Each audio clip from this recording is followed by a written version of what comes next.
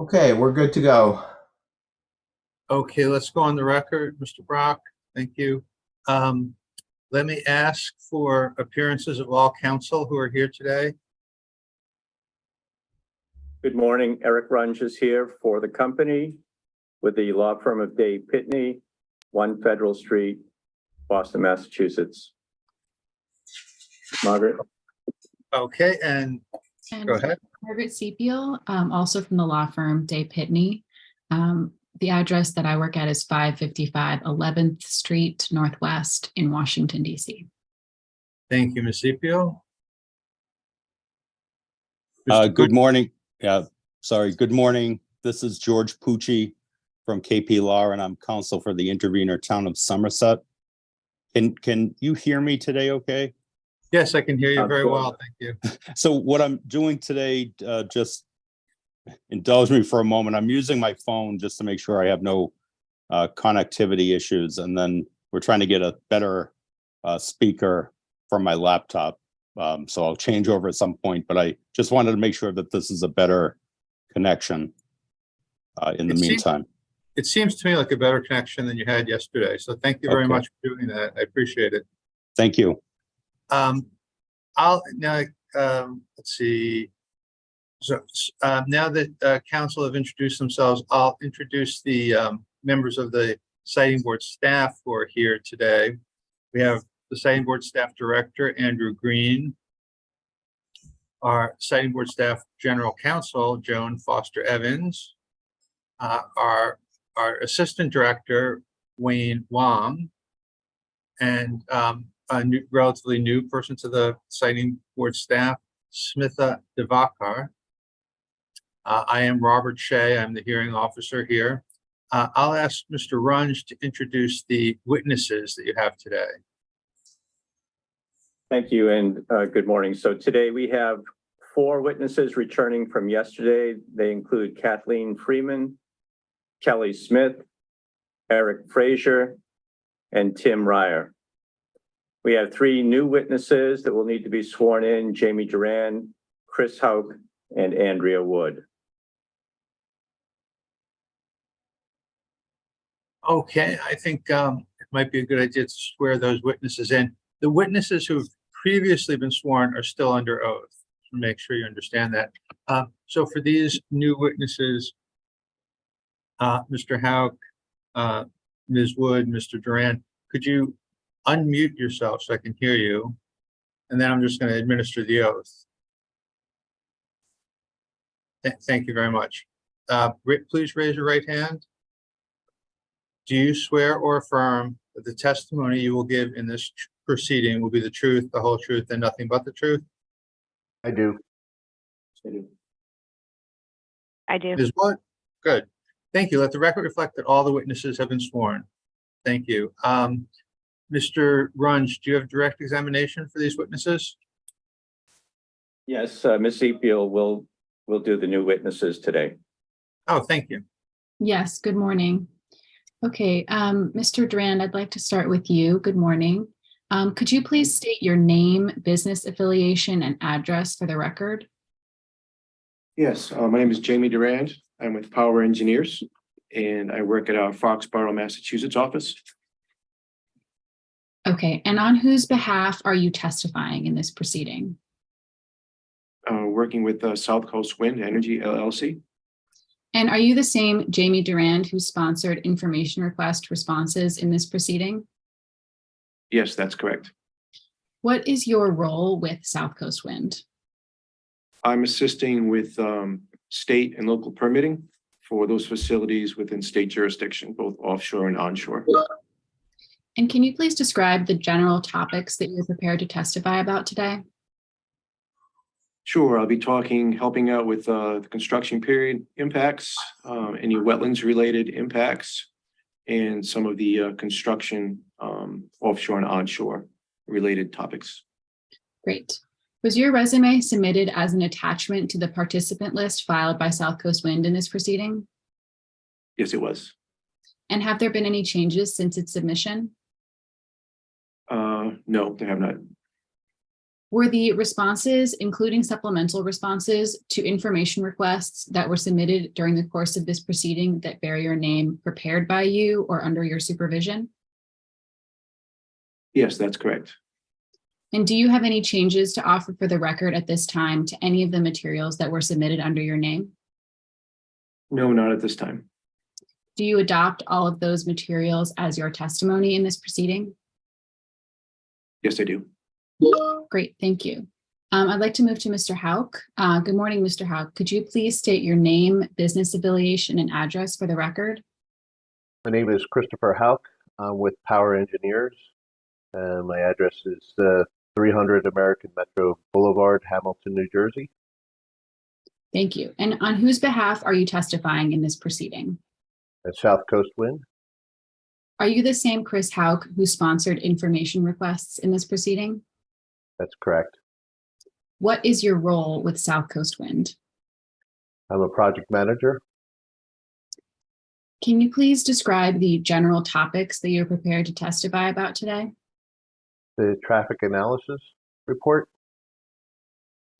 And was your resume submitted as an attachment to the participant list filed by SouthCoast Wind in this proceeding?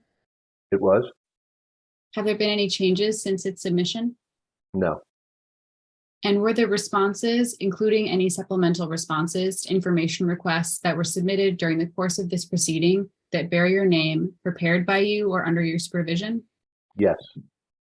Do you have any changes to offer for the record at this time for any of the materials that were submitted under your name? No, I do not. Do you adopt all of those materials as your testimony in this proceeding? I do. Thank you. Ms. Wood, good morning. Could you please state your name, business affiliation, and address for the record? Good morning. My name is Andrea Wood. I work with Power Engineers in our Freeport, Maine office. Thank you. On whose behalf are you testifying in this proceeding? SouthCoast Wind. Are you the same Andrea Wood who sponsored information request responses in this proceeding? Yes. And what has been your role with SouthCoast Wind? I perform the audible noise analysis. Can you please describe the general topics you are prepared to testify on today? It'd be audible noise related. Great. What was your resume submitted as an attachment to the participant list filed by SouthCoast Wind in this proceeding? Yes, it was. Have there been any changes since its submission? No. Were the responses, including any supplemental responses to information requests that were submitted during the course of this proceeding that bear your name, prepared by you or under your supervision? Yes, they were. Do you have any changes to offer for the record at this time to any of the materials that were submitted under your name? No. Do you adopt all of those materials as your testimony in this proceeding? Yes. Okay, great. Mr. Presiding Officer, each of the witnesses is ready for further questions. Thank you. Thank you, Ms. Zepio. Mr. Wong, who from the same board would like to start questioning? I believe today it's Ms. Devakar. Ms. Devakar, would you like to take the microphone? Yes, please. Thank you, Mr. Chair. Thank you. So before we begin with the questions, I'd like to mention a few things. I plan to ask questions related to noise, traffic, air, and safety. I know there are subject experts present here with us today, but when I ask you a question, if you feel that someone else can step in and give us a better answer, please feel free to choose who answers the question.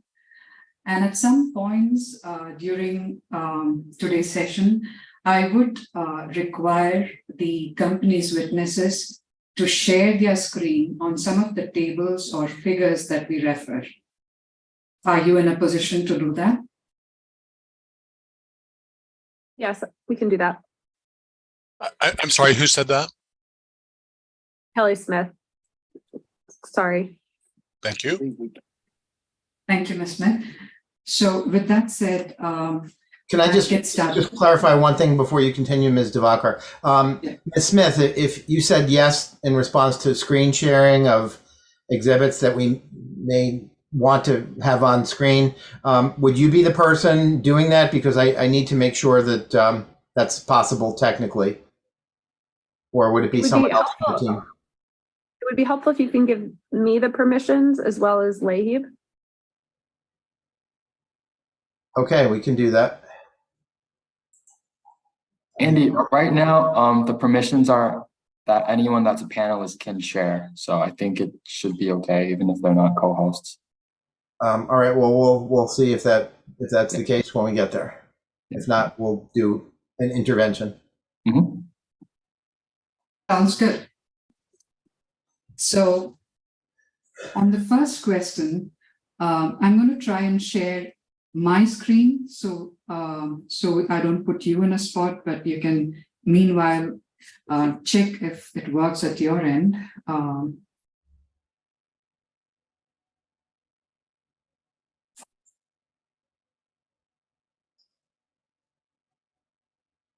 Please let me know if you see on your screen table 5.1 at 5:18 to 5:20 of the company's analysis. Yes, this is Kelly Smith. We see it. So my question to you, in this table, I understand that the company presents sound levels during construction before any mitigation measures are applied. Is that right? Yes, that's correct. But perhaps Andrea Wood could confirm. Yes, that's correct. This table is representing values from before mitigation. I'm sorry, this table is representing values from what? Before mitigation. Thank you. So to clarify, the column with the header, typical sound levels at 50 feet for a single piece of equipment, decibel measurements in decibels. Does the sound level range that you mentioned here correspond to the maximum sound levels produced by the noisiest and the least noisy equipment in the list you've provided? That is correct. Now, I understand that at any point of the construction activities, there will be a combination of these equipment used. So I'm trying to understand the worst case scenario for each of the activities that you have listed here.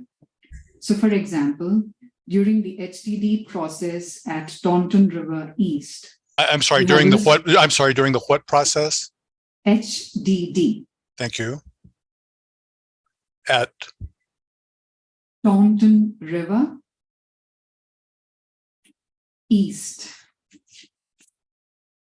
You've listed the type of equipment as generator, power plant, drill rig, trash pump, excavator, and crane.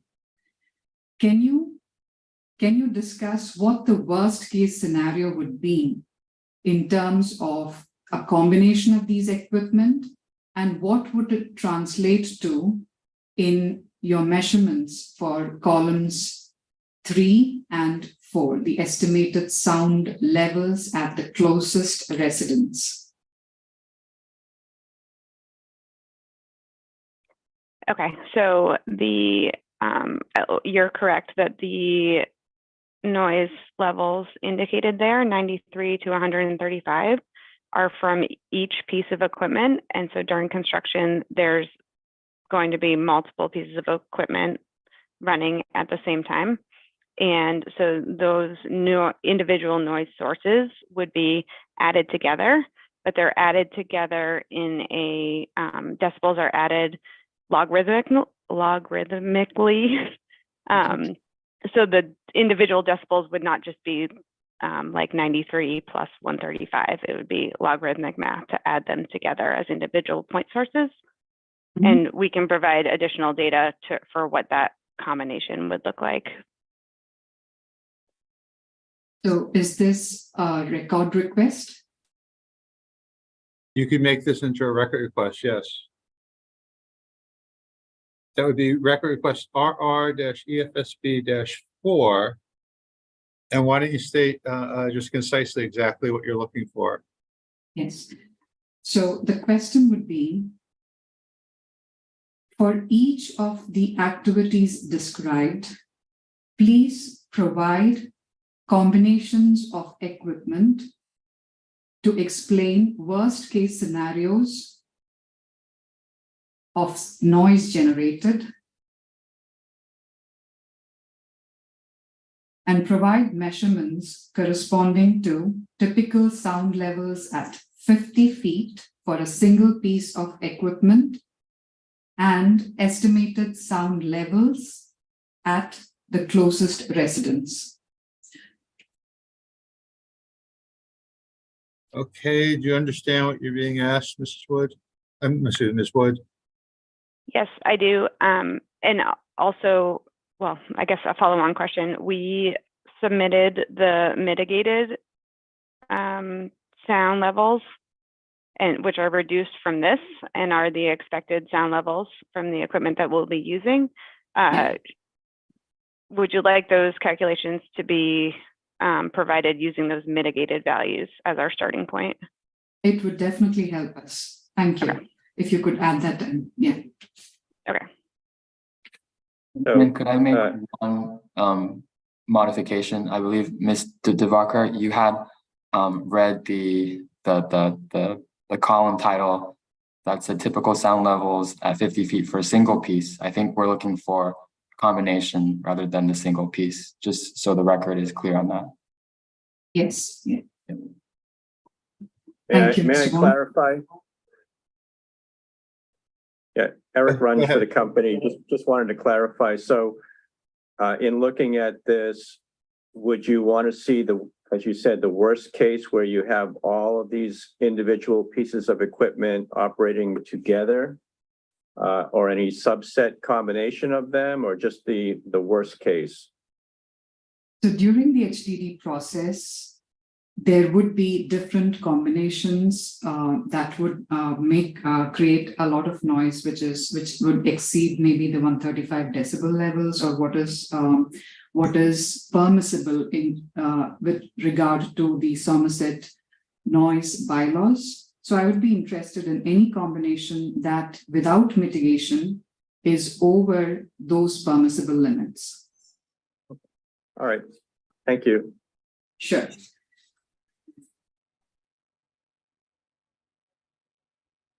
So my next question would be, I'm referring to attachment I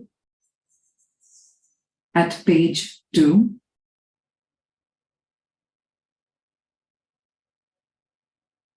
Please let me know if you're ready for the question.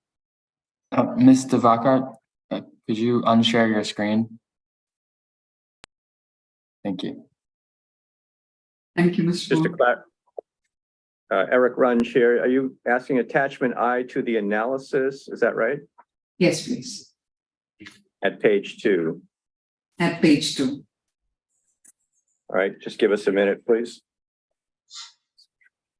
Do you have it? Yes. Set? I think we're all set. Thank you. Thank you. So we find that a number of assumptions made during sound level measurements are mentioned in attachment I. To mention a few, you do mention that 3 to 6 decibels of sound level attenuation is to be expected for every doubling of distance from the source. In tables 2 and 3 of the attachment, you provide assumptions used in making inferences regarding the extent of sound attenuation one must hope to achieve. Further on, at 4, there's an explanation regarding the height at which these sound measurements were made to correspond to IEEE standards. My question to you is, beyond these, are there any other assumptions that you would like to mention which played into the sound level measurements? No.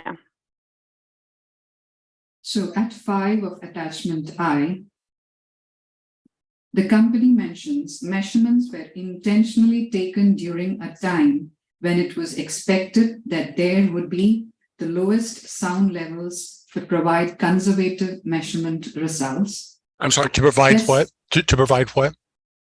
Conservative Ah. measurement results. Specifically, measurements were taken during the winter and during a time when the nearby scrap steel loading was not occurring.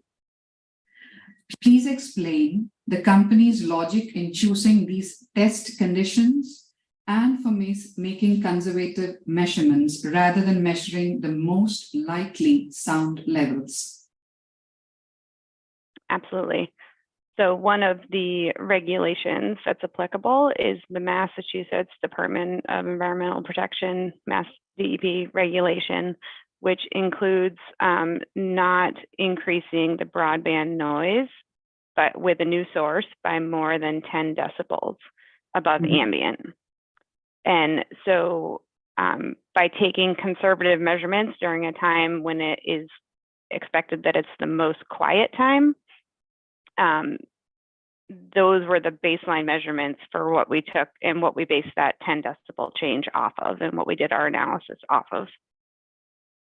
This is Kelly Smith, and I just want to clarify that we use the same noise measurements for both the operational noise study, which is where that 10 decibel increase limit applies that Andrew was referring to, as well as as part of the construction noise assessment. So the same measurements were used for both studies. Okay. I'm going to take a minute to increase the volume on at my end. Please give me a minute.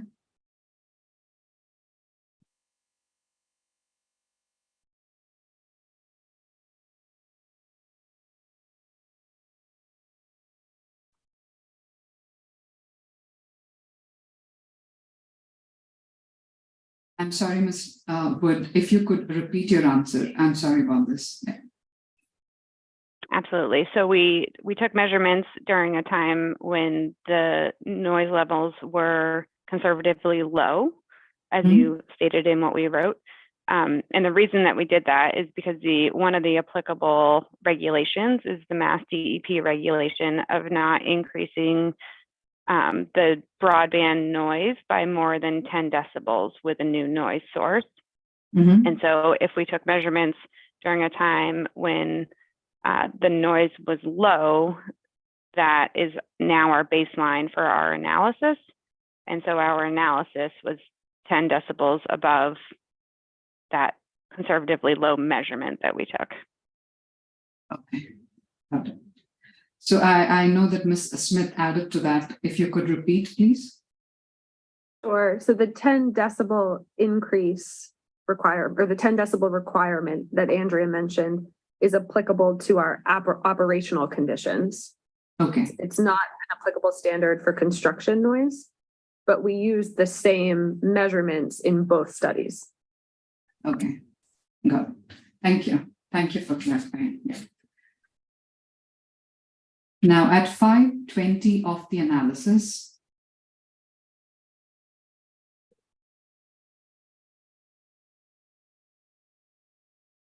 temporary noise barriers and equipment silencers have been identified as measures to mitigate noise at all HDD locations. Can you share design details of these noise barriers? I'm sorry, can you share the what? Design details of these barriers. And in doing so, please provide us any assumptions you have made in designing these barriers. This is Kelly Smith. I can take the first part of the answer, and Andrea, feel free to add additional detail. But we have not done detailed design of temporary enclosures around HDD construction activities.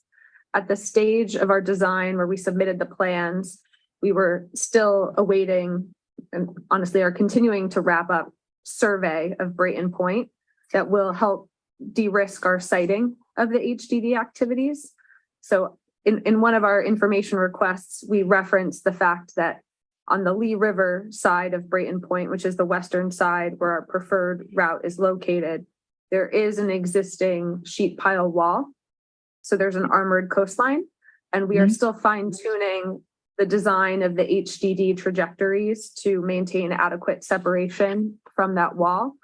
So I would say that until we feel confident that we've nailed down the more precise positioning of the HDD trajectories and the vaults, advancing the site specificity of temporary sound barriers isn't as useful. So that's something that we'll advance and make sure is appropriately designed as the design matures. Right. And I So, can add in, go ahead. Go ahead, Tim. Yeah, this is Tim Ryer speaking, and I can add to address other Yeah. Mitigation measures that were proposed as well. Cumulatively, we'll look at, say, the specification of sound barriers in combination with the selected equipment as well, and you know, the actual sound levels of the equipment that's specified as we get closer to selecting construction contractors and, you know, developing, as Kelly mentioned, detailed engineering designs and final plans, but also the specific equipment selected to ensure that, you know, the cumulative mitigation package is suitable and fit for purpose. So now I have seen that some of your engineering design, the design details that you have shared with us as attachments to the analysis, or maybe somewhere off. There are portions in which you lay out the HDD, duct bank locations and the HDD location. So can you explain those submissions now that you tell us that the HDD locations are far from, decided at this point? No, thank you for the question, and I should be a little more clear. I'm sorry. I'm sorry. Who is this? Sorry, Alan. This is Kelly Smith again. Thank you. So I would change the characterization a bit, and I think our HDD siting is close, but we're still fine tuning and receiving survey information that will tighten the envelope of where we put the trajectories onshore and the vaults. So that is an ongoing engineering activity, and it may slightly shift the layout and the compound of the HDD activities. And because sound levels and propagation are sensitive to elevations and surrounding features, designing the heights, for example, of temporary sound enclosures is an activity that makes sense a little bit later in the design process once we fine-tune the positioning of the siting of the underground infrastructure. So I don't expect significant shifts, but there are still survey evaluations ongoing and a bit of engineering update underway. Thank you. How much of a shift are we talking of in terms of feet, meters? How much of a shift is this? We may want to provide that as a record request. I'm not sure if my Google Earth measuring skills are fast enough. Anything approximate would do at this point. I'm just trying to understand how much that would actually affect designing barriers at a distance. There are temporary noise barriers which are outside, other than the equipment silencers or some things that bind or try to cut off noise at the source, right? So I'm just trying to understand how much of such a shift should affect your exercise of designing sound barriers.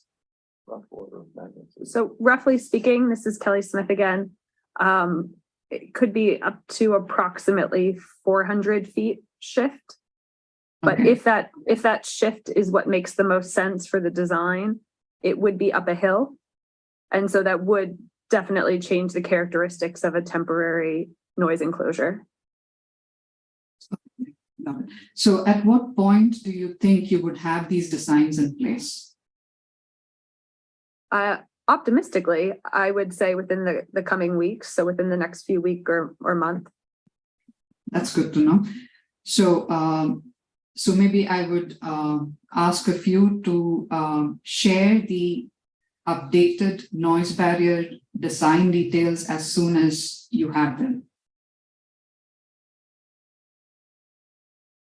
This is Kelly Smith. Yes, we will do that. We will supplement with the updated citing of the HDD activities and. Yeah, and to clarify, I think just as Tim Ryer speaking, to Kelly's point, I don't believe in the next few weeks we'll have the detailed design of the sound barriers with that submission, but the updated HDD citing with the compounds. So the design of the sound barriers will progress as we discussed in yesterday's hearings, as we progress through the engineering definition through, past 30% design level that we're at now, which will progress as we, get construction contractors on board and again, look at equipment specifics as well. So there are a few aspects that come into the detailed design of it, but we will provide an update on the HDD compound siting. I would just clarify that we don't expect to provide with that update immediately, a design of the sound barrier with specific design parameters there. Yeah, that will be developed though. Does anyone object to making this a record request?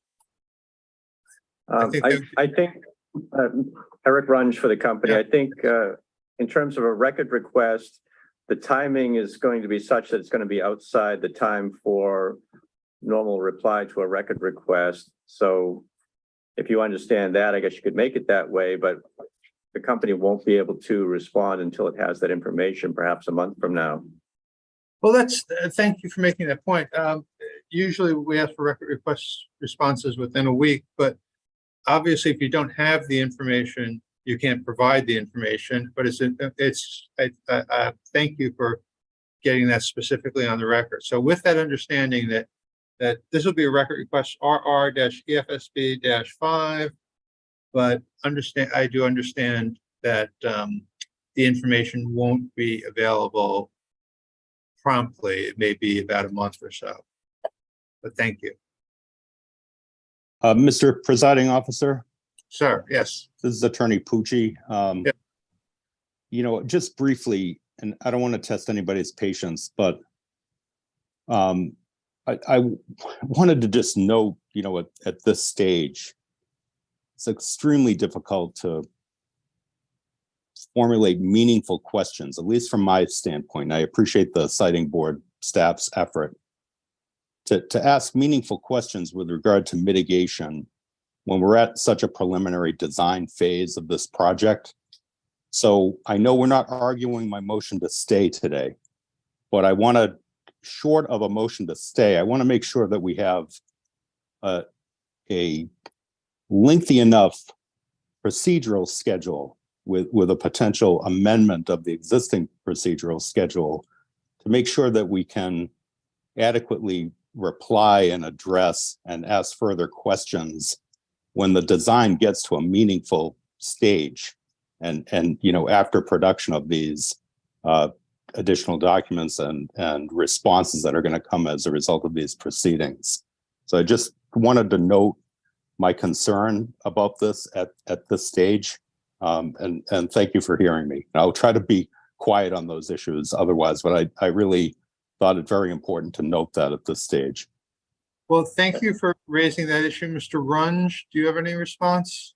I do have a response, and so it is typical of these proceedings that the design stage of the project is not going to be at the design stage that Mr. Pucci might want it to be at, and yet the citing board is able to review whether the proponent has attempted to minimize impacts under the standard of the statute, and we can do that here without any problem.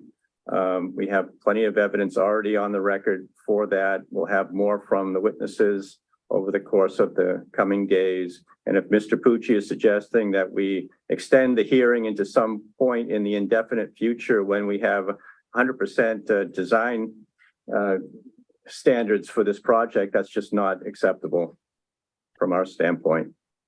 Mr. Pucci, do you have a response? Yes, I'm certainly not presenting the absurd notion about waiting for the 100% of design phase, but something more meaningful than the existing record. There's just not enough information and sufficiency of detail in terms of the design phase to meaningfully address the project and properly condition the project as a result of a decision.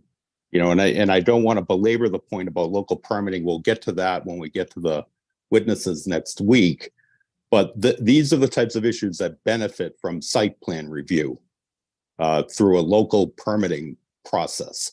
And there's plenty of time, for that type of process to be going forward so that there's meaningful dialogue on these issues and not rushing to get a siting board approval that leaves so much up in the air with regard to ultimate conditions. So I'm certainly not talking about 100% design completion, but I am talking about more meaningful information in terms of what exactly is going to occur and what exactly is intended for mitigation.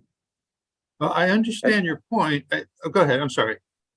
No, just one final point for me, and that is that the siting board has dealt with similar projects with similar design phase and has been able to impose conditions to update later with plans, construction management plans, et cetera. And that can certainly be done here. Well, let me say, Mr. Pucci, the points that you have raised, you certainly can raise them in your brief, when we're done. If you did want to add, prolong the evidentiary hearing phase of the project, that would have to be done by motion. Understood. Thank you. Thank you, Mr. Pucci. Thank you, Mr. Runge. Please resume your cross-examination. Thank you. So I just to clarify, so is this has a record request been placed? I'm sorry. Has a record request been placed? Yes, let me just thank you. The record request is RR-EFSB-5, and that was share the updated. Well, go ahead. Why don't you concisely state exactly what you're looking for, Ms. Devakar? Yes. So please provide design details of noise barriers for the construction and regular operation stages of the project.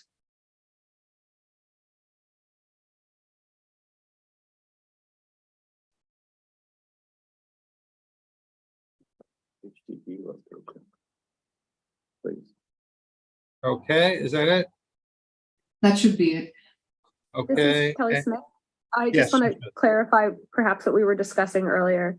So in the coming weeks, we will have updates to the siting of the HDD locations for the preferred route.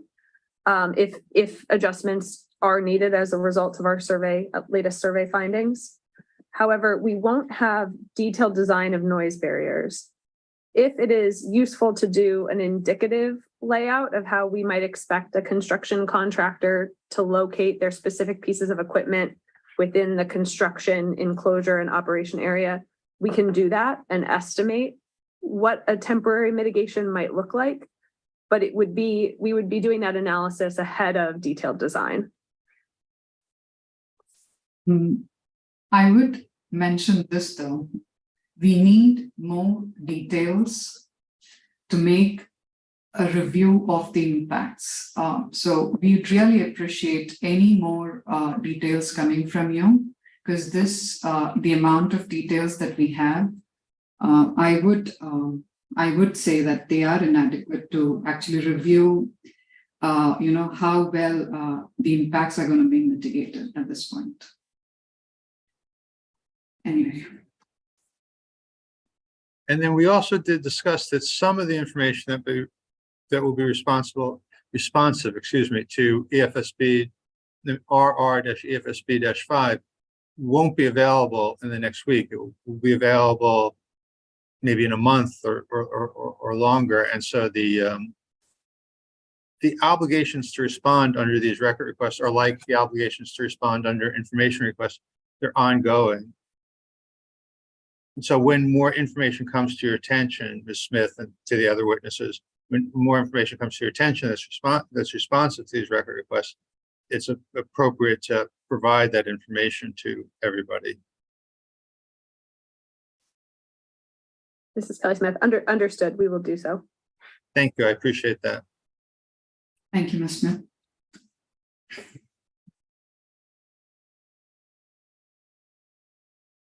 My next question would be, what is the sound attenuation the company aims to achieve along the property lines by employing these sound barriers?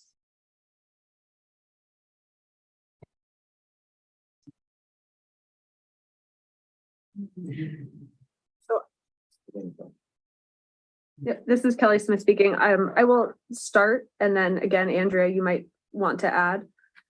But so in the construction noise modeling report, which I believe is attachment I, if you can give me a moment to get to the relevant section.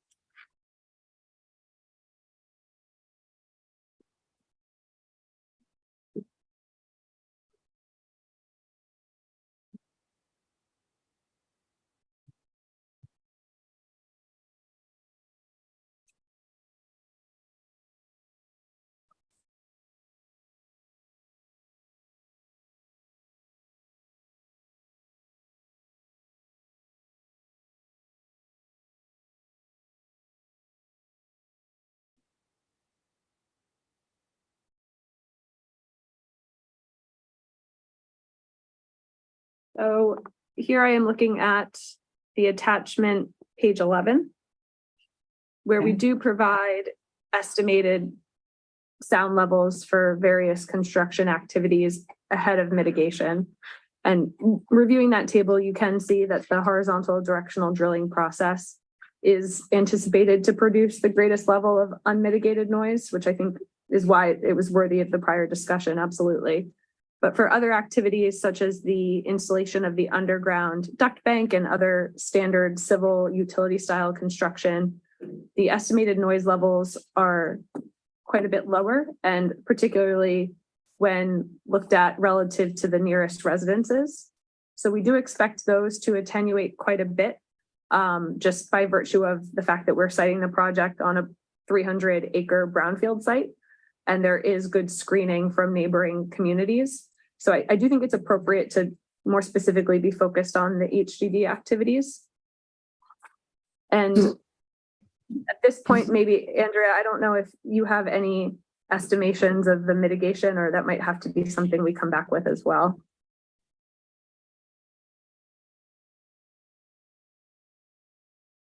I don't think we have anything additional to the difference in between the unmitigated and the mitigated single source equipment, which is already provided in that table.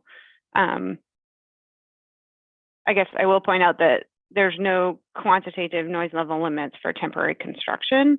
And so SouthCoast Wind is doing all the measures that they specified in the submittals to reduce the sounds of the noise of the equipment. Right. So this is Kelly Smith again. I think we will come back with additional numerical and preliminary design information for mitigations related to horizontal directional drilling and what that would look like. But there are general lists of construction mitigations that we will ensure that our contractors follow, just in relation to best practices for noise management. And those are, I believe, are listed in the analysis as well as in the construction noise report. And I'm happy to step through some of those if that would be helpful. Yes, please, if you could. Yeah. Sure. So one of which we had already committed to using enclosures on continuously operating equipment such as compressors and generators, the use of equipment silencers for drilling rig exhaust, mud cleaner generator exhaust, and mud pump exhaust. We'll be sure to operate construction equipment such that construction-related noise levels comply with applicable sections of the Mass DEP air quality regulations, to minimize the amount of work conducted outside of typical construction hours, to develop construction hours in accordance with local Somerset noise ordinance and municipal regulated construction hours to the extent practicable, except in the case of certain exceptions where 24-hour operations are required for key stages in the construction process, just to maintain safety and allow the work to progress. We will maintain construction equipment with functioning mufflers and use newer models to the extent practicable to provide the quietest performance.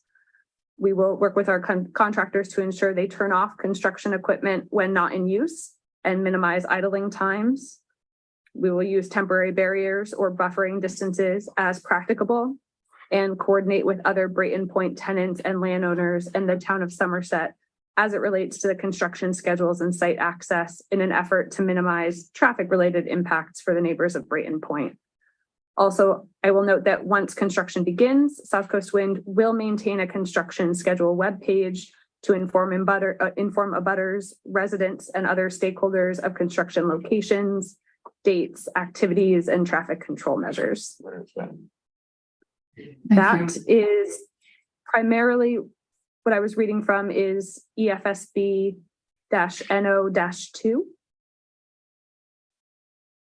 Thank you. Company's response, and there may be additional information in the DEIR that I pulled from as well. I don't have the specific reference. So correct me if I'm wrong, the table 7 that you pointed to is the same as 5-1 that we referred to earlier, right? I'm sorry, could you repeat that, please? So the table 7 that you pointed to in attachment I, is it the same as 5-1 that we referred to earlier? We will double check, I believe so. Yeah. So my question was because now in the same table that you pointed to, the last column, estimated sound levels at the closest residence, there are levels which are above 70 decibels. And please correct me if I'm wrong again. I understand that as per the Somerset noise bylaws, 70 is the cutoff limit, right? For residences from an industrial area. Yeah. This is Kelly Smith speaking. Our understanding of the regulations is that there are different regulations for operational conditions, which would be present over the life of the project. And that's where the nighttime Somerset noise bylaw of 55 decibels, that's where we will absolutely comply. But during construction activities, there is an understanding that those are temporary in nature, and there are additional noise producing activities that occur during construction. And as Andrea cited earlier, there is no specific noise cutoff for the limited duration construction activities.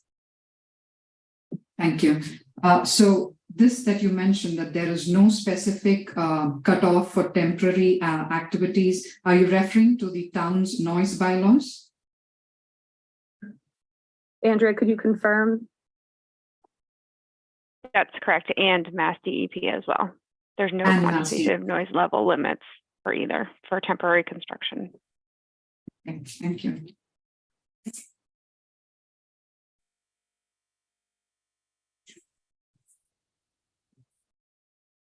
And I would just to circle back and confirm, table 7 in the attachment I report and table 5-1 are the same. And this is Kelly Smith speaking.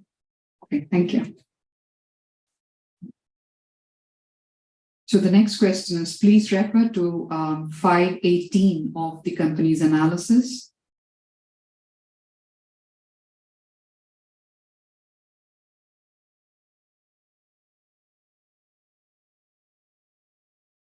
This is Kelly Smith. I am there. Andrea, can you give a thumbs up? I'm having a hard time finding the right places, but you can So ask it's your question. 518, yeah, 518, page 518 of the company's analysis.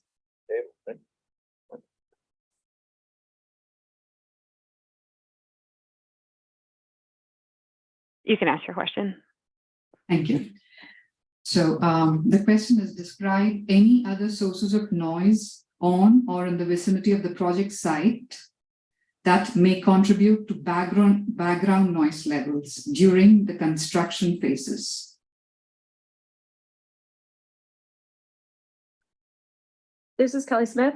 So I will note that the construction noise assessment that we did is specific to South Coast Wind's proposed activities and projects. It is an established fact that Brayton Point is an approximately 300-acre zoned industrial facility. and that the landowners are pursuing their own opportunities for development and accommodating additional tenants. So South Coast Wind is committed to continuing to communicate with the landowner and any additional tenants or developers that come on board and may perhaps have overlapping construction schedules. The one that we are aware of at this time is Prysmian. Prysmian is proposing to purchase 47 acres from the southern end of Brayton Point. And we are in ongoing communication to understand how our construction schedules could overlap and mitigate and minimize impacts to the extent possible. There is, it might take me a moment to find the reference, but there is discussion of that in our DEIR and coordinating around cumulative impacts. But there's no mention of what background noise levels could be like, right? Or the current. So what I'm trying to get at is I know there have been sources that have, been noisy earlier on when the site was being, after the site was decommissioned and there was some kind of a redevelopment activity happening on the site. So what I'm trying to get at is, for one, currently, is there a source of background noise on the site? Two, moving forward. So is that a no? So I'll answer, this is Kelly Smith. I'll answer part one. There used to be a scrap steel operation. Again, I don't have the exact information request response handy, but we did speak about the fact that that operation has ceased. So at this point in time, no, there are no other background activities happening on the site.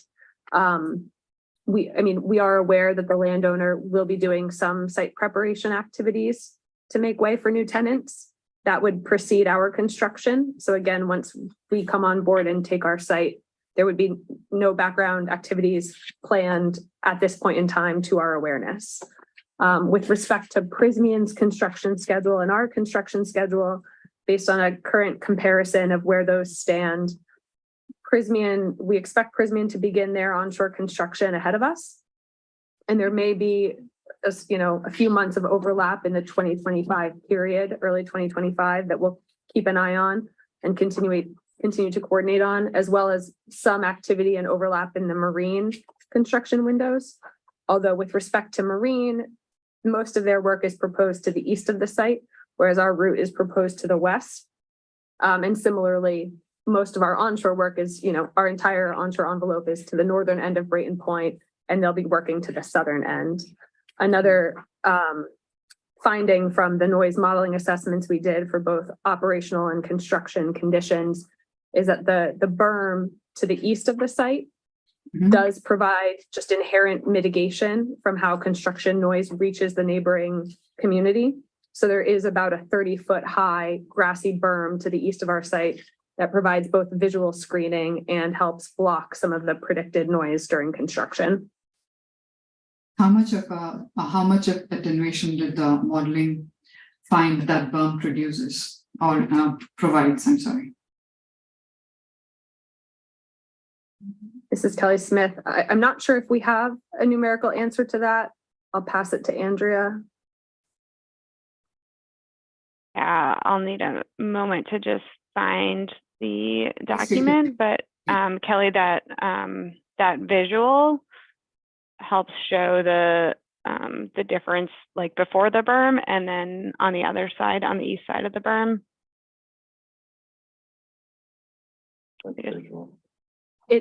This is Kelly Smith. There is a visual attached to the construction noise assessment. I will find the page number in just a second.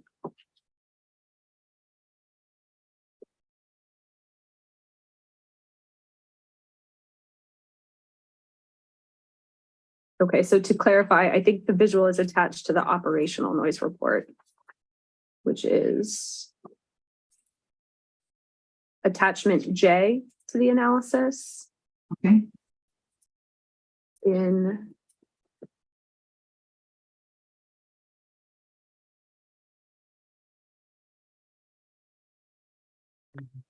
And so the analysis that we did with regards, including the berm, was for the operational noise. And so that visual shows that there's a 60 decibel contour on the west side of that berm.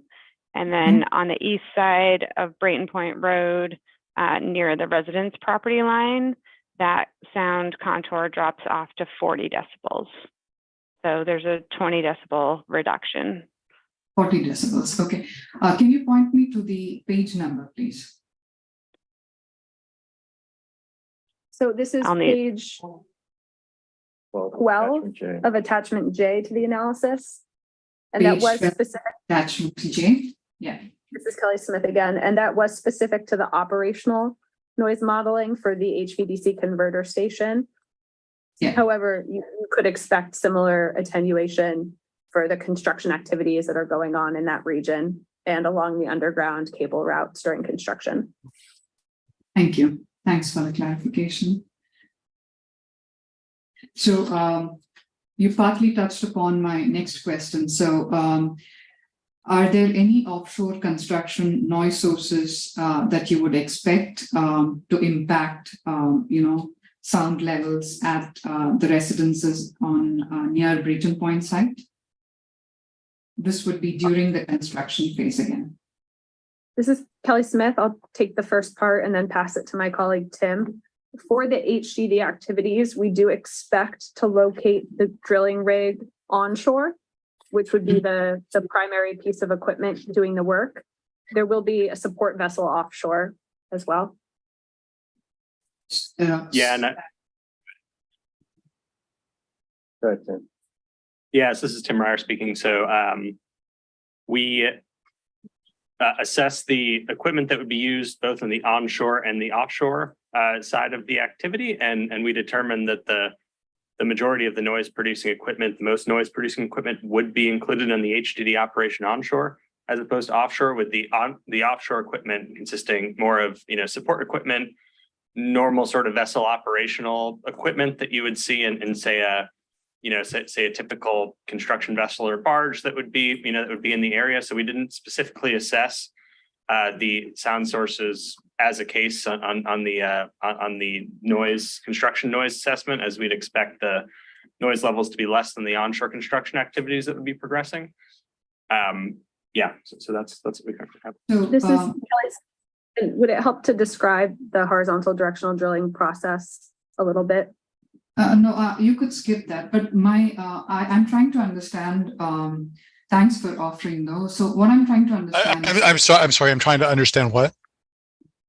So I'm trying to understand is there any cumulative impact that you foresee happening to an objectional level when both the offshore activity and the onshore HDT activity is happening at the same time?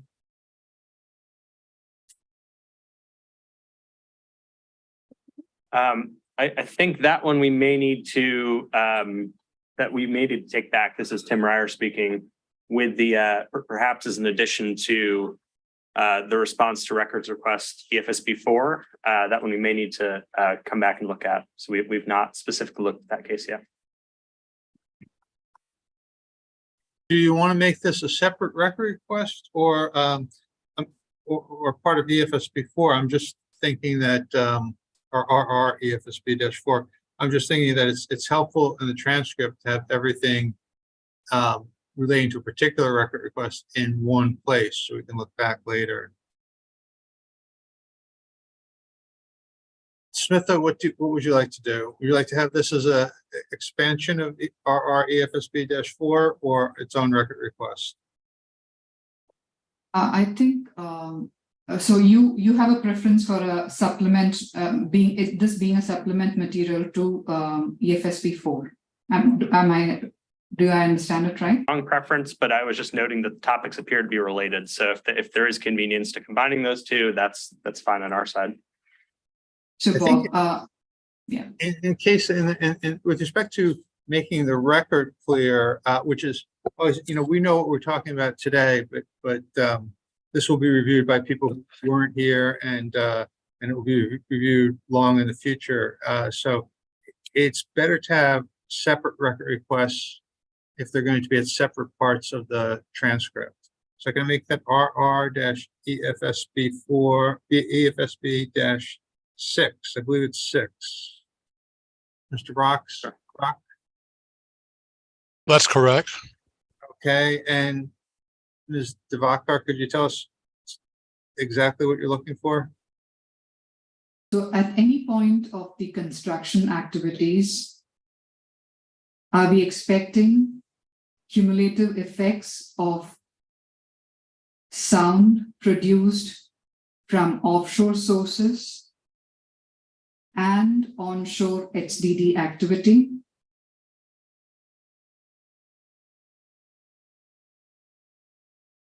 If yes, could you provide us with an estimate of the cumulative sound levels expected? Okay. I might be able to provide a little more clarity. I can't give you those numbers right now, but like why we didn't analyze the offshore noise is because it's expected to be so much lower than that onshore HDD operations. And in that graphic that we were actually just referring to a little bit earlier, there's an additional graphic about adding different noise sources. And if those noise sources are greater than 10 decibels difference, how you combine those is there's basically zero addition to that highest noise source. And so if that highest noise source is on land, that's what we considered and what we evaluated. I'm not sure if that helps answer your question. Yeah, I got it. That's useful. I would imagine that the noise level differences, as you said, are comparatively less than the HDD, so there's not going to be a lot of attenuation happening, but still, for the record, I'd appreciate some information in this regard. Yeah, thank you. Thank you, Ms. Wood. Okay, so that is, just for the record, RR-EFSB-6. And do the witnesses understand what's being requested of them? This is Tim Ryer. Yes. Thank you. The next question is, will it be correct to identify the converter station as the major noise source during the operations phase? This is Kelly Smith. Yes. So at any point, would noise from the project site include noise from construction activity and operation of the converter station? This is Kelly Smith again. No, there would not really be overlap of those phases. So the primary construction phases include the excavation and earthwork and civil activities to lay the conduits that will house the cables, as well as to do the ground grid installation at the converter station site, install foundations and buildings. And it really would be after that stage is complete that the equipment is delivered and installed. And then following that is testing, commissioning, and ultimately energization. So the operational conditions really are a different phase from the construction conditions. So the erosion, sediment controls, road improvements and maintenance, or any other kind of site preparatory work would not overlap with the operation of the converter station. Is that something that I understand correct? This is Kelly Smith. Yeah, yes, that's correct. So we would look to do the earthwork and the establishing of any stormwater treatment measures prior to the completion of the site and operations. Okay.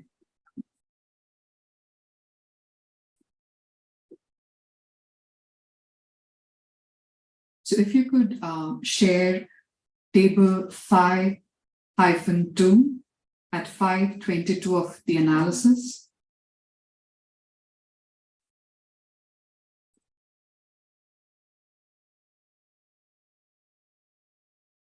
Table 5-2. This is at 522 of the analysis. This is Kelly Smith. Just a moment. Sure. Please take your time. And could you provide the page number again, please? It's 522. 5-22.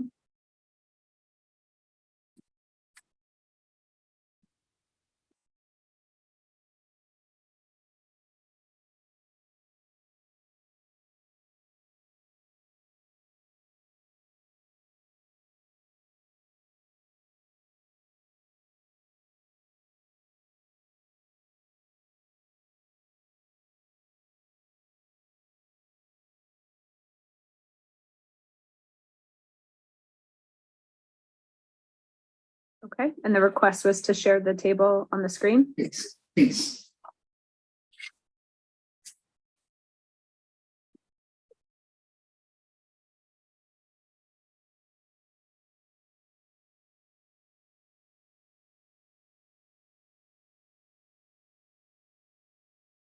Thank you, Ms. Is that Smith. legible? Yes, it is. So I'm referring to the column with the header predicted audible noise levels measured in decibel levels. Now, my question is this: does the column on predicted audible noise level provide total sum noise levels at the locations? This is Kelly Smith. So this is in reference to the operational noise evaluation, just to clarify. And Andrea, I see you're off mute if you want to answer. Thank you. Yes, these are the predicted audible noise levels from the new source, the HVDC converter station source. So these are the total sum noise levels? From the HVDC converter source only, not ambient noise. Not in ambient. And this is Kelly Smith. This is also at the property line, I believe, or at a specific, no, it corresponds to specific measurement locations. So you would have to refer this to the map in the operational noise study to see the points of reference. Yeah, I have had a look at the locations of measurement. I guess that some of these measurements are in the town of Swansea as well. That's correct. Okay, so now my question is this: so why have we not included the ambient noise levels in, coming up with the noise levels at the property lines, the predicted audible noise levels? Because yes, so I understand that it would give us a clearer picture as to what is the actual noise that one is going to hear at the property line, right? If the ambient noise levels were added in, am I right? Well, I'm sorry, if the ambient noise levels were what? Added in. Thank you. This is Kelly Smith. Just to start the answer, in our response to SOM 8, SOM 8, we submitted an updated operational noise analysis that clarifies, it includes an additional graphic that clarifies what the noise when factoring ambient would look like. So we have attempted to clarify that response in SOM 8. So is that a 55 dBA? I'm sorry, so is that a what? 55 decibel levels? the predicted final levels along Brayton Point Road came to 46 decibels. That was including the ambient noise levels? That's correct. The measured ambient was 44 decibels, and then calculated from the new source was 41. Less than the predicted audible noise levels mentioned here? Along Brayton Point Road, measurement 2 to measurement 4 location are what we looked at for that calculated new source, because that was in line with the sensitive receptors of the local residences. Okay. So in all of those measurements, you complied to the 70 decibel limit? The applicable limit would be 70 decibels for industrial zoning, but 55 decibels at night for residential zoning at the residential property line. And note that these predicted levels that we're providing here are at those measurement locations, which are along Brayton Point Road. And so the property line is a little bit further, and we would expect the noise to decrease a little bit more. Thank you, Ms. Wood.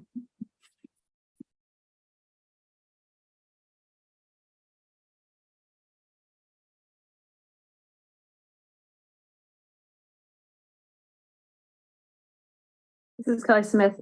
May I stop sharing the screen? Thank you for sharing. Yeah.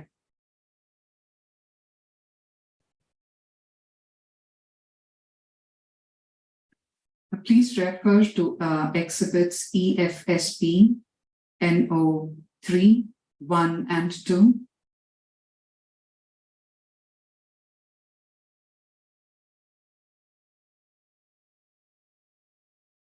Basically, NO3 2 is the Town of Somerset noise bylaw.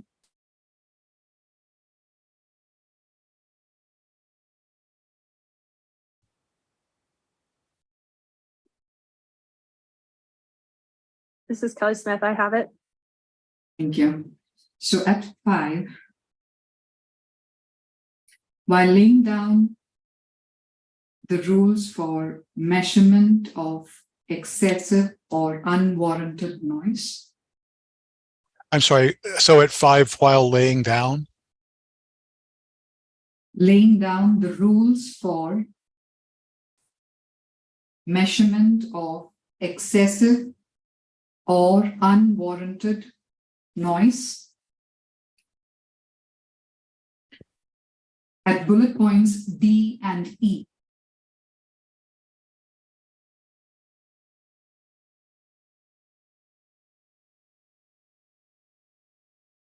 There is a requirement which says, making noise measurements by complainants in consultation with qualified experts appointed by the Somerset Board of Health. So the first question is, to the best of the company's knowledge, does the town noise bylaw apply to temporary construction noise? Which I understand from earlier Ms. Wood's answer that there are none for now. Am I right? That's my understanding. Yes. Now, referring to these particular points in the noise bylaw, does this requirement, which is under measurement of excessive or unwarranted noise, apply to the company? I'm sorry, which is under measurement of what? I'm very sorry. So does this requirement under measurement of excessive or unwarranted noise apply to the company in making noise measurements in and around the Brayton Point site? This is Kelly Smith. Are you specifically asking about points D and E? Yes. Is that something that would apply to you?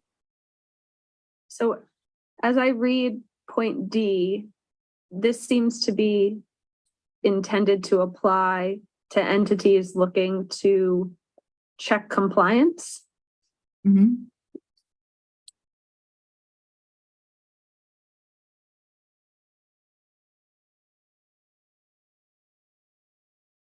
So I'm not, I guess I would have to read it in its entirety.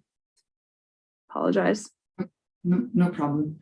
Do you want to get back later? Could we clarify that? This is Tim Ryer speaking. Apologies. What you read was from bullet B. Is that correct? Like B as in boy? B. Were you asking of that? Wait. I'm sorry. You were both talking at the same time. D as in David. Okay, thank you.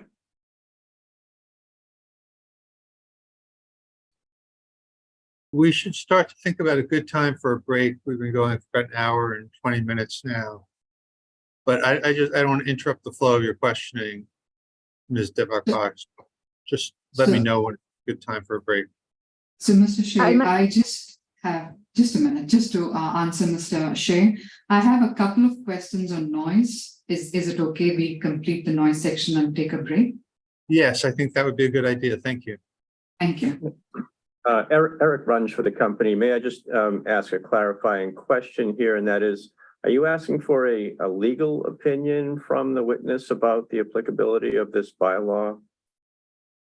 Is that, I'm just saying, is in taking the measurements at the site right now, is it something that would apply to the company? I know you've made measurements. I'm saying, is this something that would apply to the company? This is Kelly Smith. We might have to take that question away. I do think it requires a bit of legal review. Okay. You want to make this a record request? Yes, please. Okay, so it'll be record request RR-EFSB-7. And if Ms. Devakar, if you could just state exactly what you're looking for in a response. Yes, please. So what I'm trying to understand is, does the company have to comply with points D and E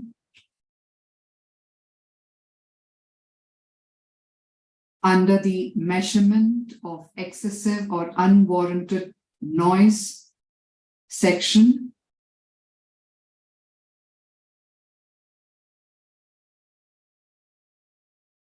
At page 5 of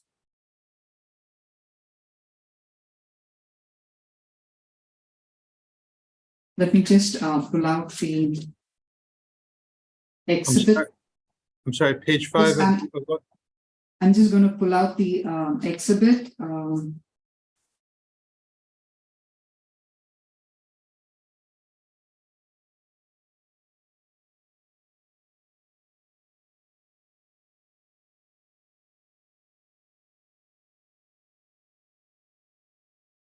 EFSB NO 31.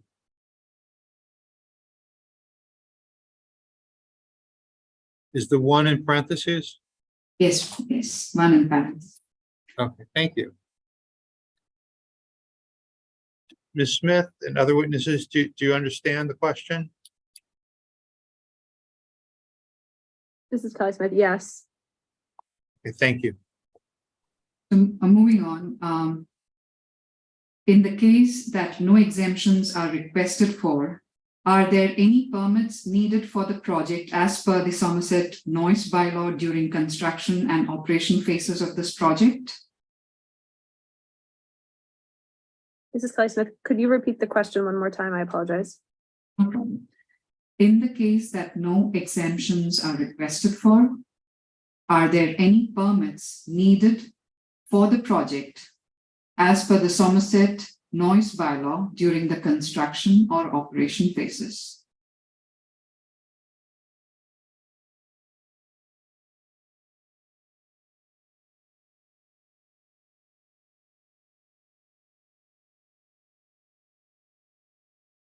So this is Kelly Smith, during construction, we are aware that we would have to coordinate with the town of Somerset and get special permission for any construction activities going outside of the standard construction work hours.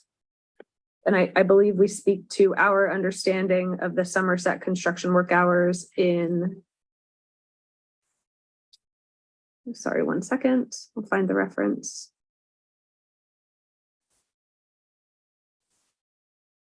I think it's SOM 10, our response to SOM 10. So that would be one example where we would need local permissions for construction. Also, I don't think we would need any special permissions for operation because we would be compliant, but there would probably be a local review process to ensure that. Now, does the company approve of the list of requirements identified by the town of Somerset in Exhibit SW SOM 5? SWSOM5.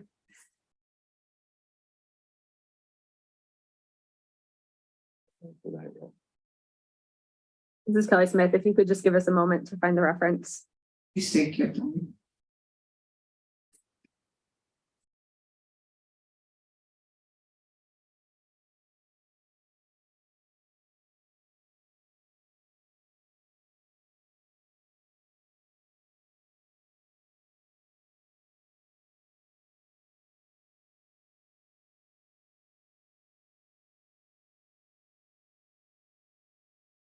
I'm looking at Eric Runge speaking for the company. I'm looking at SWSOM5, and I'm not seeing a list of requirements. Am I missing something there? Please give me a minute.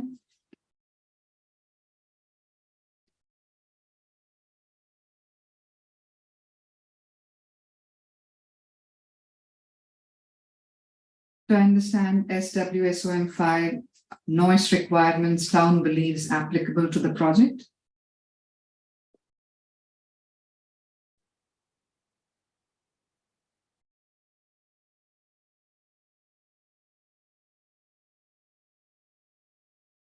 Well, I'm looking at the information request SWSOM5, and the response cites to the noise control bylaw, Article 34.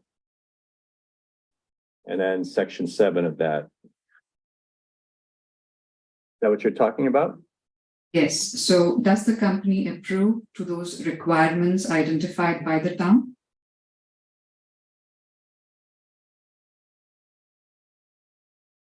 Can I see the reference?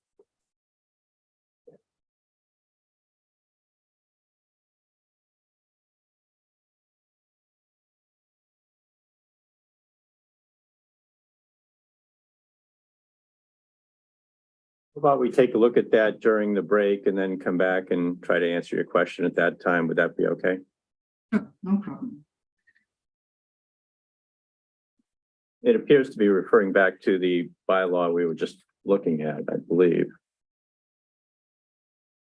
It sounds like a plan. We could get back to it after the break. So at this point, has there been any consultation with the Somerset Board of Health regarding making noise measurements at the project site along the HVAC transmission cable routes, the HDD sites, or any other locations for this project? This is Kelly Smith. Prior to mobilizing to do that survey, I believe we did inform the town of Somerset that we were planning to do the work. I cannot speak to specific coordination with that particular board that you referenced. And Kelsey Perry, one of our witnesses who would have likely handled that communication, is not available today.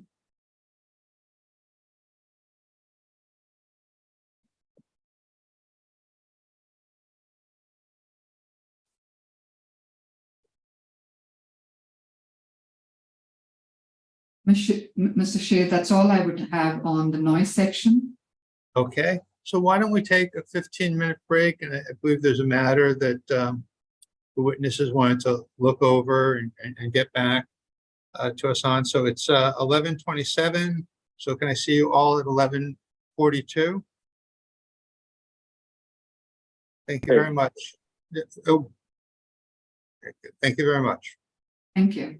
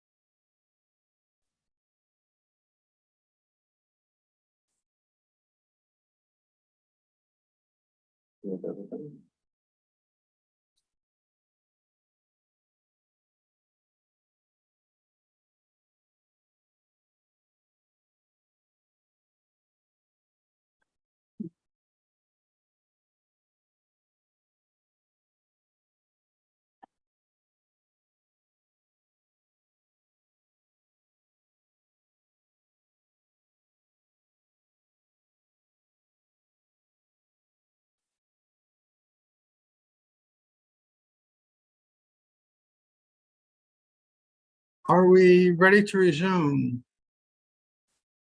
Mr. Shea, the company's witnesses are ready with the exception of Mr. Frazier, but I don't think he'll be needed right away. Oh, and Ms. So you- Smith,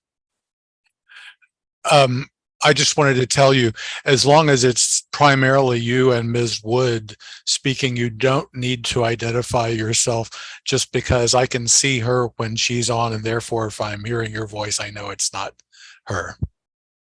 Very good. Thank you. Thank you. Ms. Devakar, would you like to resume examination? You're muted. Yes, There. Mr. Shea, thank you.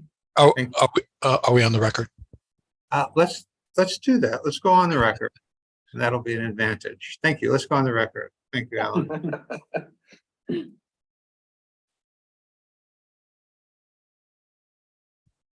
We can I have a return to couple the point where we left off. Yes, please. So we have reviewed during the break the Somerset noise bylaw, and we will consult with the Somerset Board of Health. And I think this will become particularly relevant as we get closer to construction. Thank you, Ms. Smith. Yeah.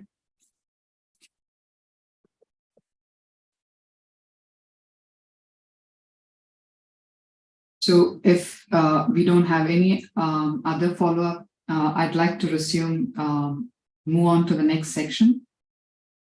Is that okay with the? Okay. So I have a few questions on traffic impacts. So I guess we have Hauk with us. That's correct. So the question is this, in the analysis, the company mentions that it will consult the town of Somerset for traffic management in and around the project site, including finalizing a traffic management plan. Are you in a position to provide details or a copy of this traffic management plan? No, not at this time. So how far are we into the process? It requires the contractor, the construction contractor's input, and at this stage, the construction contractor has not yet been engaged for the project. So can you walk us through what to expect in terms of contents of this traffic management plan? The contents of the traffic management plan. Yes.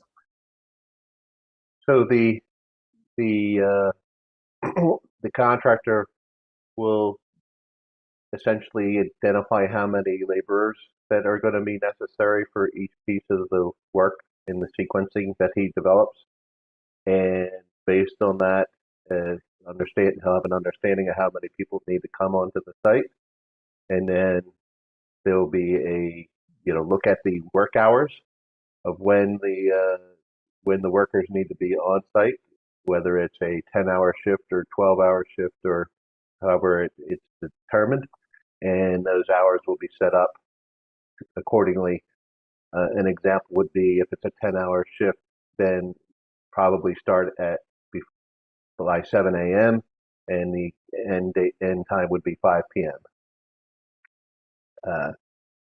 Till that is, that traffic plan will then look at those, look at the density of how much, the quantity of vehicles and personnel coming on the site, and make decisions on how best to, if there's a need to adjust shifts Right. to accommodate the traffic. So will the traffic management plan discuss both offshore and onshore traffic? I can only speak to the onshore part because I'll let Kelly to speak about the offshore, but there would definitely be an onshore traffic plan. I can't speak to the offshore one. I can maybe speak. I'm sorry. Who is it? Who is this?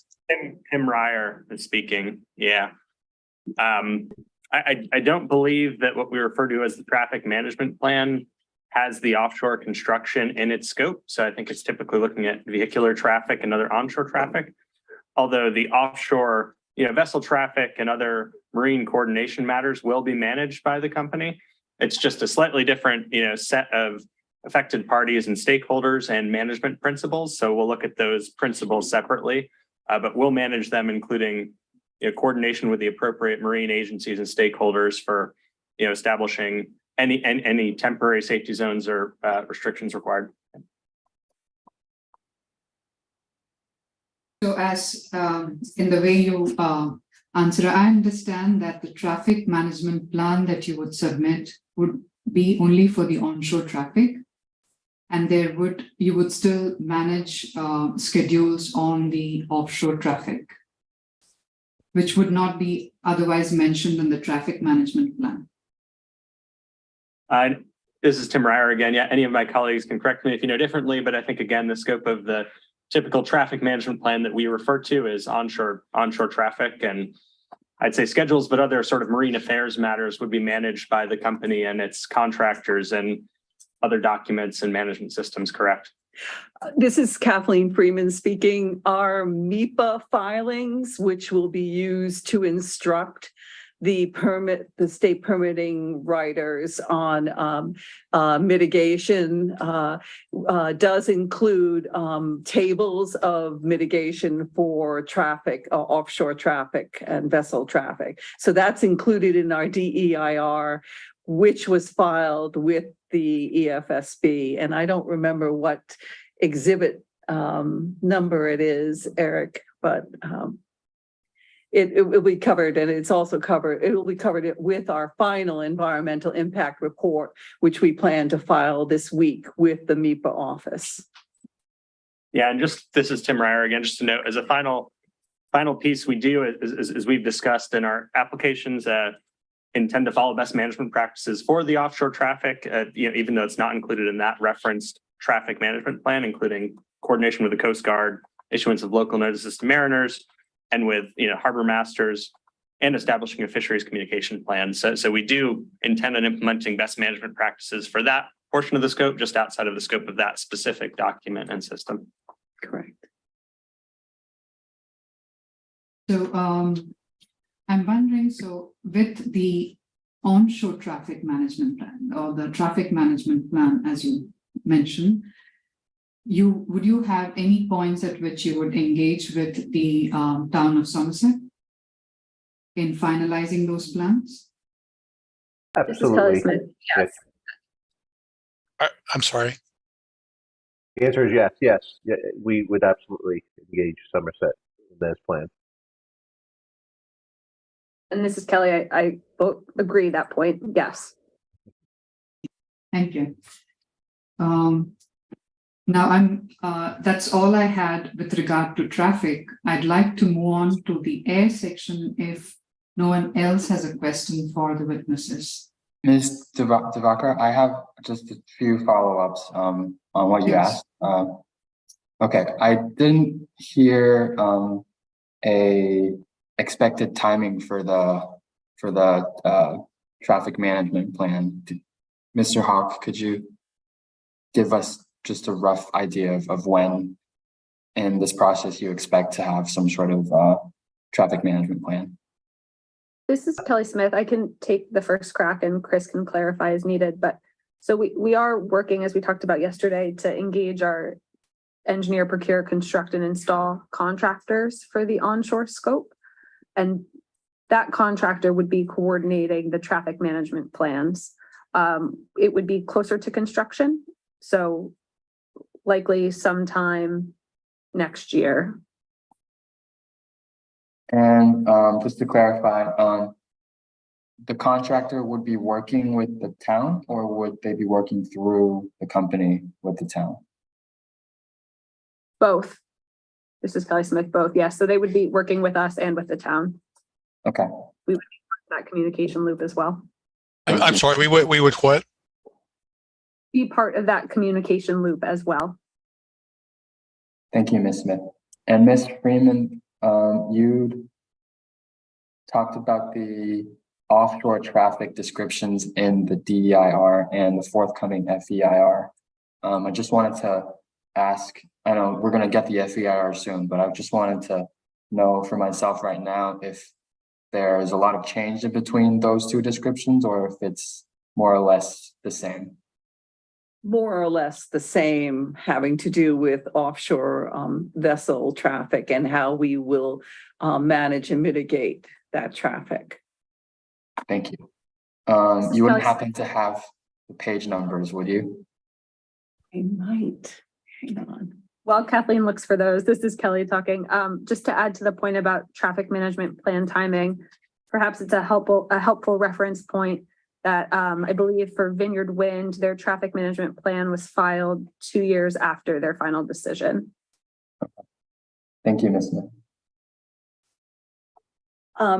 Kathleen Freeman speaking. In section 1 of the DEIR, there is table 1 dash, I believe it's 1-6. Thank you, Jamie. 1-6, which lists all the proposed mitigation. And then we have state Massachusetts jurisdictional mitigation presented later in the DEIR. Jamie, you remember which, hang on, I'm flipping through it right now. 14. Is it 14? So. Yes, okay. I'm just flipping to make sure. Yeah. Yes, for section 14 of the DEIR, for section 4.2, summary of mitigation measures, and we present a table which also presents the mitigation measures and the project stage and the actual avoidance, minimization, and mitigation measures proposed. Does that answer your question? Appreciate that. Thank you. I have nothing further for now. Mr. Devakar? Thank you. So moving on to the next section, which would be on air. I'd like to refer to the company's response to information request EFSB A6. This is Kelly A6. Yes.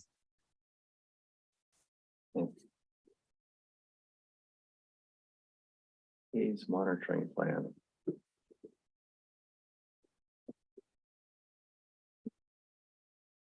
Okay. Yeah. So it is observed that in the company's response, it is mentioned that, I quote, Bristol County, which is currently designated as attainment for all national ambient air quality standards, NAAQS standards criteria, pollutants except for the 8R and 1R ozone standards.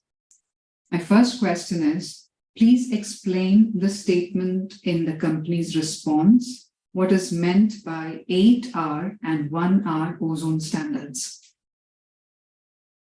Kathleen. Off the top of my head, this is Kathleen Freeman speaking. The two contaminants that contribute to ozone is VOCs and hang on, this is all going to be covered in our FEIR, which we're filing this week. Hang on, let me just find it.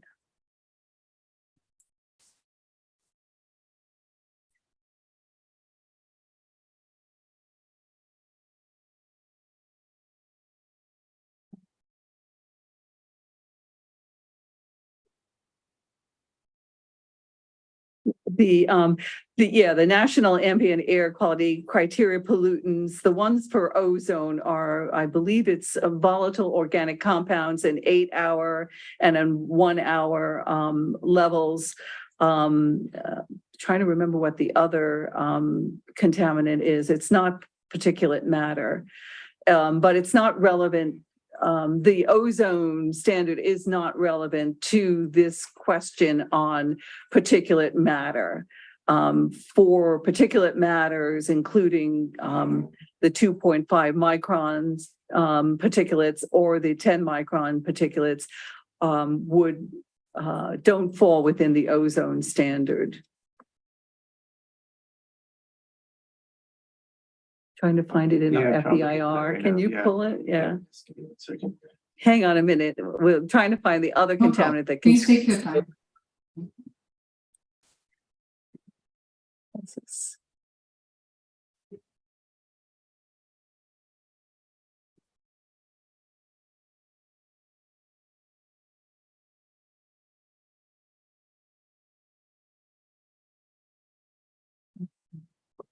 The two pollutants that contribute to the violation of the ozone and a national ambient air quality standard for mobile sources are VOCs and NOx, nitrogen oxides.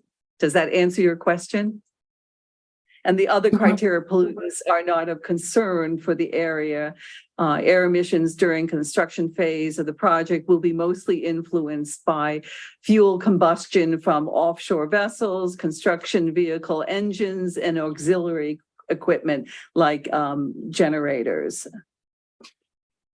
Right. So I'm trying to understand what is meant by 8-hour and 1-hour ozone standards. Can you, Chris or Jamie? I think we may, can I get back to you on that after the break? We will get the answer. We don't want to do a record request. We want to get you the answer. But off the top of my head, I can't respond right now. Sounds good. Okay. Just so we understand this, that statement, what it means in terms of, yeah. What is it? Now, the next question would be, now in the testimonies of Somerset witnesses, they have alluded to high levels of dust pollution that affected Somerset residents due to scrap metal operations on the Brayton Point property after 2018. Now, when you read both of these statements together, I'm mentioning this statement as well as the company's response to the information request EFSB A6. As I mentioned, it is said that Bristol County, which is currently designated as attainment for all NAAQS criteria pollutants. So my question is, has the company done any comparison of the air quality reports from then, which is 2019, to the current? And how would the company explain this improvement in air quality? This is Kathleen Freeman. We haven't done that specific analysis. I can tell you we have done a refined air emissions analysis for our project. At the request of the MEPA office, the Massachusetts Environmental Policy Office, and that refined analysis for our project is going to be presented in the final environmental impact report that we will be filing this week.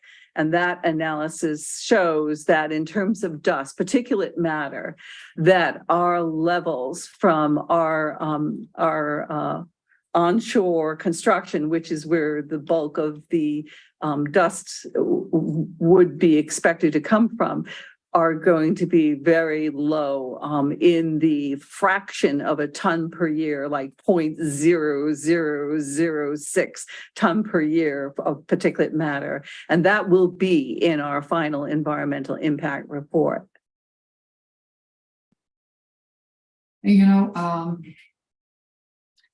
the particulate matter levels, I'm just thinking aloud. Now you say that particulate matter levels would increase by a very small amount over a year. I'm thinking about, the project as such. There is the construction phase and then there is the operations phase, right? And in some phases, even within the construction phase, you would expect more of, air emissions. You would expect more of, disturbances to the air quality. So I guess what I'm trying to understand is just by a statement which says that Bristol County, within which the Brayton Point site is located, qualifies as attainment, how much are we speaking to the air emissions quality at Brayton Point site during the constructions phase? What I'm trying to understand is, if I could, I'll just complete this. So what I'm trying to understand is the geographical scales at which the NAAQS standards are applied. Now I understand county is a scale at which it is applied. I'm sorry, and I understand. I'm sorry, and I understand. What is it? I didn't understand. The geographical scales at which the NAAQS standards are applied. And as I understand, county is a scale at which it is applied. How much accuracy do we have when we infer that it applies to the Brayton Point site? That result will apply to the Brayton Point site. Let me clarify. This is Kathleen Freeman speaking. This statement about being an attainment area was more directed at the request for haze monitoring. However, and we have stated this in our DEIR filings and in our response to comments, we will have pretty comprehensive dust mitigation measures, which my colleague can speak to. But the emissions from construction, we expect to avoid or minimize. But the haze monitoring, in all my years of doing brownfields redevelopment projects and working for utility for 10 years, I've never seen haze monitoring being required and whether it would produce meaningful information. And it was in that context that we offer up that this is an attainment area. But for the very specific localized effects on the nearby neighbors, there will be, as I said, comprehensive avoidance and minimization measures, which again, Kelly can explain, that will address the dust from this much smaller project on a 300-acre site. And Kelly, do you want to, does that help? Yes, it does help. I would like to hear from Ms. Smith. Sure. This is Kelly speaking. So I'll take it in two parts, specifically with respect to emissions from construction vehicles. We will look to implement ultra low sulfur diesel fuel for all off-road diesel powered construction equipment, maintenance of all motor vehicles. I'm sorry, to implement ultra low sulfur diesel fuel for all offshore what? Off-road diesel powered construction equipment, which characterizes our construction area off-road on a private industrial site.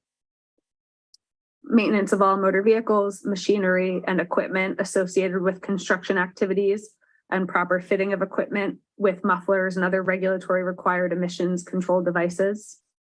We will implement construction specifications requiring that diesel equipment used on site is fitted with after engine emission controls. I'm sorry, is fitted with what? After engine emission controls,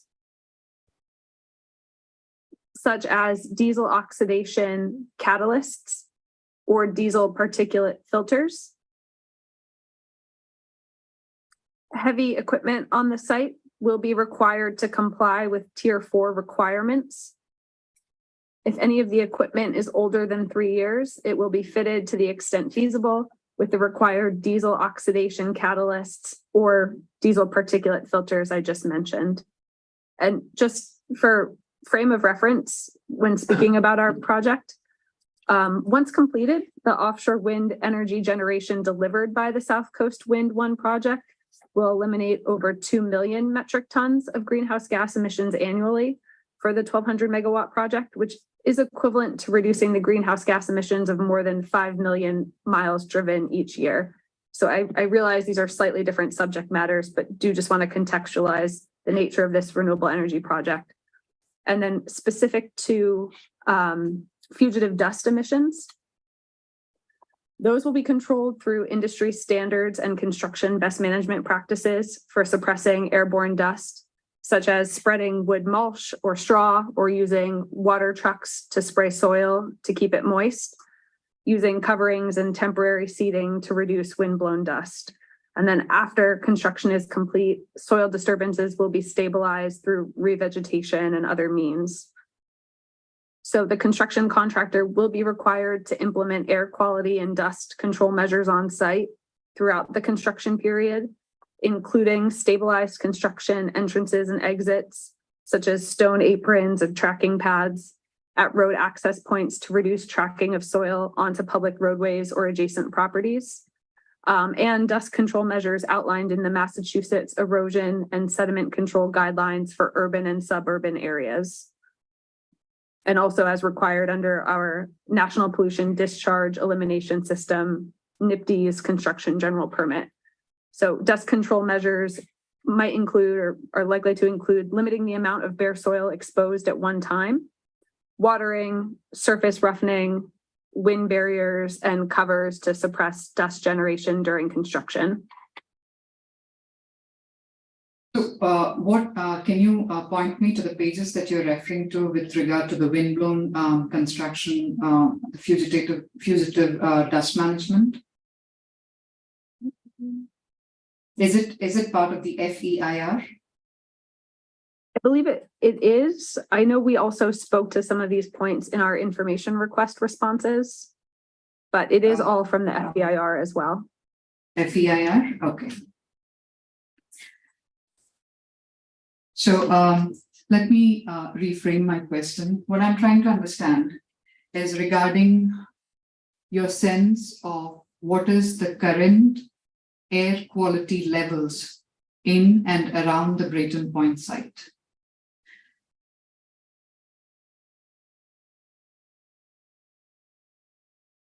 Have there been measurements? Would you say that the levels are high at present? What is the company's opinion regarding the levels at present? May I just ask a clarifying question, Eric Runge for the company. When you say levels are high, what do you mean by what levels are we talking about? It could be fugitive dust levels, particulate matter levels, whatever contributes to compromising air quality. Any of that. Have there been measurements? Do you have your opinions about what the situation is like? I'm coming at it because we have had testimonies from the town residents, right, regarding objectionable dust levels post 2018. I'm trying to understand what is the current situation and from where we are getting started on the project. This is Kelly Smith speaking. So just to contextualize what's been going on at Brayton Point, I believe the witness testimonies are largely in reference to a scrap metal operation, which I think we spoke to this in one of our information request responses, and I believe it ceased operation in 2022. And from conversations with town residents, my understanding is that a lot of the concern had to do with activity taking place in the dock wharf area, which is to the south of our noticed alternative route on the Taunton River side. So now that might not be characterizing everything that's being discussed by the residences, but that particular site and wharf area is directly across a section of the waterway from the local residential community. Whereas the construction activities proposed for our converter station and underground duct bank installation using the preferred route is kind of tucked away behind that berm that we spoke about earlier. So I guess 2 points to conclude with there. The scrap metal operation has ceased. So I think the concerns referenced at that point in time are likely no longer present and part of baseline observations of the residents. And then point 2 would be that our proposed siting is in a different area of the site. Given the quality of air, the nature of its flow, there being no directionality to its flow, would you think it is important for some kind of an assessment of current air quality levels on and around the site before you, before we discuss or before we get into designing mitigation?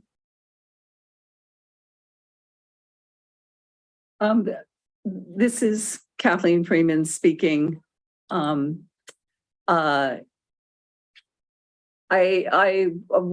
could take a record request on this one, but I believe that Prismium has taken some ambient air levels. So we would want to get back to you on that one. Certainly, we do not think, based on our analysis, we would create a situation of a significant increase in the existing levels at the site. So we'd like to take a look at the levels that have been evaluated by the Prismium project and respond. Would that suffice? Thank you, Ms. Freeman. Now, thank you for offering to do that. I think we can have a record request, but before we place a record request, talking to your point about what the project impacts are, the reason that I asked this is at 29 of the DEIR certificate, at page 29 of the DEIR certificate,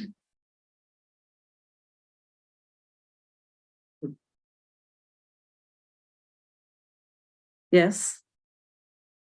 It was suggested that the company in its FEIR provide a clear explanation of why the estimated air emissions for the project are so high when compared to other similar projects.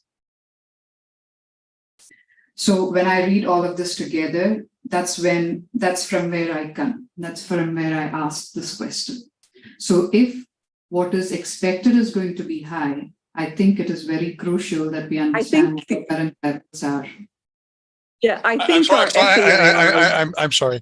I think it's crucial that we understand what the current levels are. Thank you.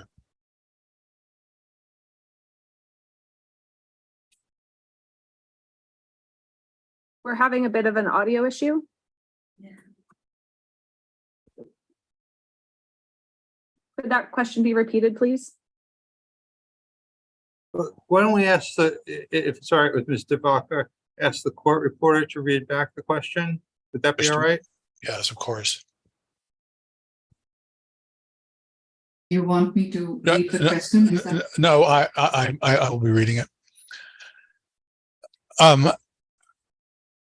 Before we place the record request, talking to your point about what the project impacts are, the reason that I asked this is at 29 of the DEIR certificate, at page 29 of the DEIR certificate, it was suggested that the company in the FER provide a peer explanation of why the estimated air emissions from the project are so high when compared to other similar projects. So when I read all this together, that's from where I come. That's from where I ask this question. So if what is expected is going to be high, I think it is very crucial that we understand what the current levels are. Thank you, Mr. Brock. Thank you. Fair enough. Kathleen Freeman speaking. For the reasons that will be explained in our FEIR, vehicular and vessel emissions associated with the project are not likely to materially exacerbate existing public health conditions. And in addition, we have responded, and you will see that response to the DEIR certificate comments on this subject. Particularly, SouthCoast Wind performed a supplemental, refined, and more detailed analysis of the projected air emissions from vehicular traffic during construction, the results of which are summarized in our FEIR and in an attachment technical memorandum that contains the air emissions analysis from our outside experts. It should be noted that while these activities, the construction activities, may have some minimal impact in the area, the only emissions that are expected to be generated in the Somerset and the environmental justice area in Fall River are from vehicle traffic associated with the construction activity, and the majority of emissions generated from that will not result in a disproportionate adverse effect or increased climate change effects on the community. And this is all in our FEIR. So what was presented with the DEIR was values that were very conservative, were presented in our construction and operations plan filed with BOEM in the COP. What we did was we sharpened our pencils and presented values that are more reflective of actual construction duration, construction periods, and equipment. And just to give you, again, this is in a table that's in the FEIR, the on-road emissions from within the community area from the construction phase for particulate matter size 10, that's 0.00067 tons per year, much smaller than what was presented in our DEIR. And then the particulate matter for 2.5 was 0.000618 tons per year. So substantially less. And we have that information, and we will be presenting it in the FEIR, at which we will also file into the docket with the EFSB. So are we placing a record request at this point? Do we We can if you want to. Yes, please. We don't need it. Council. Eric? If they're okay, Eric Runge speaking, if you're okay with us just putting the FEIR into the docket later and having that suffice in lieu of a record request, we can do that. We plan to do it anyways. Yeah, so I would still suggest that a record request be placed, because in the explanation that was given right now, even with particulate matter, I understand that that is the reason why in one of the company's responses to an information request, it was mentioned that PM25 and PM10, which are criteria pollutants identified by the NAEQS, are not of concern, right? Because as you mentioned, over a year, the increase that you are looking at is minimal or very less, right? Yes. I have these concerns though, that's over a year, and that is, I don't know how the measurements are made, so that's the clarity I'm trying to get. So during the construction phases, what would the increase be? Now, cumulatively over a year, maybe the increase is not something that you, not something at an alarming rate, but does that also mean that during the construction phases, these criteria need not be looked into or do not apply? You know what I'm trying to say? Yeah. So I'd still put in a record request and try to gain clarity from your explanations. Okay, the next record request is RR-EFSB-7. Is there anything you want to add, Ms. Divakar, to what you just said regarding the information that you're seeking? No. Okay. Mr. Shea, You understand the question? Mr. Shea, I have that as record request 8. Is that correct? Or you said 7? I'm sorry. You're quite right. Excuse me. That should be record request 8. Yes. So what I heard was the record request is current analysis of ambient air levels at Brayton Point and the increase to those air levels from the construction phase of the project. Is that correct? Yes, I'd like some information on why the particulate matter levels wouldn't be a concern during the construction phase. I understand they are very minimal at the end of the year or cumulative over a year. But I would like clarity on why PM 2.5 and PM 10 are not criteria to be assessed during the construction phase as well. You're all set? I'm all set. Thank you. Thank you. Okay, and as I mentioned, that's RR-EFSB-8.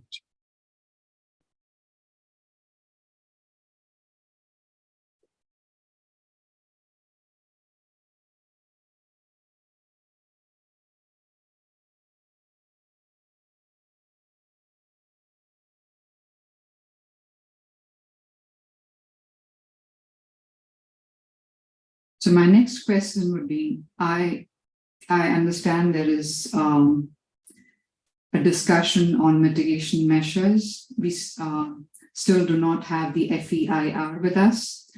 So I'd still ask this question: how adequate are the mitigation measures proposed by the company in managing fugitive dust from construction under windy conditions on the site, given the location of the site?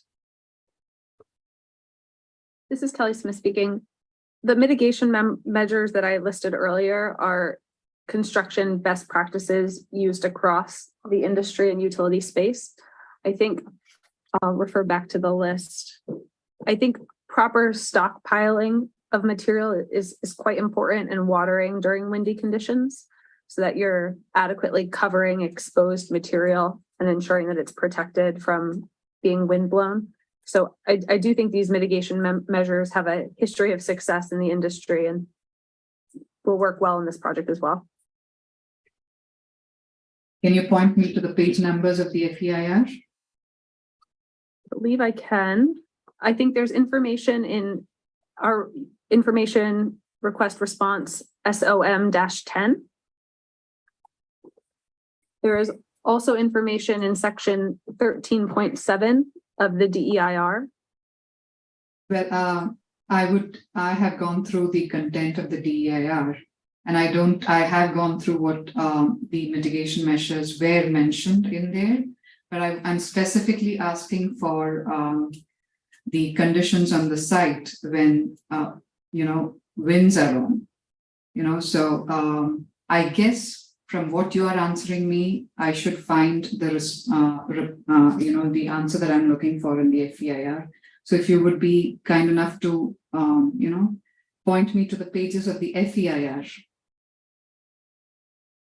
The FEIR has yet to be filed. SOM-10, you mentioned that. I did mention SOM-10, so. Yeah, I got it. Yeah.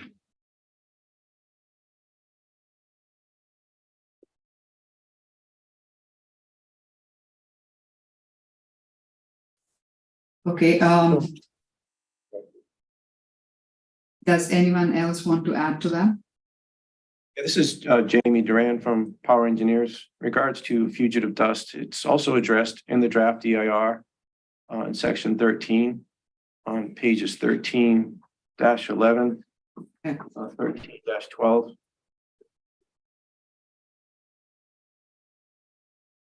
So I guess I would this is Kelly Smith again, would just clarify that these mitigation measures apply in non-windy and in windy conditions and are standard best management practices for this type of construction. Okay, thank you. Now, the next question is, I would like to follow up on DEIR certificate and some of the things it required. At 29, at page 29 of the DEIR certificate.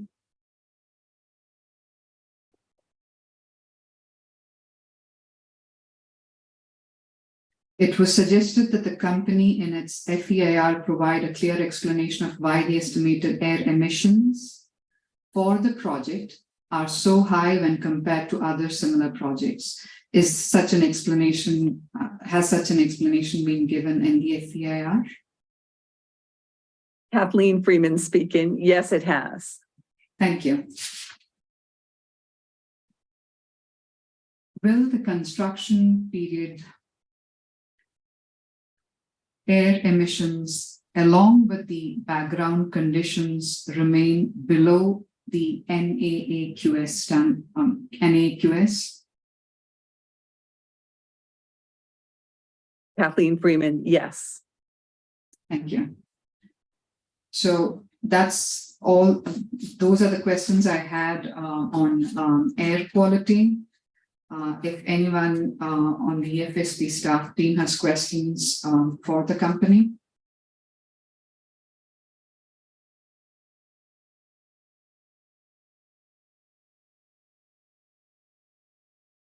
Does anyone else on the staff have air quality questions they'd like to ask? I don't think so right now. Okay. Should we move on to the next subject then? I'm ready to move on to the next subject. We don't have any questions. Yeah. Yes, please. So the next section would be safety. So I'd ask the company to share screen so that we could all have a look at figure 1-7 of attachment A, volume 2, part 1 of the analysis. Again, it's figure 1-7 of attachment A of the analysis.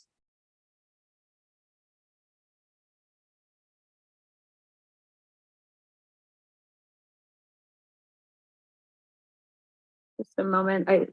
This is Kelly. I apologize. My screen froze with my PDF viewer, so I will have to restart it. There's to this question, there's also another document that I would reference. It's attachment B. There is a drawing, an engineering drawing G01. This is Kelly. Which page would you like me to start with? So let's first look at figure 1-7 of attachment A in the analysis.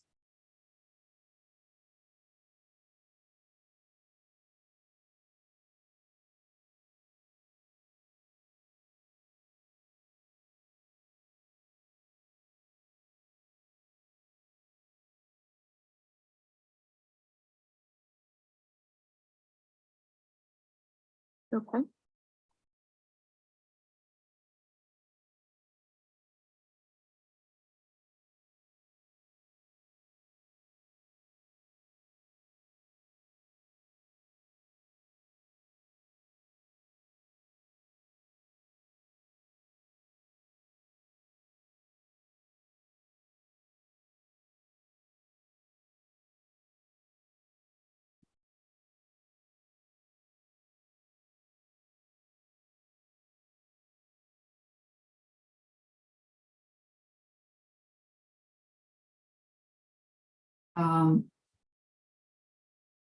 So in this figure, you provide us with the locations of the landfill cells. Am I right?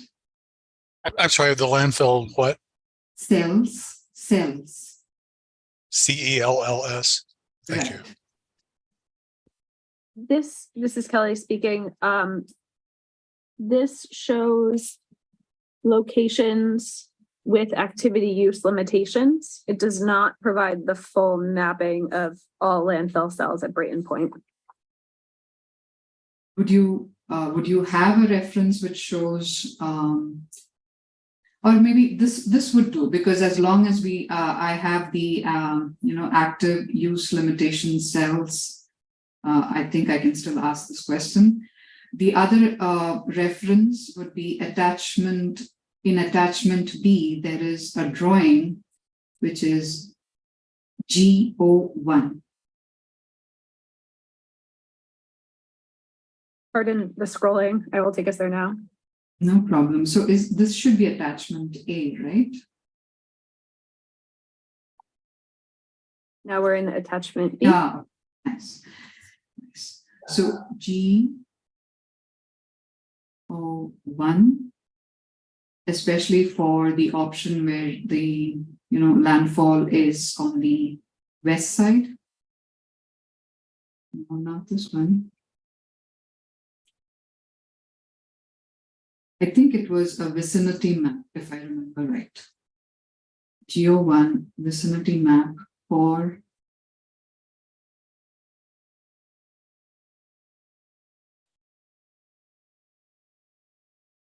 This is Kelly. G-01 was that first page, I believe. I think there are The a couple of, locus? so I couldn't read the legends well because there are a couple of them which say GO1. I understood that some are for, the Lee River side landfall, and the other is I'm sorry, some are for the what? Lee River Oh. side of the landfall, and some for the Taunton River side of landfall. What I'm trying to get at is a vicinity map, which this is for the HDD drill section. This vicinity map shows the site specifics.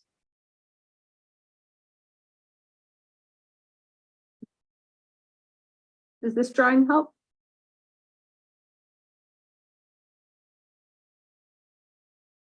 I'll ask you the question. Maybe you have better references in your mind and I shouldn't be. Okay. So with reference to these figures, can you explain the proximity measurements of the AUL cells to both the proposed transmission cable routes and proposed structures, basically the walls and the converter station? Yes, I think I can work. This is Kelly Smith. I think I can work off of this visual and using the Great, scale yeah. bar, Yeah. establish approximate. Great, yeah.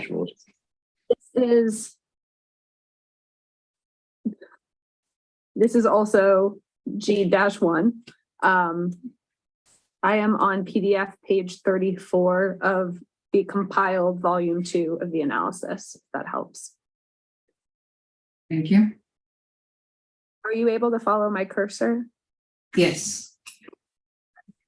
The AUL cell, the activity use limitation associated with existing cell 1A is currently defined by this grassy area, as well as the pavement around it.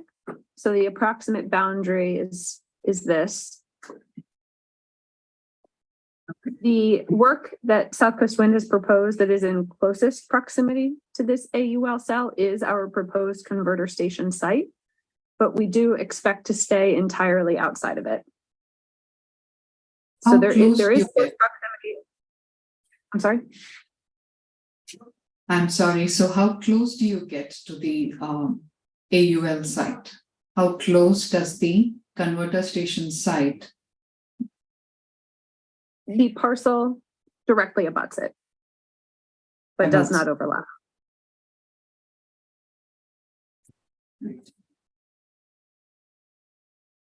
Now, so that is the only active use limitation cell that comes anywhere close to the construction?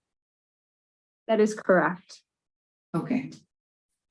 Thanks for the clarification. I think we can stop sharing screen. I'll ask my follow-up question on that. At 9-1 of the DEIR, the company discusses allowed activities for the cell RTN 413169 which is in close proximity to the proposed converter station site? Is there a likelihood of causing soil disturbances in cells? I'm sorry. Is there a likelihood of what? I'm sorry. Is there a likelihood of causing soil disturbances in cells with AULs during excavation or construction? Even though I understand that, there is no development or, excavation proposed directly in the cell.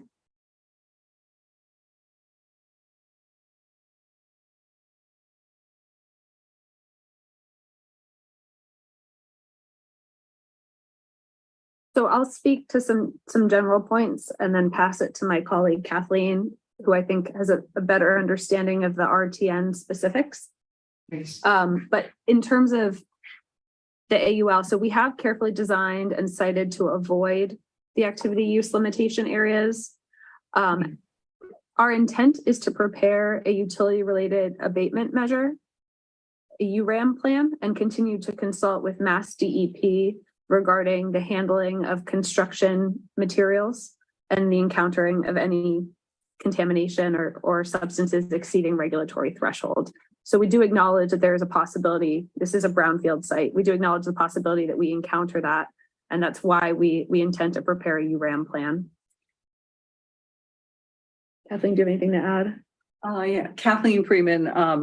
For many years, I was a brownfields attorney doing major redevelopment sites, including Kendall Square in Boston, where I advised for the 1980s and 1990s, the Cambridge Redevelopment Authority on managing in congested areas, contaminated soils and dust.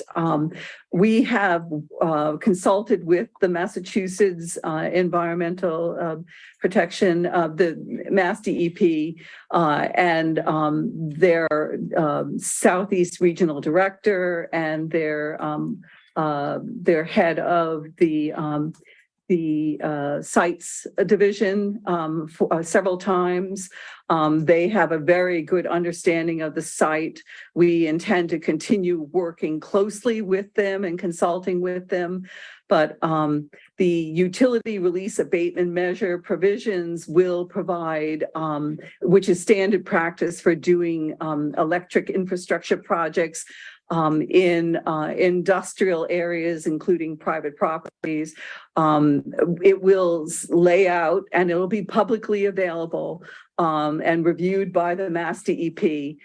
It will lay out protocols, environmental protection and public health safety protocols following well-established industry practices from other URAMs that have been accepted by the Massachusetts Department of Environmental Protection.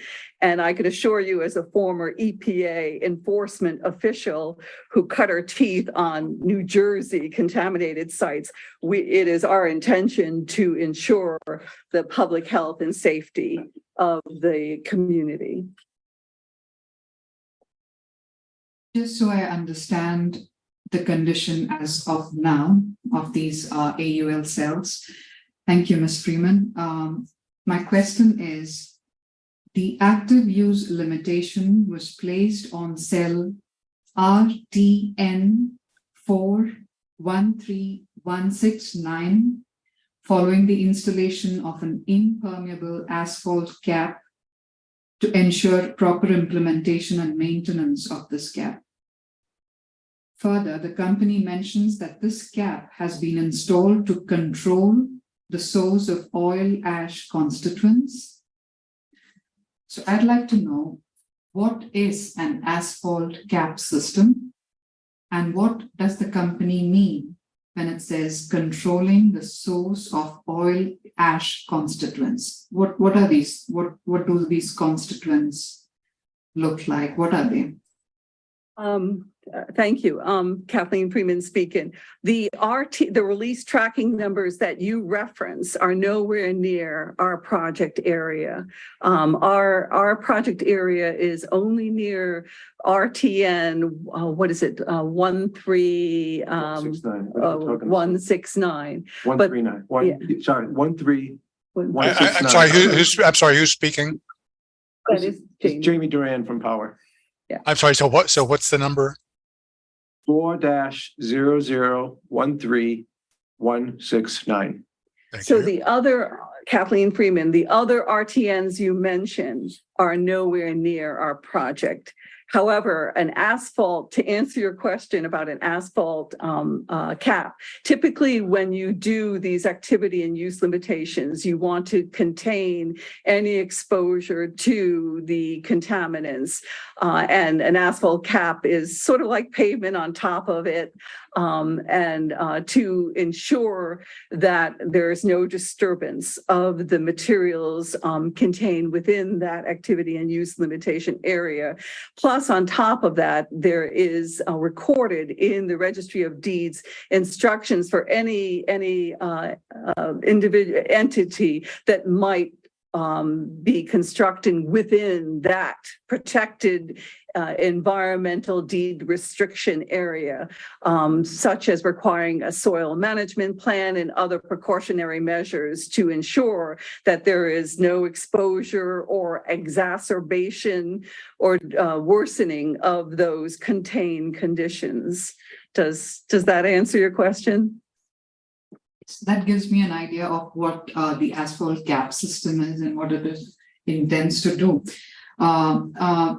So I understand that it is regular asphalt paving on top of the soil or the cell that has an active use limitation. Am I right? Which AUL area you're talking about? Is it the forwarded? Wait. I'm sorry. Sorry, Mr. Brock.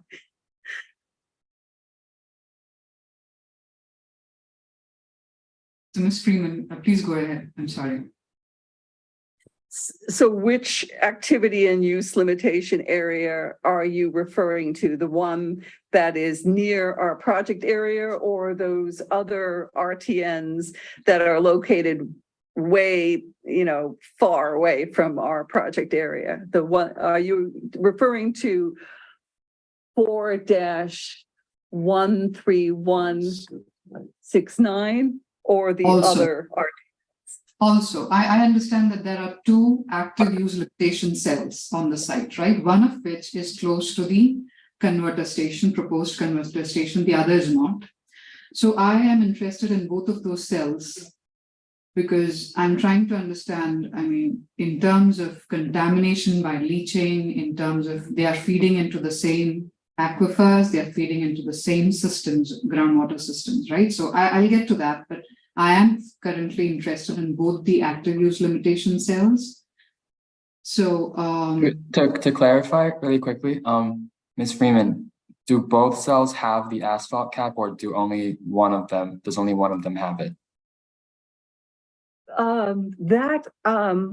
I believe they are both capped. I'd have to look at the activity and use limitation for the one in our project area and the one further away outside of our project area to answer that. And I can certainly answer that after the break. But I don't want to speculate and misstate. So I'll pull up the AULs if it's okay, and I can respond after the break. Ms. Divakar, sorry for interjecting, but do you need that information in order to ask your next questions? No, it can happen after the break. Thank you. Okay. Thank you.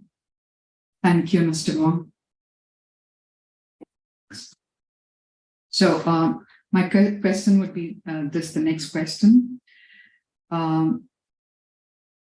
Is minimizing groundwater contamination the purpose of such controls, or is there more to it? And how does how do these controls work? Now, the reason why I ask is minimizing groundwater contamination, the purpose of such controls, because at 9.6 of the DER, there is a mention of how this will help mitigate groundwater contamination, but I just want to make clear, for my understanding, how does this work and what is it trying to, what kinds of contamination and how is it trying to, mitigate impacts? Kathleen Freeman speaking. Excellent question.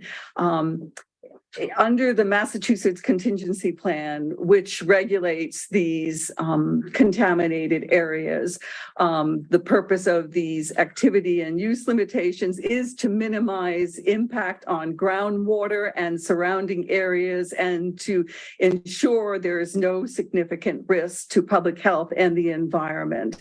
So it's a whole host of protective measures that are in place.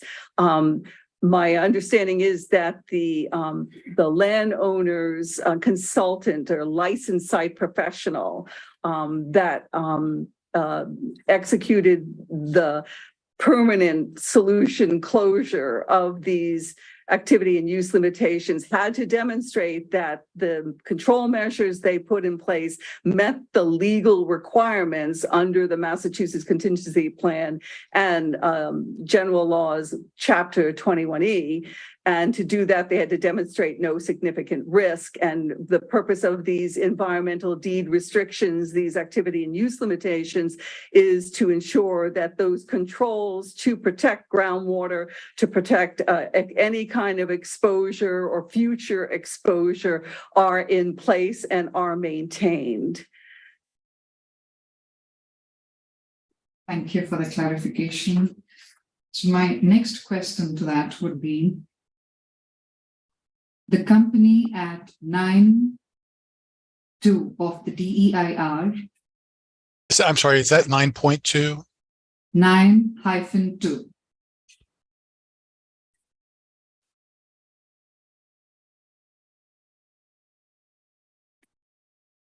States that the Mass DEPS 2021 audit did not identify any violations of the requirements applicable to that AUL.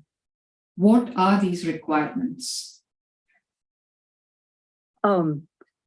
Since Kathleen Freeman speaking, since I searched the Mass DEP record to find the current compliance status, there's a long list of compliance. The purpose of that inspection was very focused in on compliance with the activity and use limitations, that there's no breach of the containment system, that they were maintaining the contained activity and use limitation area. And that checklist, that inspection is available online, and we can certainly share with you the link after break to it.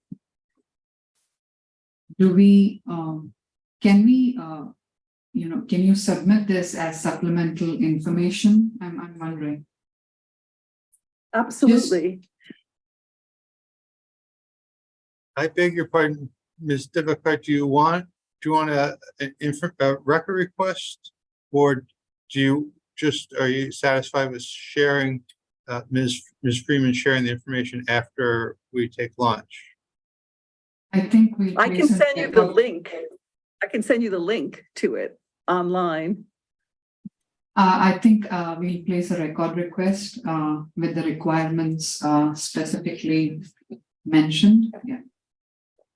The record request might be the best idea, because I understand and I appreciate, Ms. Freeman, that you would send a link that would provide a lot of valuable information, but I'm not sure how we would put a link into the record. As you can see, I can imagine arguing this in front of the citing board and referring to a link. Well, it's a practical solution, but it might not be the best in terms of creating a record that can be reviewed by the citing board, and then if it's appealed, on appeal. So Ms. Divakar, would you like to do this as a record request? Yes, please. Yes, please. Okay, so this is EFSB RR, excuse me, RR EFSB -9. And would you like to state exactly what you're looking for? Yes.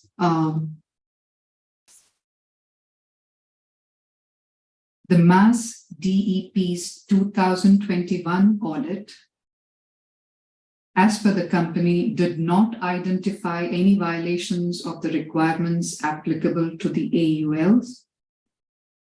What are these requirements that the company is in compliance with? I didn't do the Kathleen Freeman, clarification, I didn't do the inspection. The Massachusetts Department of Environmental Protection, the enforcement agency ensuring the compliance, did that inspection. Yeah. Thanks for the correction. Yeah. So what are these requirements for which compliance was, examined? Yeah. Thank you. Thank you. This record request RR-EFSB-9. We're getting close to 1 o'clock when we traditionally break for lunch. I don't want to interrupt the flow of your questioning, though, Ms. Divakar, but just keep that in mind and tell us when there's a natural break. I think we could, I have maybe another 9 questions to go on this section, but I think we can take another one before we break. Is that okay? Sure, another question, that would be fine. Thank you, I appreciate it. Thank you.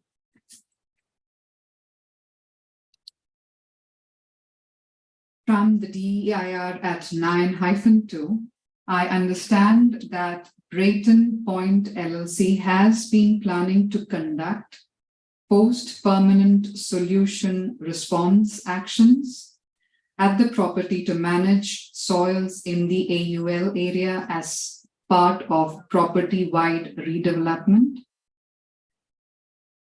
Does this apply to all landfill cells on the property or only those with the AULs?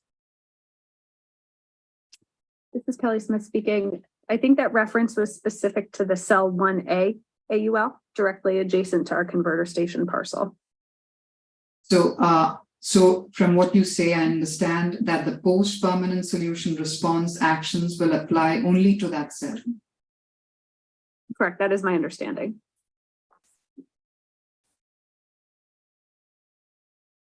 Now, what would the post-permanent solution response actions involve?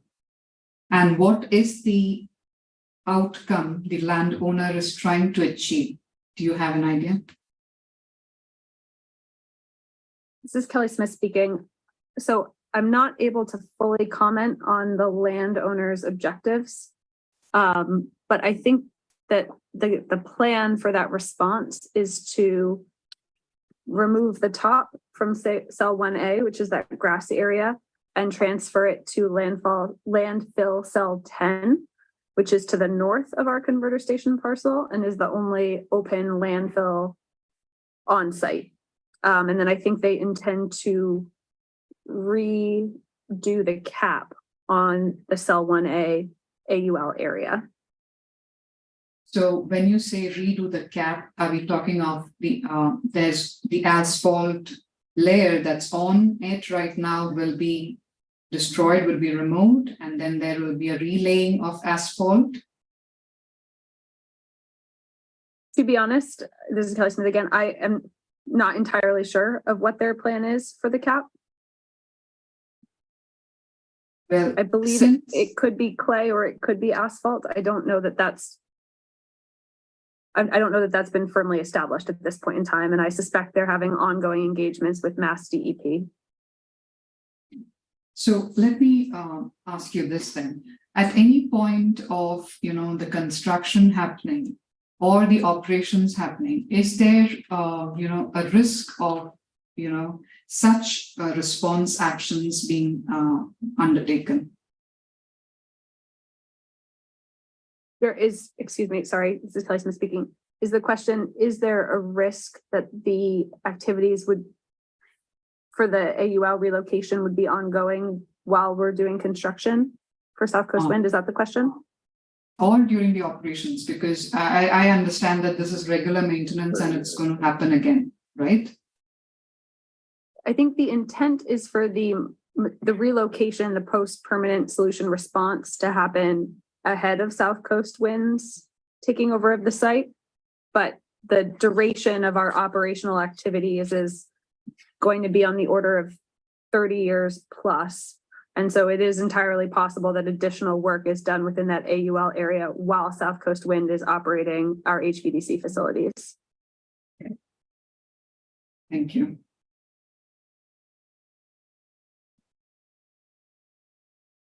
At any point, does the company, will the company try to know what these response actions are? And is it of any interest to the company? This is Kelly Smith. Yes, it is certainly of interest to the company. And we have ongoing dialogue about the progress regarding cell 1A. And I do suspect that the situation will continue to evolve prior to our construction. And additional testing will be done as required to meet our tenant provisions. Would you, at any point that you have this information, be able to share this with us?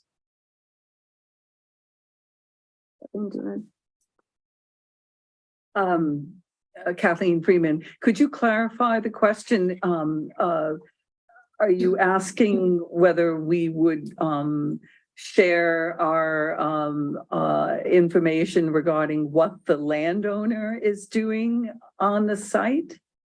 So I'm trying to understand what the post-permanent solution response actions would involve, right?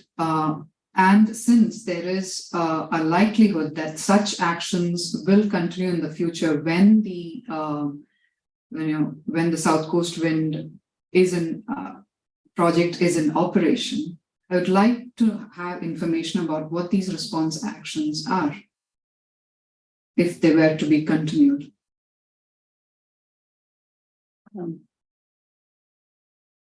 I don't think we, in terms of what the landowner is doing and their improvements, I can't speak to or commit to us. It's as a tenant on a 300-acre brownfield site. We can't control what the landowner is doing and how they're doing it and what their legal obligations are. That's not our role. We certainly will monitor what they're doing to see how it affects or impacts our activities. And but I don't know if I can. Our company could make that commitment. We're a tenant. We are certainly responsible for our actions and our activities, and to ensure that when we do our construction, we do it in a thoughtful, responsible, and compliant manner that protects the environment and public health. But am I misunderstanding the question?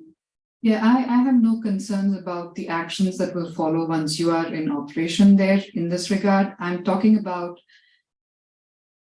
I just want to know what these response actions are. If you are the tenant on the site, would you want to know what these response actions are? Would you have the information at some point? The answer, Kathleen Freeman, the quick answer is obviously we would want to know anything that's happening in or near our project area and how it might affect our own obligations and activities. And so the short answer is yes. Are you asking for us to continually share what we know about the landowners' actions on the site? I'd like information on when the landowner proposes to conduct such response actions and what would they be?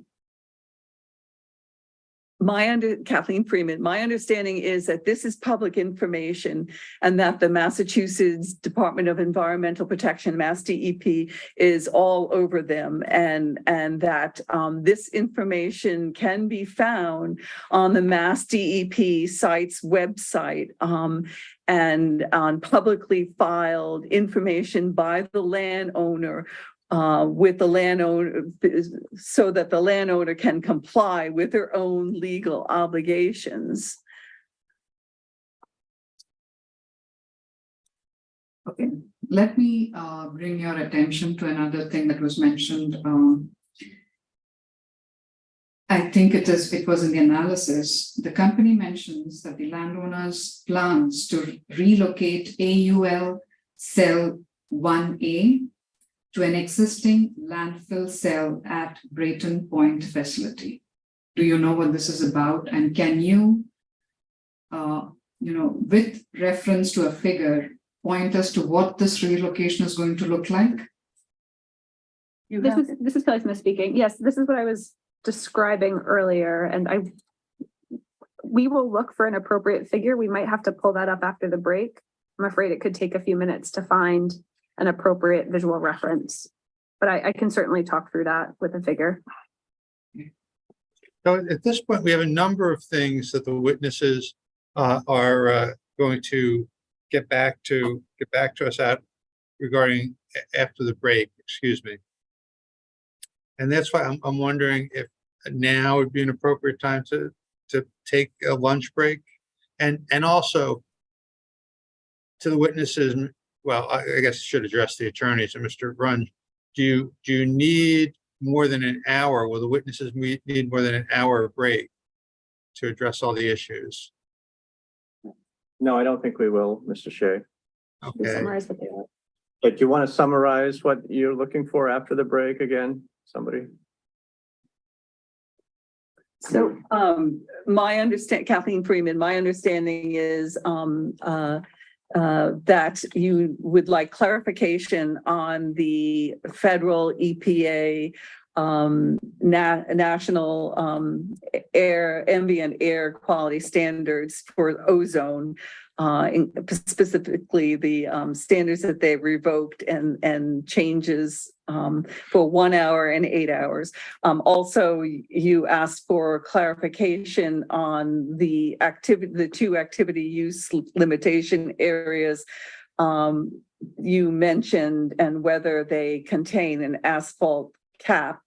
And then thirdly, I believe you asked us to call up a publicly available map that shows the proposed actions by the landowner to do post-closure modification of the AUL for area cell 1A.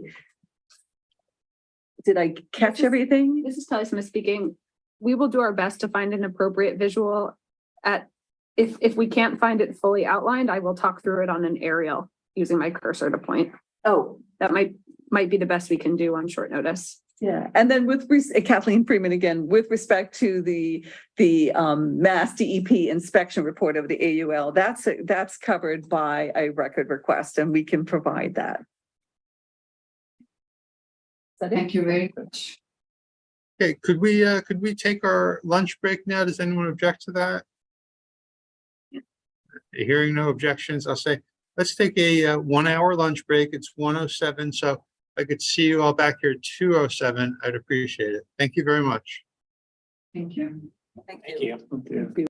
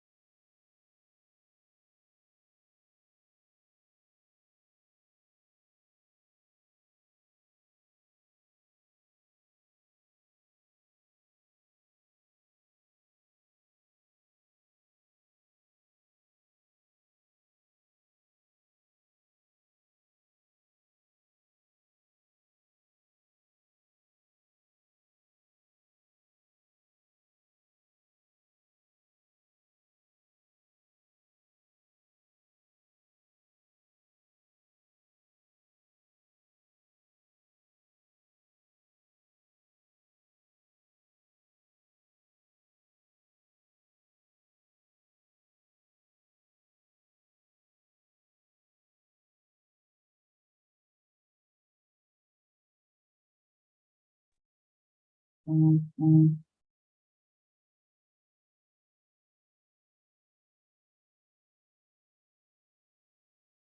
is everybody?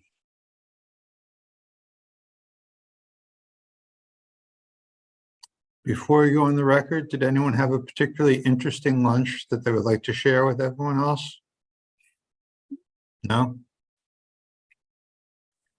All right. Well, I know that one person here was eating lunch while looking at AULs and landfill cell information. Very Not good. particularly interesting activity. It was notable. Two people, sorry. Thank you, Ms. Freeman. I appreciate that. We appreciate that. We aim to please. It's very good of you. Does anyone have anything to address before we go on the record? I guess we can we do an audio check on Ms. Devakar? Can you hear me? Yes. We can hear you, yes. Thank you. Thank you. Mr. Shea, Yes. our witnesses are all present and ready. Good. All right. Well, thank you. Then let's go back on the record. Ms. Devakar, do you have some more questions for the witnesses? Yes, I do. I'm wondering if the witnesses want to discuss the points that they wanted to refer to and get back on at this point, or do they want to do it later? May I just speak as Eric Runge for the company? So they are ready to address your questions. I did want to make the point, though, that that the company is not the landowner at the site, and they are a tenant merely for a small portion of it. They are not responsible for dealing with the AULs on the site or any of the contamination that might be there. So I want to make that clear at the outset. And with that understanding, they're happy to provide more information to help you with your questions. Thank you, Mr. Ranch. Ms. Devakar, this is Kathleen Freeman, getting back to you on your AUL questions. If you refer to company's response to EFSB S-5 footnote 1, there's a reference and a link to the filing in 2021 by the landowner Brayton Point LLC's licensed site professional of record, which provides a nice summary of site conditions and also provides a summary of the two AULs that are the subject of your question. And that document is also referenced in company's response to EFSB-CM-33. According to the landowner's licensed site professional, both AUL areas, the cell 1A AUL and the generating area AUL, are capped with a impermeable geomembrane liner. And that's again described in this document, and the link should work in these IR responses. On top of that, during lunch, witness Jamie Duran and myself pulled up the actual AULs from the Mass DEP sites lookup website. And based on our quick look, that indicates what is stated by the licensed site professional, that both AUL areas have a cap comprised of an impermeable geomembrane liner. Does that answer your question? Ms. Devakar, you're muted. Yes, Ms. Freeman, thank you. Thank you. Can I just ask to be clear on the record, Ms. Freeman, can you tell us what an AUL stands for? Oh, yes, Kathleen Freeman. Activity and use limitation. It is the functional equivalent of an environmental deed restriction, which is recorded in the registry of deeds so that all persons searching the property will know the precise location of that restricted area and the conditions that apply to that AUL. Thank you. I appreciate it. This is Kelly Smith. Would a screen share still be instructive to look at the maps that we've referenced? Okay, I will pull that up.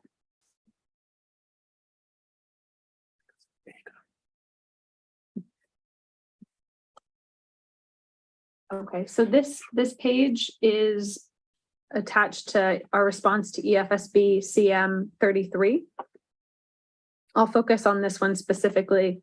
The yellow hatched area, as delineated by GEI, is the boundary of the activity use limitation.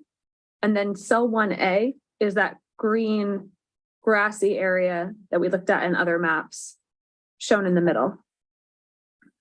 Cell 10, which is the landfill in reference where this material would be relocated to under the proposal, is shown in, it's this white rectangular area.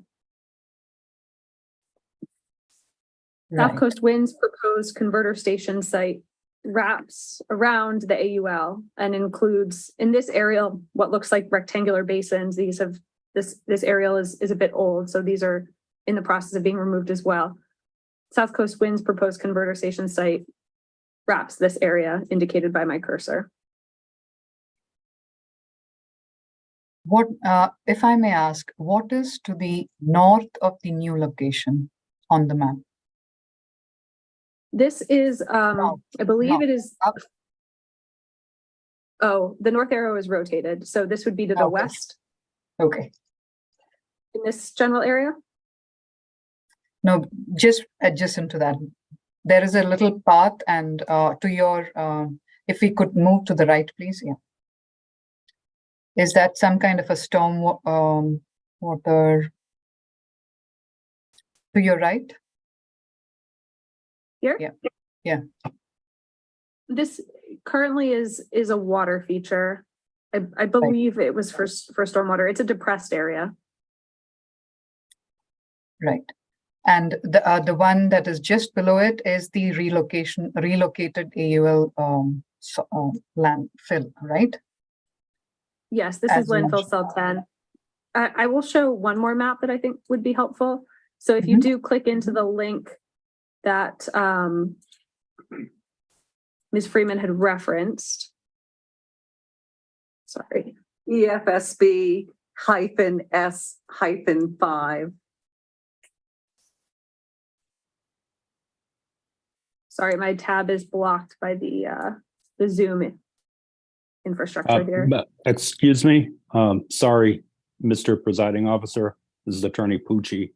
Yes. Hi, sorry. I'm just confused. Are we looking at an exhibit or something that was obtained during the lunch break? I just am trying to find it in my materials. I might have missed it. Attorney Pucci, this is Kathleen Freeman speaking. This is part of the information request responses we provided. This document is a footnote and a link to company's response to EFSB S5, and then the map that Ms. Smith is going to show you in a few minutes is also part of our company, the company's responses to EFSB CM33 attachment. Is that correct, Kelly? That's correct. So this map. Thank you. Yep. So I'm sorry to tell you this. My internet went out for about 2 minutes. Okay, Alan, what's the, we're off the record right now. What's the last thing you were able to hear and transcribe? Ms. Smith was saying, Ms. DeVacar was saying, no, adjacent to that, there is a little path. And if we could move to the right, please. Is that some kind of a stormwater to your right? Ms. Smith here? Question, yes. Ms. Smith, this currently is a water feature. I believe it was for and then it's gone. Might we be able to recover the, transcript portion using the YouTube recording? Yes. How do I get access to that? It'll be posted today, Do you know when? as soon as the hearing's over. Okay. Thank you. And Mr. Brock, part of that 2 minute duration, there was some back and forth, not really related to substantive stuff. So it shouldn't be too hard, I hope. Okay. Well, I will do what I can. Thank you. Thank you, Mr. Brock. We can go back on the record now.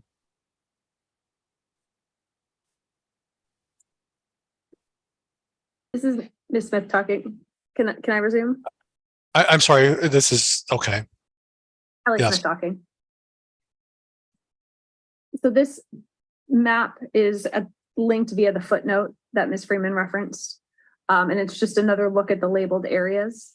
So again, you can see the cell 1A AUL boundary, as well as the cell 1A area in the middle. And then here clearly labeled, if a bit small, oh, shoot. Apologies. Here.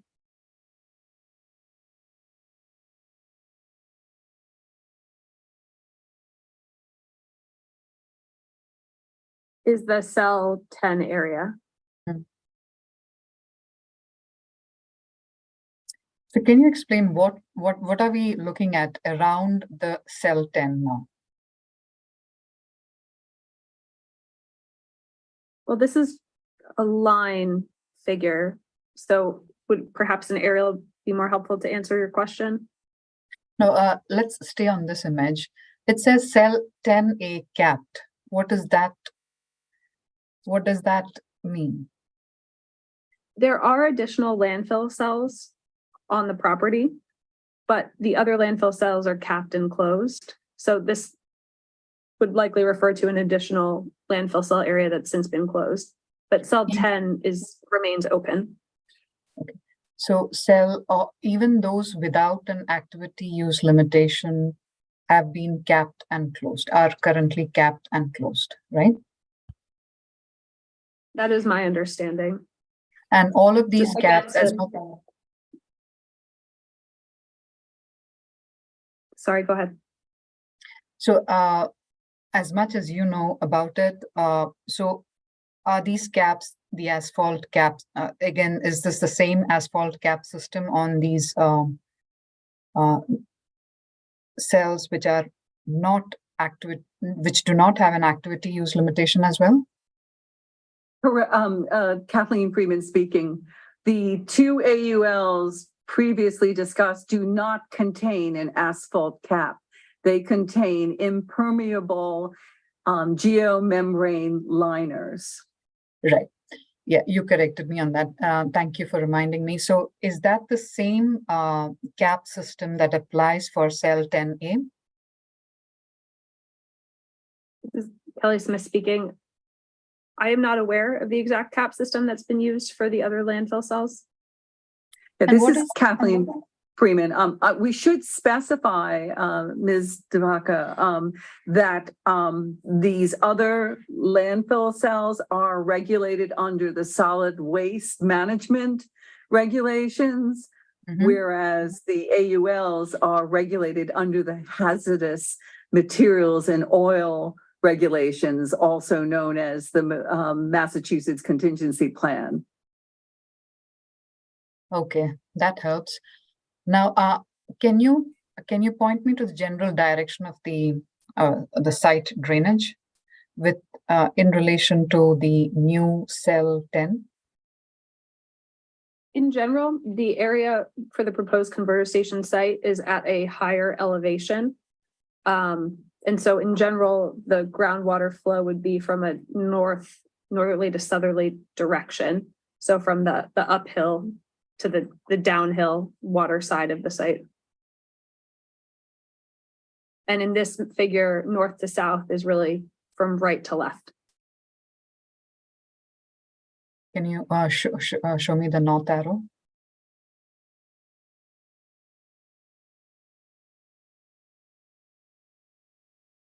It looks like this is the north arrow. Yeah.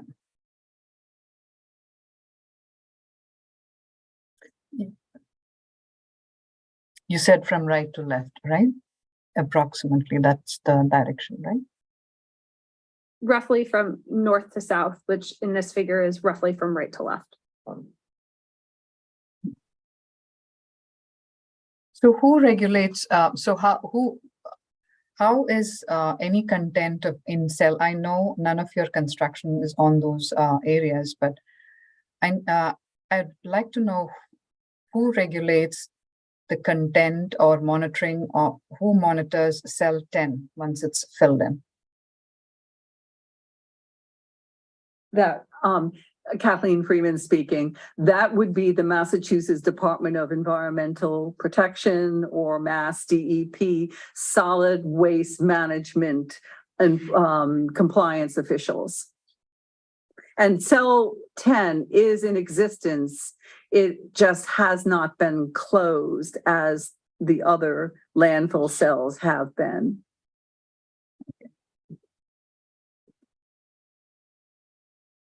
And when you're ready, I can answer your air question. Thank you.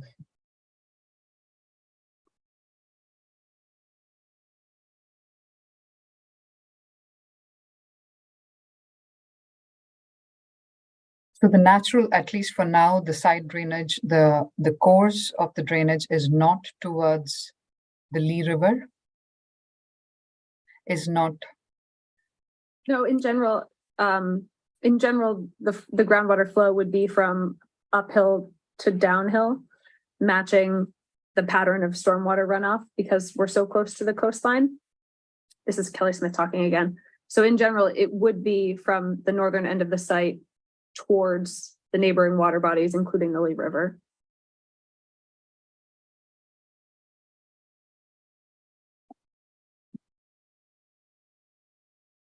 This is an interesting map. If you could kind of zoom out or zoom in rather, sorry, zoom in.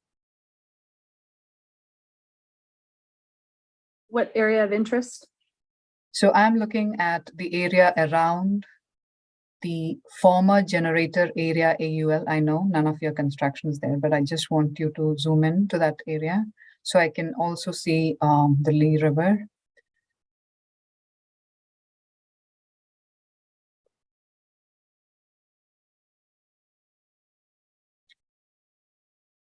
It mentions, but so are all of these structures existing or? This is Kelly Smith speaking. I don't believe all of these structures are still existing. Some, but not all.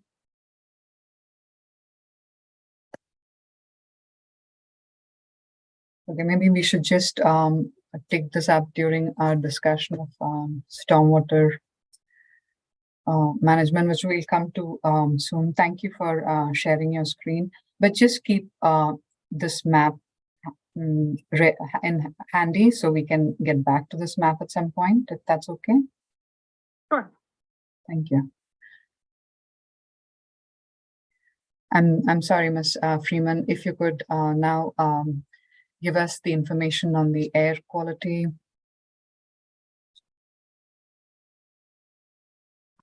I'm having technical difficulties. Hang on, please. Hold on a minute. I'm trying to find. Okay. If you would just bear with me, I'm just trying to call up the answer.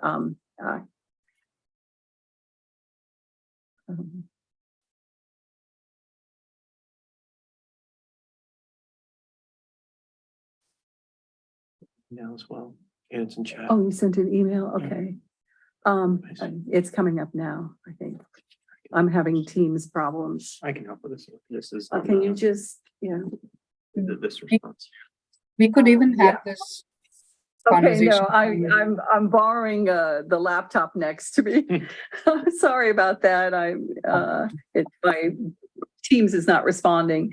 The National Ambient Air Quality Standards, that the question that you had regarding the ozone NAAQS, the revoked ozone NAAQS mentioned are the 0.12 parts per million or ppm 1 hour standard from 1979 with attainment defined with when the expected number of days per calendar year with maximum hourly average concentration greater than 0.12 parts per million is equal to or less than 1, and the 0.08 parts per million 8-hour standard from the 1997 standard with attainment determined based on the annual, I know this is complicated, based on the annual 4th highest daily maximum 8-hour concentration averaged over 3 years. Now these compliance standards are complicated. The 8-hour ozone 1997 standard was revoked on April 6, 2015, and the 1 hour ozone standard from 1979 was revoked on June 15, 2005. Despite being revoked, some areas have continuing implementation obligations under these EPA standards due to previous non-attainment designations. Along with the difference in concentration for the standard, the main difference is the averaging period for these standards. So the current NAAQS for ozone was put into effect in 2015, and that standard is 0.070 parts per million for primary and secondary, based on an 8-hour averaging period with attainment determined based on the annual 4th highest daily maximum 8-hour concentration averaged over 3 years. Bristol County has been designated as attainment / unclassifiable as of January 16, 2018, per the regulations 40 CFR Part 81. And then as stated, Bristol County is in attainment for all current NAAQS, including the 2015 ozone standard.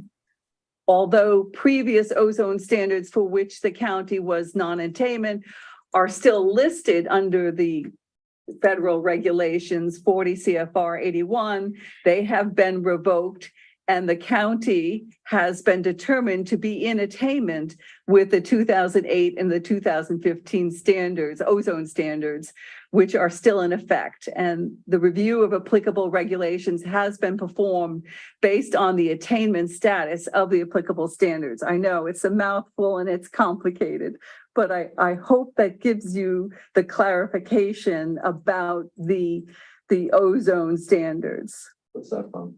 Would you mind repeating your answer? Yes, we would.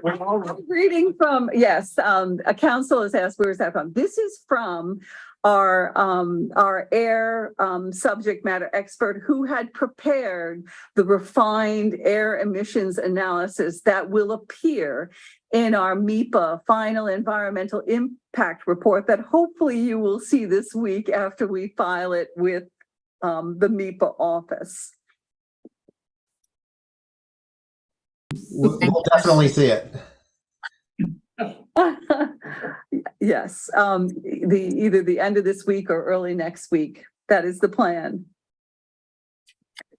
I'm going to reboot. Is that all you had to say? Is there anything more to add? Wasn't that enough?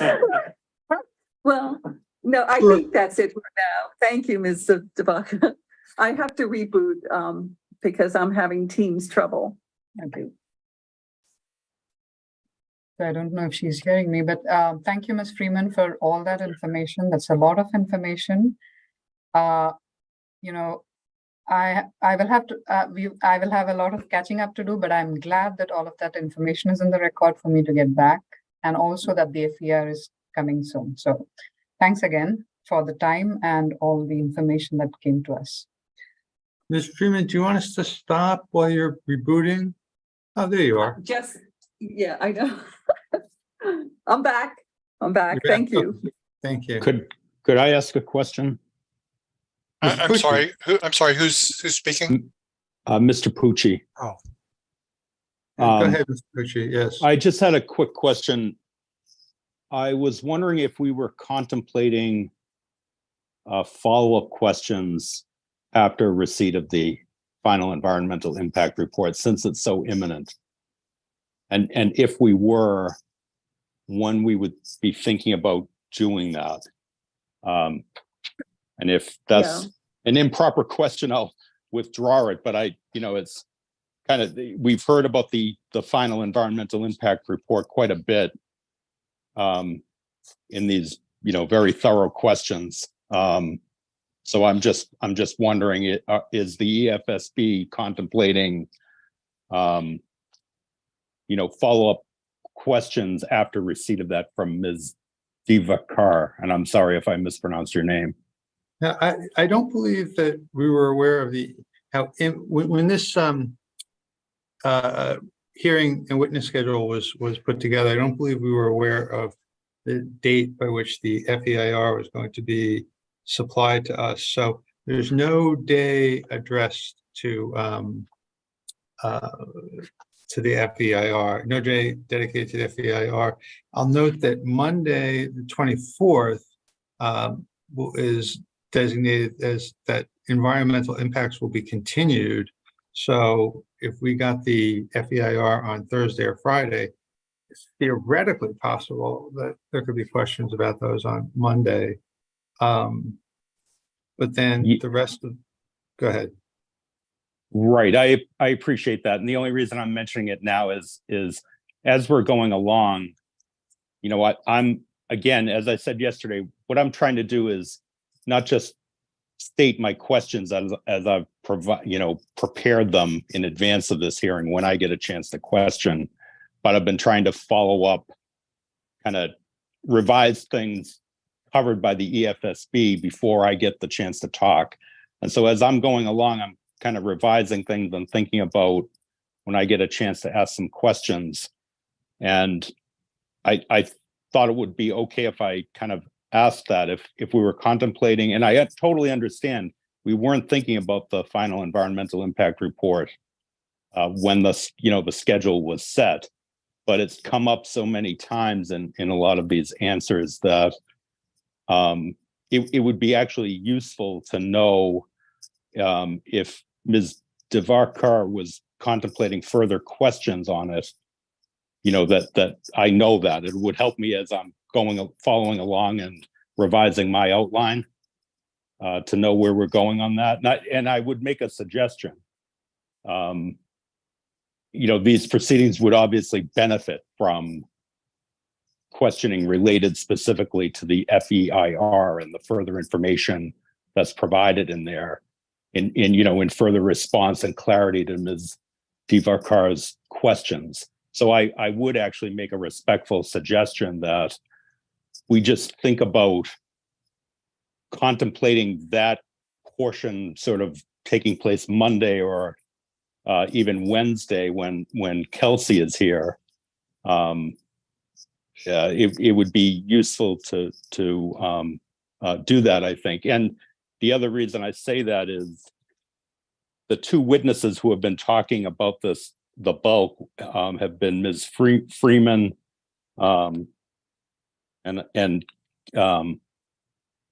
Kelly have been, and I know that they're planning to be here on those other days that you have next week. So it's just I just wanted to interject at this point because it would be helpful to me personally as I'm revising my outline, and also to just get clarity and make the suggestion on the record that we do allow for follow-up after the filing of the final environmental impact report. They'd like some follow-up on the FEIR on Monday or Wednesday of next week. Let me hear from Mr. Runge, what he thinks of that. I'm happy to provide some thoughts on that. So I think when we started this proceeding, when the schedule was developed, there was no clear expectation that we would have the FEIR. I think we're trying to get it in front of the citing board before the hearing is done. And I think we have said that we, hope to get it filed by the end of this week, early next week. So we would have no issue with follow-up questions on those days next week when we're talking about environmental impacts, or even I think the 27th, you have something scheduled for a panel of SouthCoast wind witnesses. If you felt it was necessary to address some of those topics, then we could try to do that. What I would say that we would be opposed to would be extending the hearing dates just because of the FEIR. I think the topics have been referenced already multiple times in discussions. It really hasn't hindered any of the questions. It really just provides more of a complete answer, I think, when you look at the FEIR, and we've referenced, what is in it. So you'll see it once it gets filed, but it's not filed yet, and we don't want the hearing extended just because of the filing date of the FEIR. And Mr. Shea, if I might add to what Attorney Runge has just stated, the Massachusetts Environmental Policy Act review process is still ongoing, and the town will have ample opportunity to review the FEIR and to comment to the Secretary of the Environmental and Energy and Environmental Affairs office. So there is a separate public review and comment period that is taken into consideration. Okay.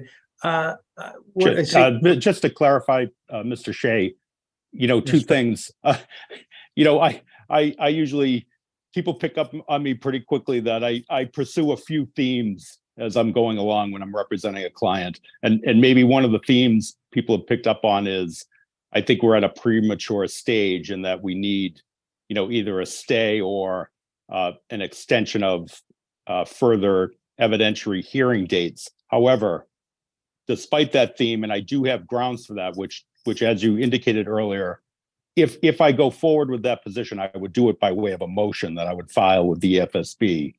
But what I'm talking about here is just the practicality of these questions that are being asked today, and knowing that the final environmental impact report is coming in. So it was just a logistical suggestion within the confines of the existing order. I'm not asking for further hearing dates on this particular issue, just that we have a chance on the issue, when it comes in next week.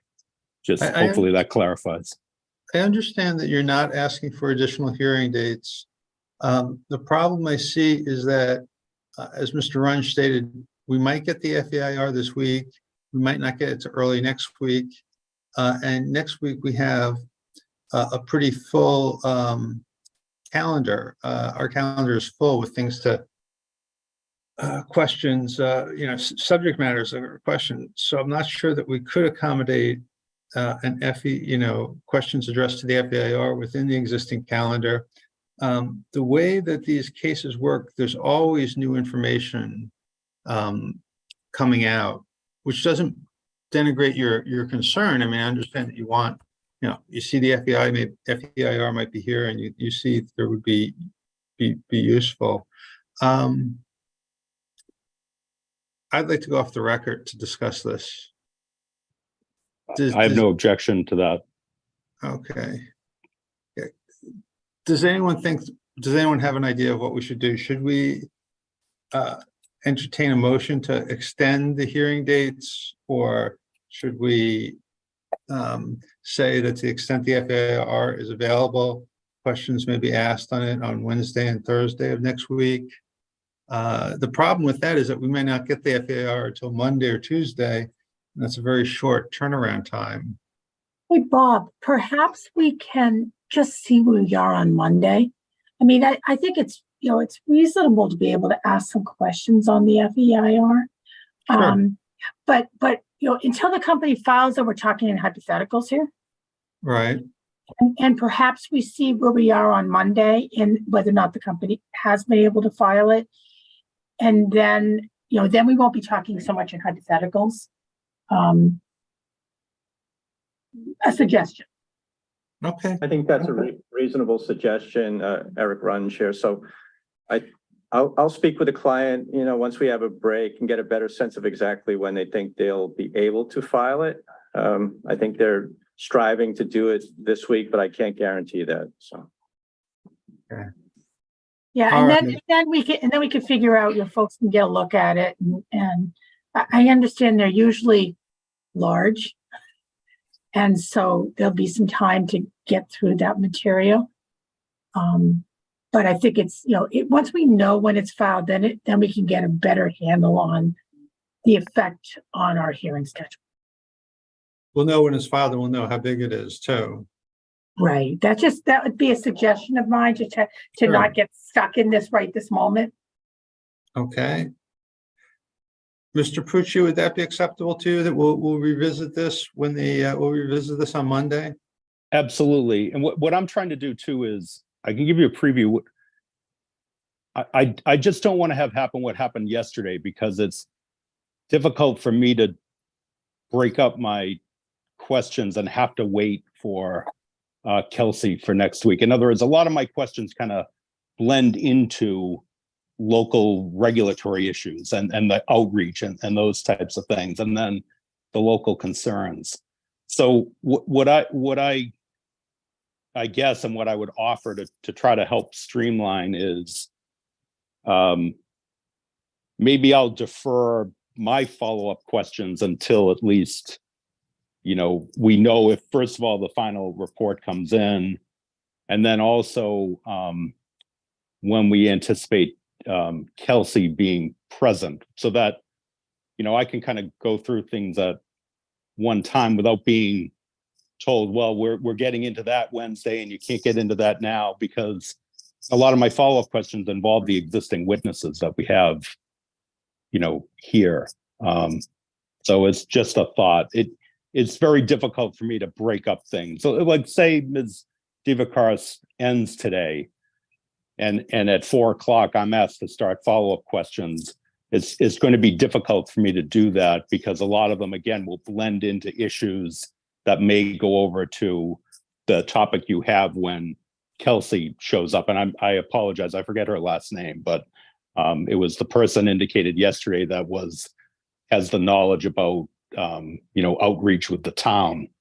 And a lot of my questions would be follow-up on Ms. Divakar's thorough questions for these existing witnesses that she's talking about, but they also blend over into things that Kelsey may be the one to ask about that. So I'm just throwing that out there now. We can deal with it logistically, but I just kind of want to give a preview. I would think maybe it makes more sense for you to proceed, and maybe my chance for follow-up questions gets moved, I don't know, to Monday or Wednesday, something like that. Your chance for follow-up questions with respect to what? The questions Ms. Divakar has been asking today? Yes, but a lot of the follow-up that I would have to Ms. Divakar's questions would also blend over to questions that might be more appropriately when the witness appears on the zoning and community outreach, those issues. You know what I'm saying? I just don't want to break it up. I'm just asking as a courtesy. It's just difficult to break up my questioning in that way, and then have to take out questions that may only be relevant for Kelsey, but they're really in follow-up to Ms. Divakar's questions. I hope I'm being reasonably articulate about it. I understand what you're saying, that as far as, and correct me if I'm wrong, as far as I can tell, Kelsey Perry is only available on Wednesday, the 26th. And and there've been a number of times that various people, in particular Mr. Pucci, has asked questions, and he's been asked to put those questions on hold until Kelsey Perry appears. So One thing I could do, I'm sorry to interrupt, but just a suggestion, these same witnesses, if I were to follow up on some of the questions asked today, I see Kathleen Freeman and I think it's Kelly Smith are both here on Monday. So even if I have the chance to kind of consolidate and regroup my follow-ups, that I kind of take out the stuff really for Kelsey and wait till Wednesday. If you don't want to have me wait for everything until Wednesday, I could offer that, but I kind of break it up and I try my best in advance to, have the first set of my questions on Monday, the follow-up, and then the rest that would necessarily involve Ms. Perry go into Wednesday. It just might work. Mr. Runge, do you have a response to that request? Yeah, I mean, I think that the questions that pertain to Ms. Perry, those can wait till Wednesday, as we've already discussed.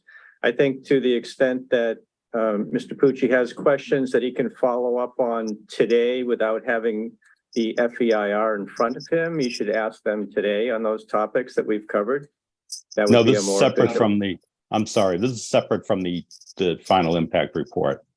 Because what I'm talking about those follow-up questions would be more questions related to follow-up from Ms. Divakar's questions specific to local concerns and local impact. I'm not saying that pertains to final environmental impact reports. That's a separate issue.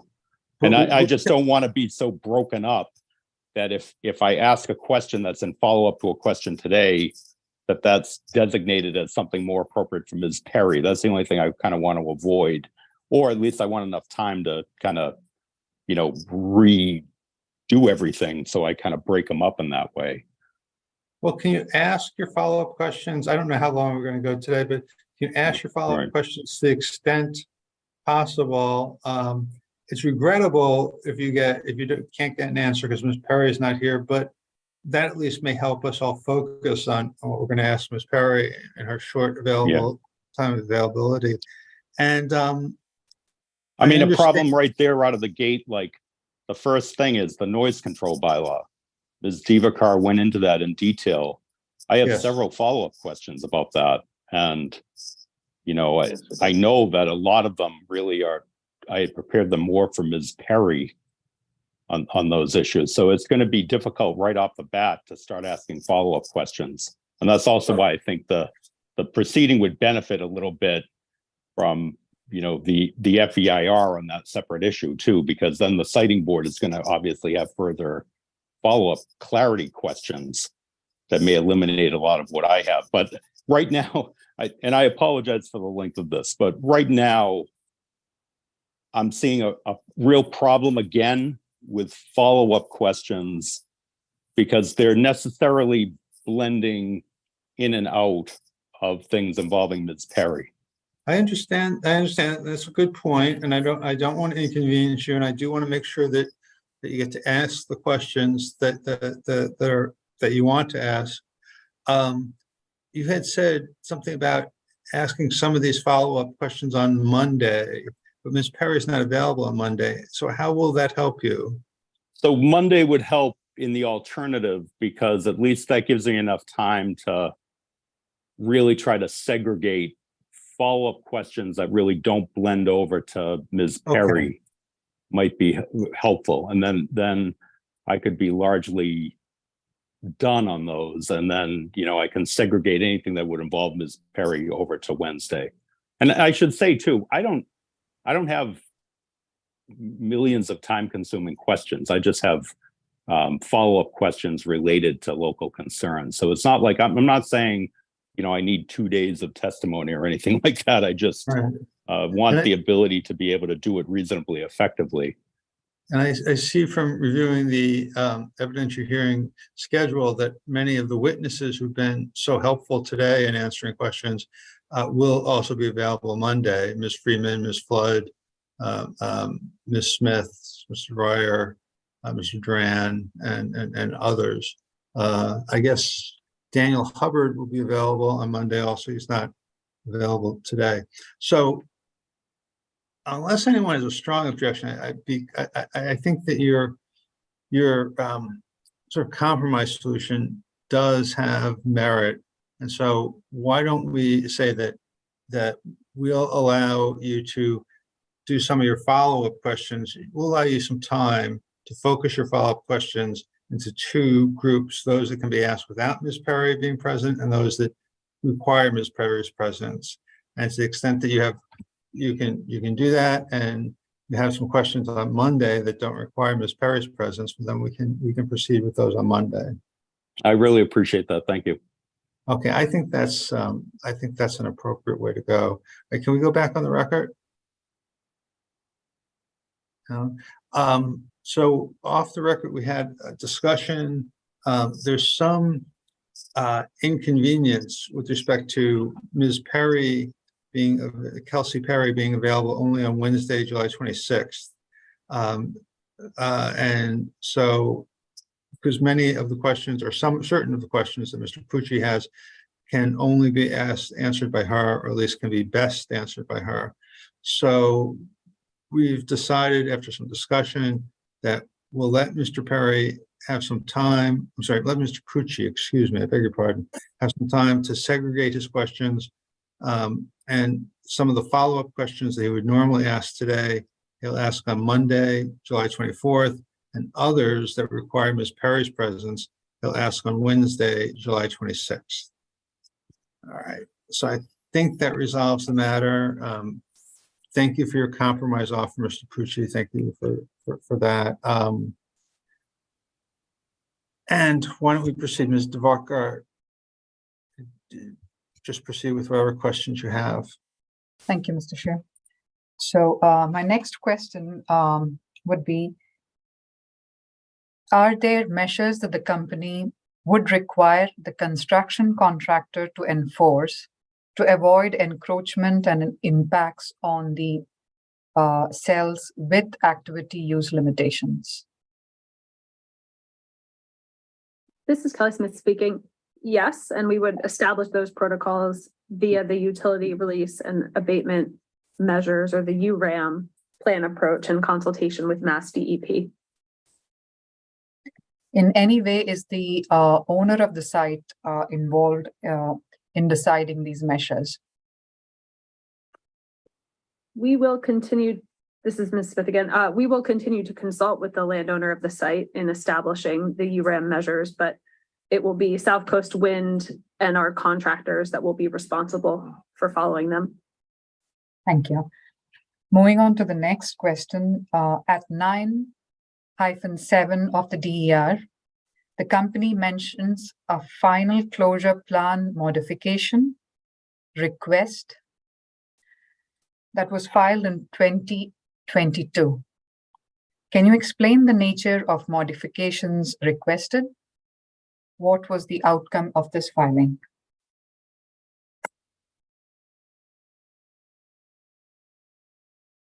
This is Kelly Smith. Could you please provide the page reference one more time?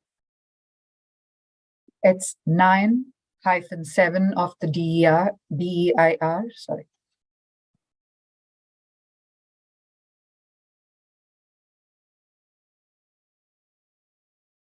Filed by Breaking Point LLC. This is Kelly Smith again, and now that I'm on the correct page, and the question again was regarding the nature of the modification. Yeah. So I believe that I'm reading from the DEIR as well, but the request was to relocate cell 1A, so that elevated grassy area shown in the aerial, to the open landfill cell 10. There was nothing else requested for modification. That's the only modification you required. This was submitted by Breaking Point LLC, so the landowner. It is the only modification that I am aware of. However, that would be available through Mass DEP if there were other modifications requested.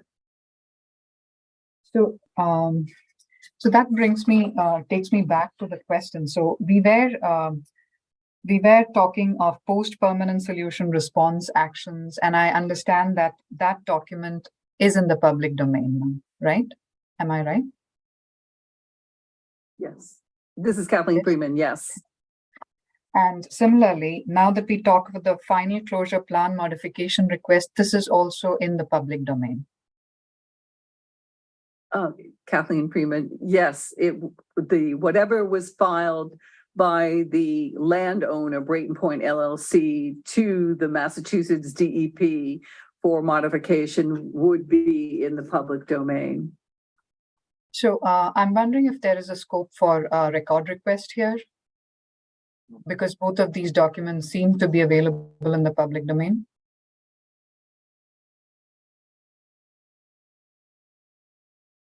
Do you want the witnesses to obtain these documents and provide them under a record request number? Is that, yeah, is that possible? Yes, then it's easier to make it part of the record. So that would be RR EFSB-10. And why don't you state exactly the documents that you were looking for? Yeah, one would be the post-permanent solution response actions. And the second would be final closure plan modification request.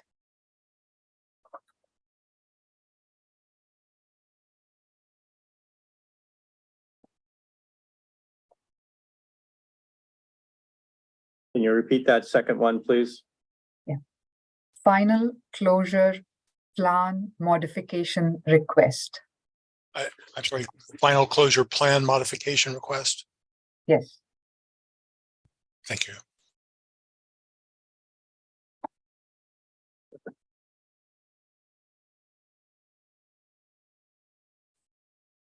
Okay, thank you. That's RR-EFSB-10. Thank you.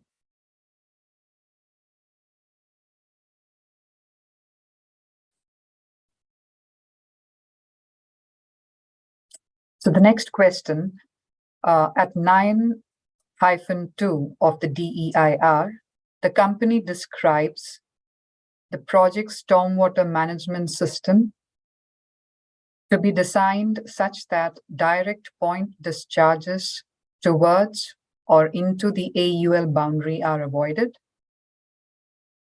This is 9-2 of the DEIR.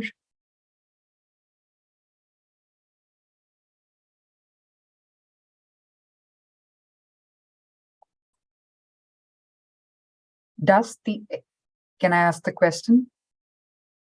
Yes,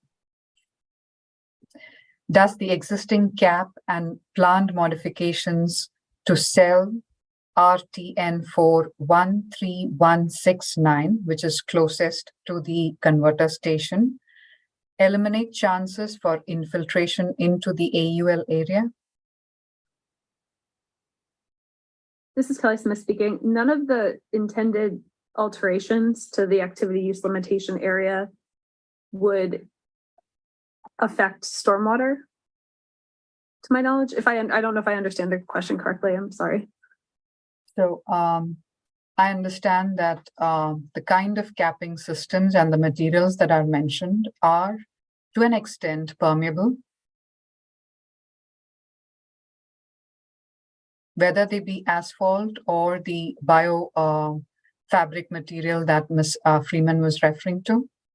Am I correct? No, Kathleen Freeman, I apologize if it didn't come through clearly. I said impermeable, meaning not permeable. Okay. So the answer to this question would then be, there is no chance that infiltration would happen through the existing cap systems. Presumably, if properly designed and not permeable layer would prevent infiltration. And I can't imagine the Mass DEP would approve such a cap that would allow infiltration. Now, since we were discussing the general drainage on the site, the drainage directions on the site, I just want to understand how would the risk of contamination through leaching or site runoff affect any of the, I know there are HDD, duct banks, if that is the site drainage direction, as you mentioned. So how would the risk of contamination through leaching or site runoff from the AUL sites be taken care of during the construction phases?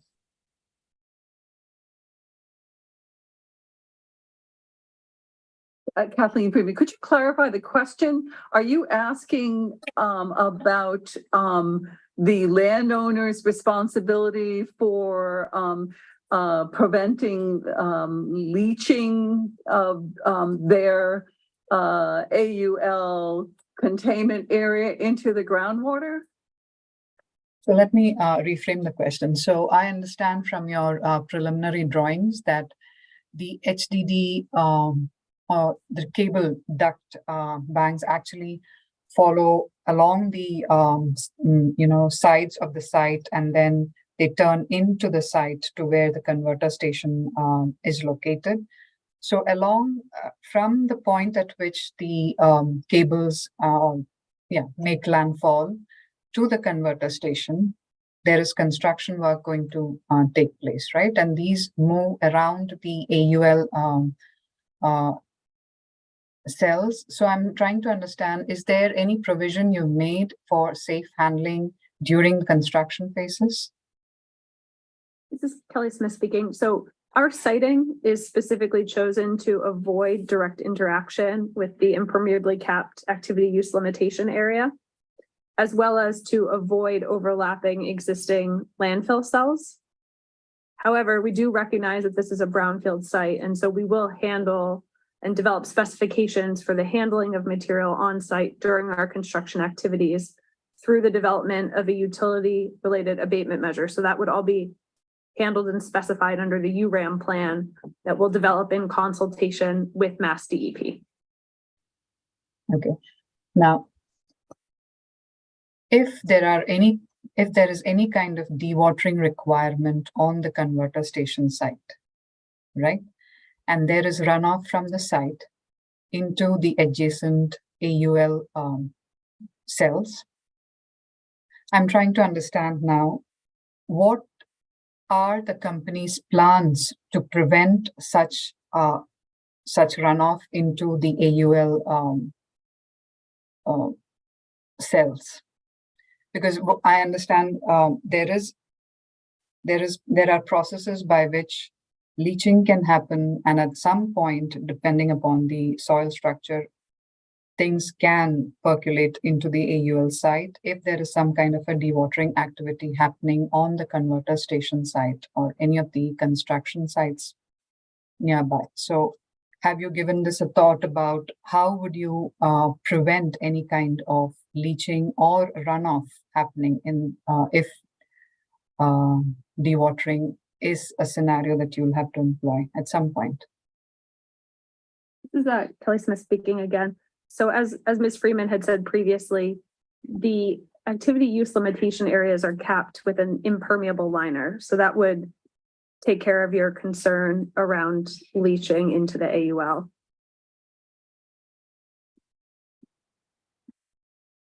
And then further, during construction, our construction activities will conduct monitoring for signs of groundwater contamination. Eric Fraser, just to add in some clarity, during the construction process, when there's dewatering, two things to keep in mind. We will have monitors on site, as Ms. Smith said. We will also instruct our construction contractor during dewatering activities, because there's concerns over the area, would be placed in such a manner that any discharge from on-site discharge from dewatering activities would be sent in directions away from any of those known potentially contaminated areas for the purposes of preventing exactly what you're talking about. And obviously during dewatering activities, we would have to monitor to make sure that what we're dewatering is A, clean, and then B, we would make sure that the runoff is protected from those areas. Thank you. Thank you, Mr. Fraser. So my question would be this then. So are these measures going to be detailed out in the erosion and sediment control measures, as well as the stormwater pollution prevention plan, or in any one of these, or in any other?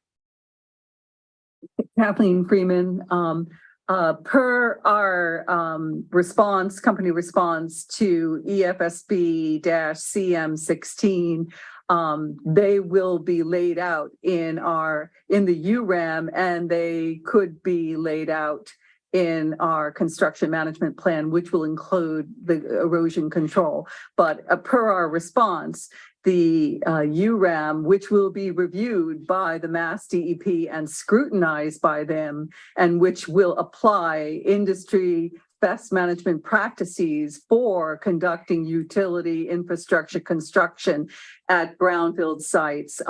We will follow the regulations, the groundwater dewatering and on-site recharge regulations, and the citation to that is 310 CMR 40.0045 subsection 5. Again, we discuss how we're going to handle groundwater management dewatering in EFSB CM 16. Okay. In that case, is this going to be a topic of discussion in the erosion and sediment control measures that the company will come up with? Can you clarify, Kathleen Freeman? Are you talking about the management of groundwater dewatering? Wait. Groundwater runoff. I'm sorry. I'm talking about runoff from the site. Runoff from the site. Yeah. Yes. The short answer is yes. I should also mention, and this is in our IR responses, we will also be applying for a federal NPDES general construction permit, which will cover stormwater runoff and how we manage the construction in a way that protects groundwater or surface water. So what is the status of any kind of stormwater management design at this stage? Where are you with regard to stormwater management designs? I understand that there is a stormwater pollution prevention plan that you will come up with as part of the NPDES construction general permit. Outside that, at this point, what has the company to offer in terms of stormwater management design that it has developed? And if there are any references, let's have a look at them. This is Kelly Smith speaking. So in our engineering attachment to the analysis, we did provide a preliminary grading and drainage plan to indicate that there. Yeah. Can you please bring that up? Sure. Just a moment.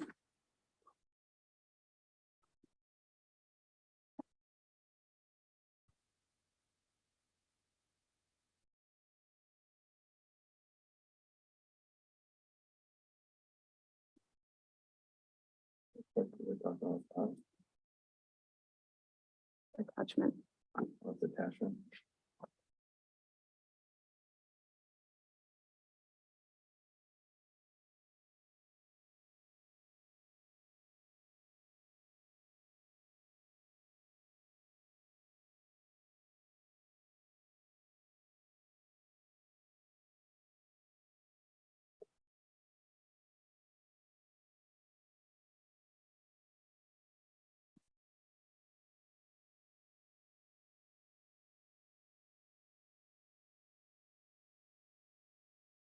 This is Kelly Smith again. I'm in attachment B to the analysis.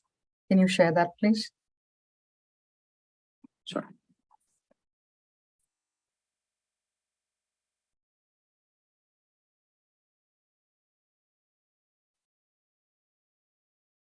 This is sheet C1-1, and I am pulling the screen up.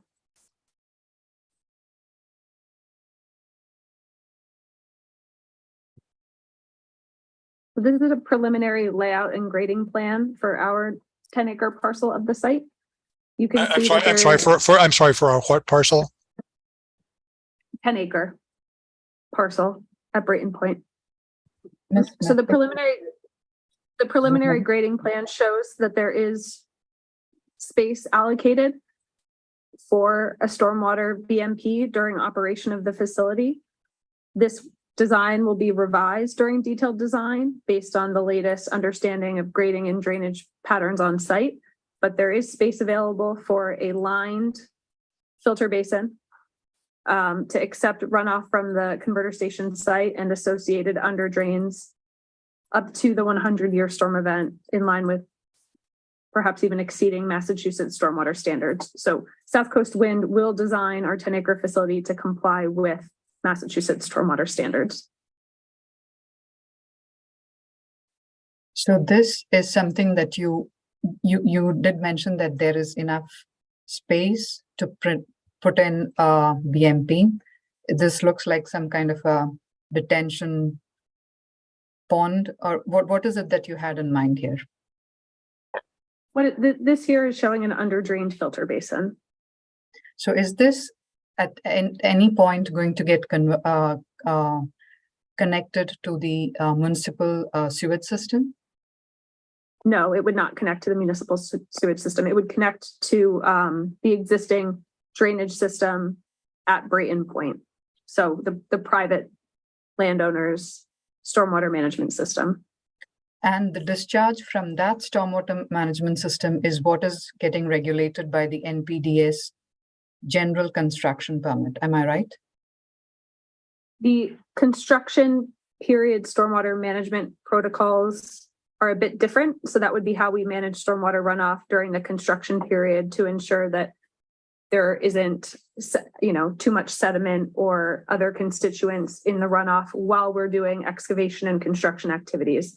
What I am showing here is how we would comply during operation of the facility. No. So they cover two different stages of the project. So let me clarify on this then. So when you said the NPDES general construction permit, once the construction is over on the site, the permit would no longer hold?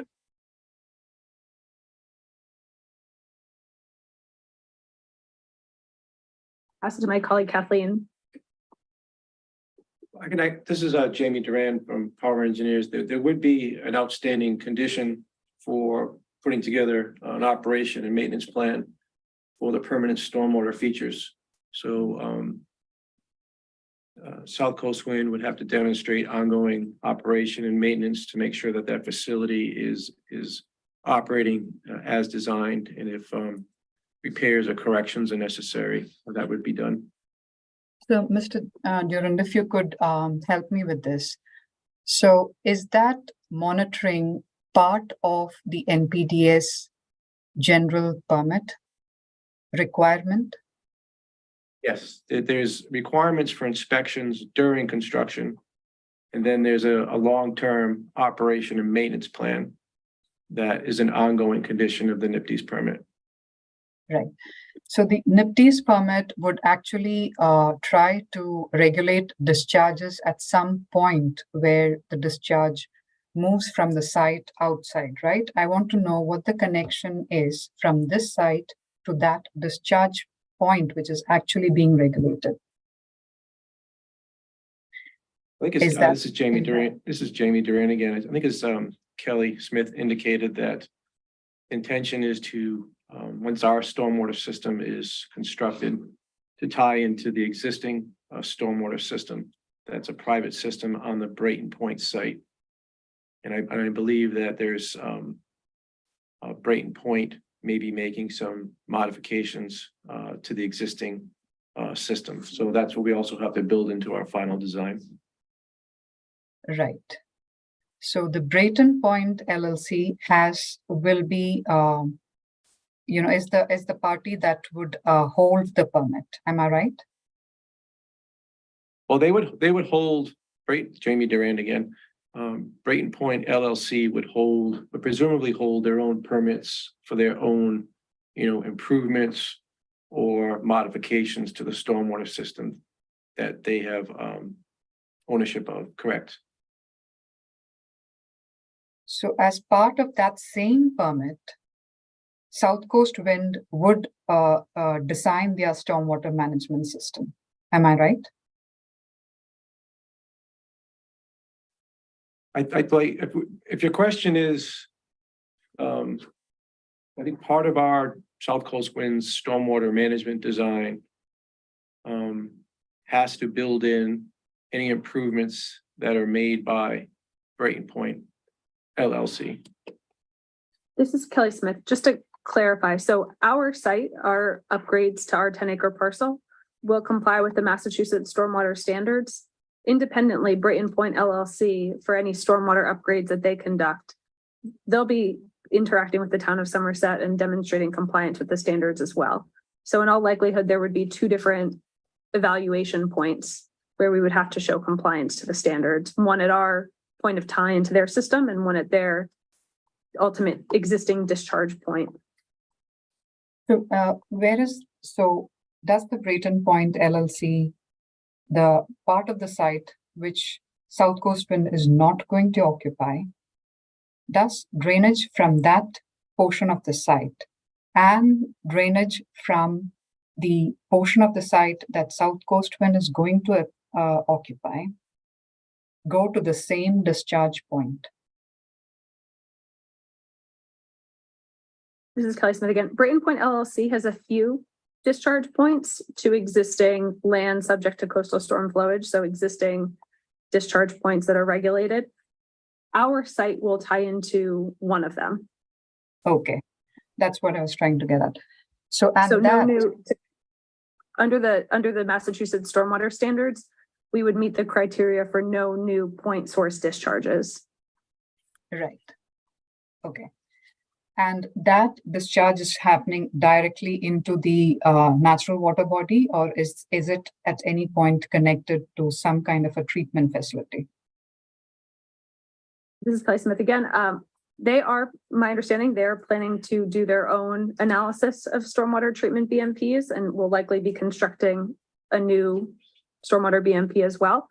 And their existing discharge that currently receives runoff from our general site area flows into an area of the site called the lower supply basin, which is considered land subject to coastal storm flowage, but does not have its own immediate discharge point to natural water bodies. It's that, if you're looking at an aerial of the site, it's the former canal shown on the aerial that actually is closed off currently. So the function there is infiltration mostly. There is no conduit, discharge conduit taking it anywhere else from there. So the lower supply basin is currently blocked off. So some degree of infiltration, some degree of evaporation, that is something that they'll have to consider in their analysis. Okay. By what time do you propose to develop the stormwater management plans for your site, the design details? Kelly Smith again. I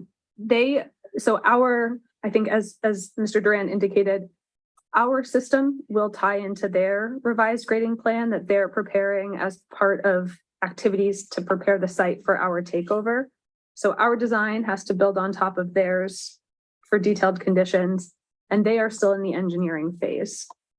So our detailed stormwater design will be a bit contingent on their refinements of their plans, and they will also have to go through the local permitting process, which could further create changes. Currently, the objective would be to advance that this year and have detailed design towards the beginning of next year. That's the current expectation for when we will have a firm basis of what their plans are from which to base our own.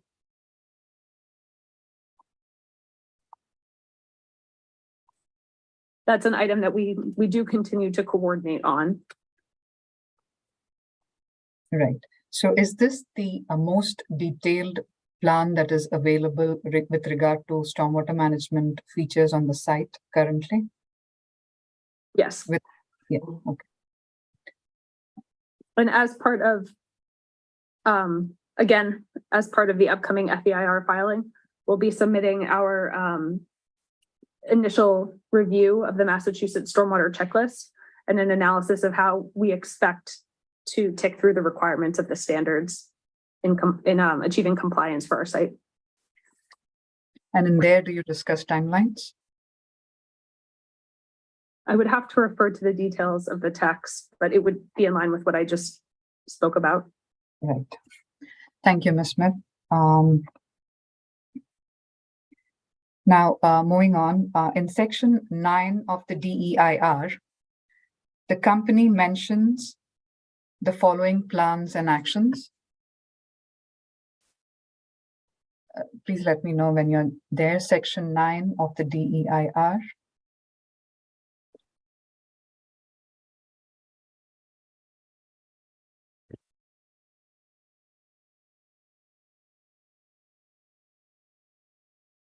You repeat the page number?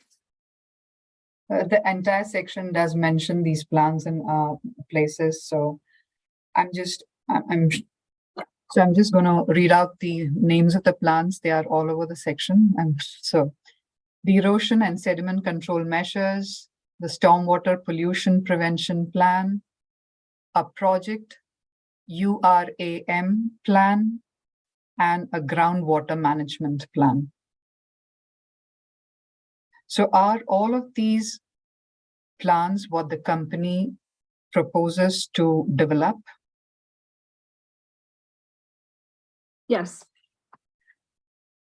And are any of these plans part of the construction management plan?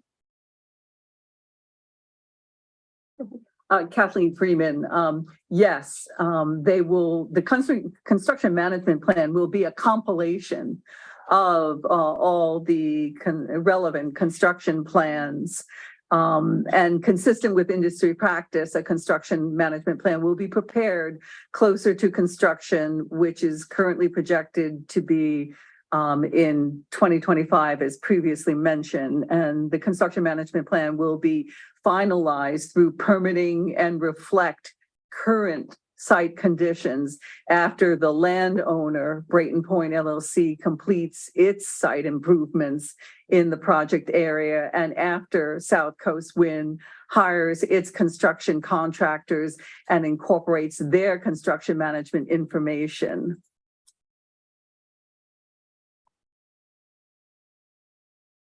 And is there a tentative timeline we are looking at? Because a lot of information seems to be in there. Yes, I mean, it guides the construction management plan will be used by the company and its contractors during construction, and it will guide the contractors and ensure that environmental protection and sound construction practices are implemented throughout construction. And as you questioned, it will include a soil management plan, and the other plans mentioned as they are relevant to construction. And as Mr. Frazier mentioned earlier, there will be a monitor to ensure that there is compliance with these commitments. And this is Kelly Smith again, just to add to what Ms. Freeman said, developing the construction management plan closer to construction is consistent with industry practice.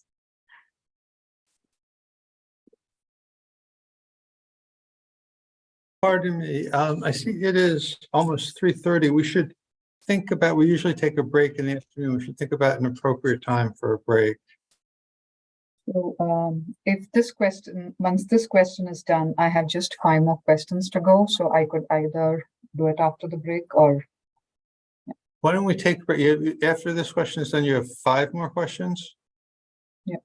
Is that what you said? So why don't we do the 5 questions after the break? Did you receive a satisfactory answer though to your last question?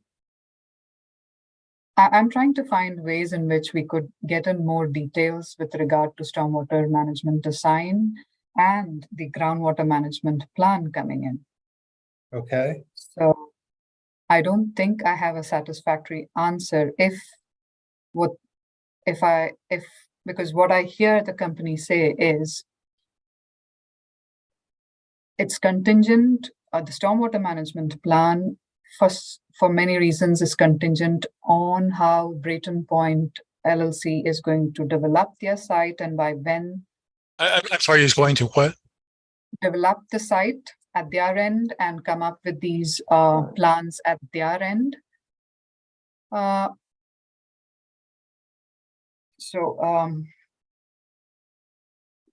just wondering if there is more details that we could see coming without having to wait that far.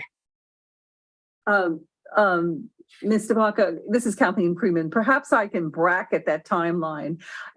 This plan will be available and ready prior to construction. However, just based on industry practice, before we can develop the plans, we have to have, as Ms. Smith has said, we have to hire a construction contractor. We have to look at what the conditions are then at the time we are about to start construction, and then integrate that into the plan to reflect then current conditions. Right now, the landowner is doing all sorts of mucking around on their land and making improvements. So we need to see what they do, let the dust settle, so to speak, and then incorporate that into our plan so they are the most current, they reflect the most current conditions and the most appropriate protective measures at that time. But we're not pushing it off indefinitely. You have our construction schedule or timeline, and prior to that we will be preparing all these documents, which again is standard industry practice. I hope that is helpful. Thank you, Ms. Freeman. So again, nothing has, in what you said, we cannot in any way get to more details sooner, right? At least because what I'm trying to get at is please correct me if I'm wrong, we are used to reviewing plans which are not 30%, maybe 60% completed, and then there is some, I'll take this. So do you want to? No, I was going to have Ms. Freeman address it, but I'm just going to say that there are multiple instances where parties have come to the siting board with 30% design or even less. And I think Ms. Freeman can give some examples of that. So not at all unusual. Yeah, this is pretty standard, Kathleen Freeman. We actually did a survey of what the design levels are for recent projects before the siting board at the time of approval. And one example, I'll give you two examples. The Mid-Cape Reliability approval most recently, and Vineyard Wind, another offshore wind project, when they received approval, they were at 25% design level. And no construction management plan at the time, because again, we want to make sure that what we put into that construction management plan reflects then current conditions. Those conditions can change, so we want to be up to date. If there's been other activities that have affected the current conditions, we need to incorporate that and integrate that into our plan so they appropriately address those conditions. Okay. Pardon me for my ignorance. So let us try to find out what can be worked at. Okay. So we have the site, we have the Brayton Point, the owner of the site working on site development. Is there any kind of gradation changes that we are expecting in moving forward? Do you understand what I'm trying to say? The site profile. Yeah. Are you grade changes? So regrading of the site, is that the question? Yeah. Yes. We are proposing changes. Yes. I'm sorry, I didn't hear the answer. Yes, there are plans by the landowner, Brayton Point LLC, to do regrading in the northern portion of the site, which they will conduct through the relevant permitting agencies to get permissions to do so. And we have, currently, we have no idea of what those regrading plans are going to be. They're Am I still right? under development, but we've been having ongoing communications on what conceptually it's likely to look like and how the system is likely to function. However, for SouthCoast Wind to advance detailed design of our stormwater management system, we will have to tie into their approved plans. Right. Is now an appropriate time to take our afternoon break? Yes, please. Yeah. Okay, so why don't we take a 15-minute break, which is what we usually take, and it's 3:36. So I'll see you back here at 3:51. Thank you. Thank you. Thank you. Thank you.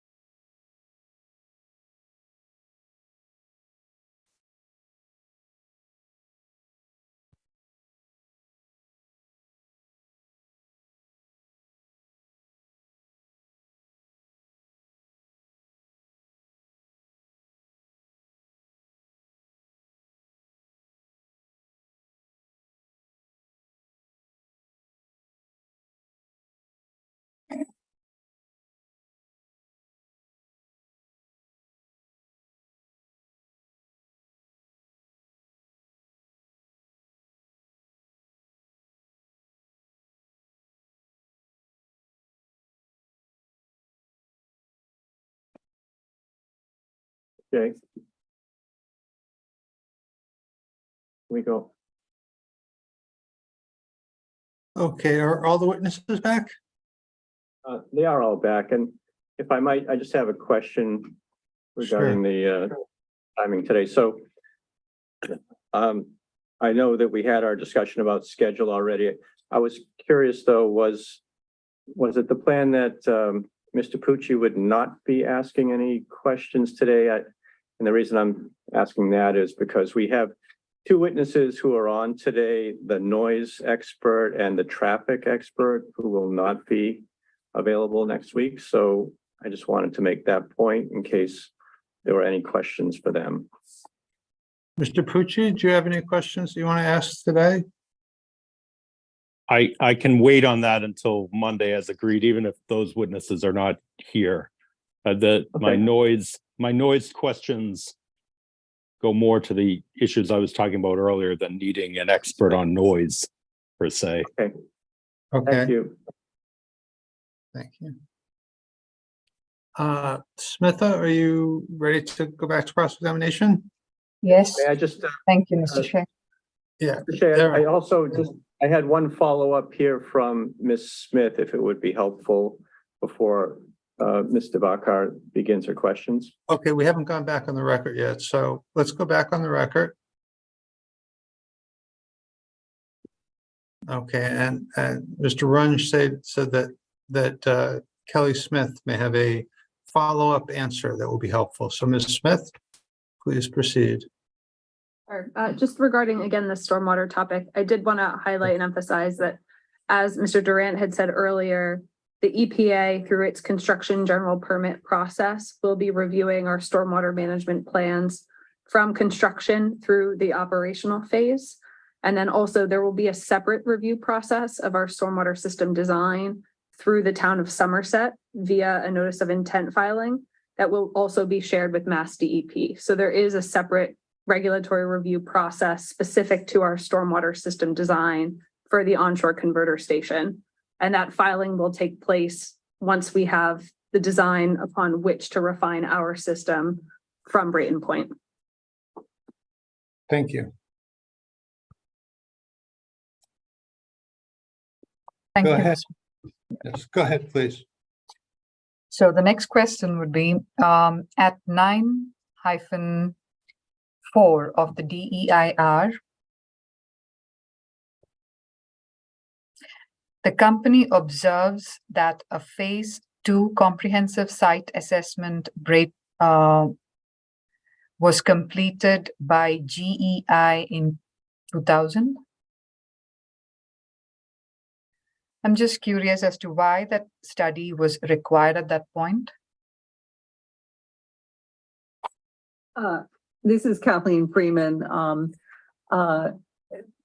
Doing a comprehensive site assessment of the property, and from my review of the various documents prepared for that release tracking number, is a standard process in the Massachusetts contingency plan site review. At that time, the 2000 site assessment that was prepared on behalf of the landowner looked at 150 acres and the Little Cove area.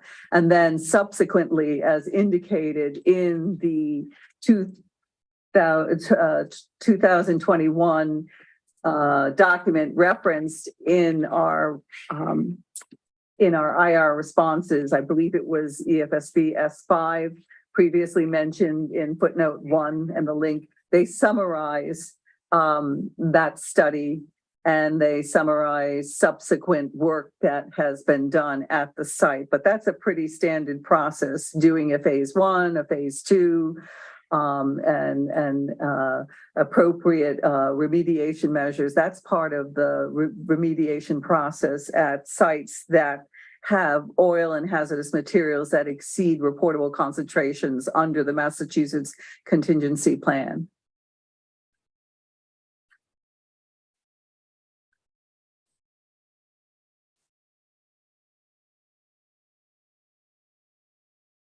Ms. Varka, you're muted. I'm sorry. Can you hear me? Yes. I'm sorry about that. So I'm just curious about the time. So the decommissioning happened in 2017, right? As far as if correct me if I'm wrong, the power plant decommissioning happened in 2017 or thereabouts. Yeah, this is Jamie Duran from Power. I'll double check, but I think in 2017, I think that's when the cooling towers may have been demolished. This is Kelly Smith. Yeah. The towers were raised in 2019. Oh, 2019, okay. Yeah. Right. So this kind of because I read through what was written in there, and it seemed very detailed in terms of the kind of assessments that were done. I was wondering if this kind of an assessment was not required for remediation after the cooling towers were taken down. I'm just trying to understand how much of remediation effort has happened and what drove those remediation efforts. Well, the remediation, yeah, the demolition of the towers is different from conducting a chapter 21E MCP closure action. But the 2000 phase 1 or phase 2 that was done by landowners, licensed site professional at the time, was just to get a assessment of conditions at the property. And then subsequently, as indicated in the GEI licensed site professional summary in 2021, which provides a history of all the assessment activities that have been done at the site. It's the assessment and the licensed site professional's opinion as to the risk posed by those conditions that really drive the risk management measures and remediation that's conducted at the site to achieve the requirements for closure as a permanent solution under the Massachusetts contingency plan. And closure is the standard is no significant risk.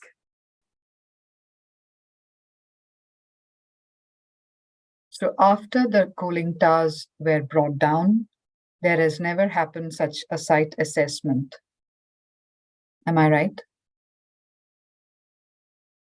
I am not aware of it because, again, those areas that were identified as having risk were closed out with permanent solution response action outcomes under the regulations. I imagine before they did the demolition of those towers, they had to put together, the landowner had to put together plans to protect the public health from the demolition. And I understand that the landowner worked with the town of Somerset and their public health officials to ensure there were no safety issues, just based on what I read of the press releases from that 2019 demo job. The company is still talking about conducting a post-permanent solution response action, which I understand is also related to closure of these cells, right? This is Kathleen Freeman. When you say the company, who are you I'm sorry, referring to? Brayton Point LLC. Okay, I'm sorry, thank you. not the company. Brayton Point. I think LLC. we're the company in this proceeding. Could you repeat I'm sorry the about that. question? Yeah, so I understand that Brayton Point LLC is still proposing to conduct a post-permanent solution response action, and this has to do with closure of these cells permanently. Yeah, that is part of the Massachusetts contingency plan regulations. Once you do a permanent solution filing, which is what was done, I think, in 2012 by the landowner's licensed site professional of record. If you're going to do any subsequent activities that might disturb like an AUL area that was relied upon in the closure, then you need to follow certain very specific regulatory requirements for post-closure activities, especially in AUL areas. Okay. Okay. Right.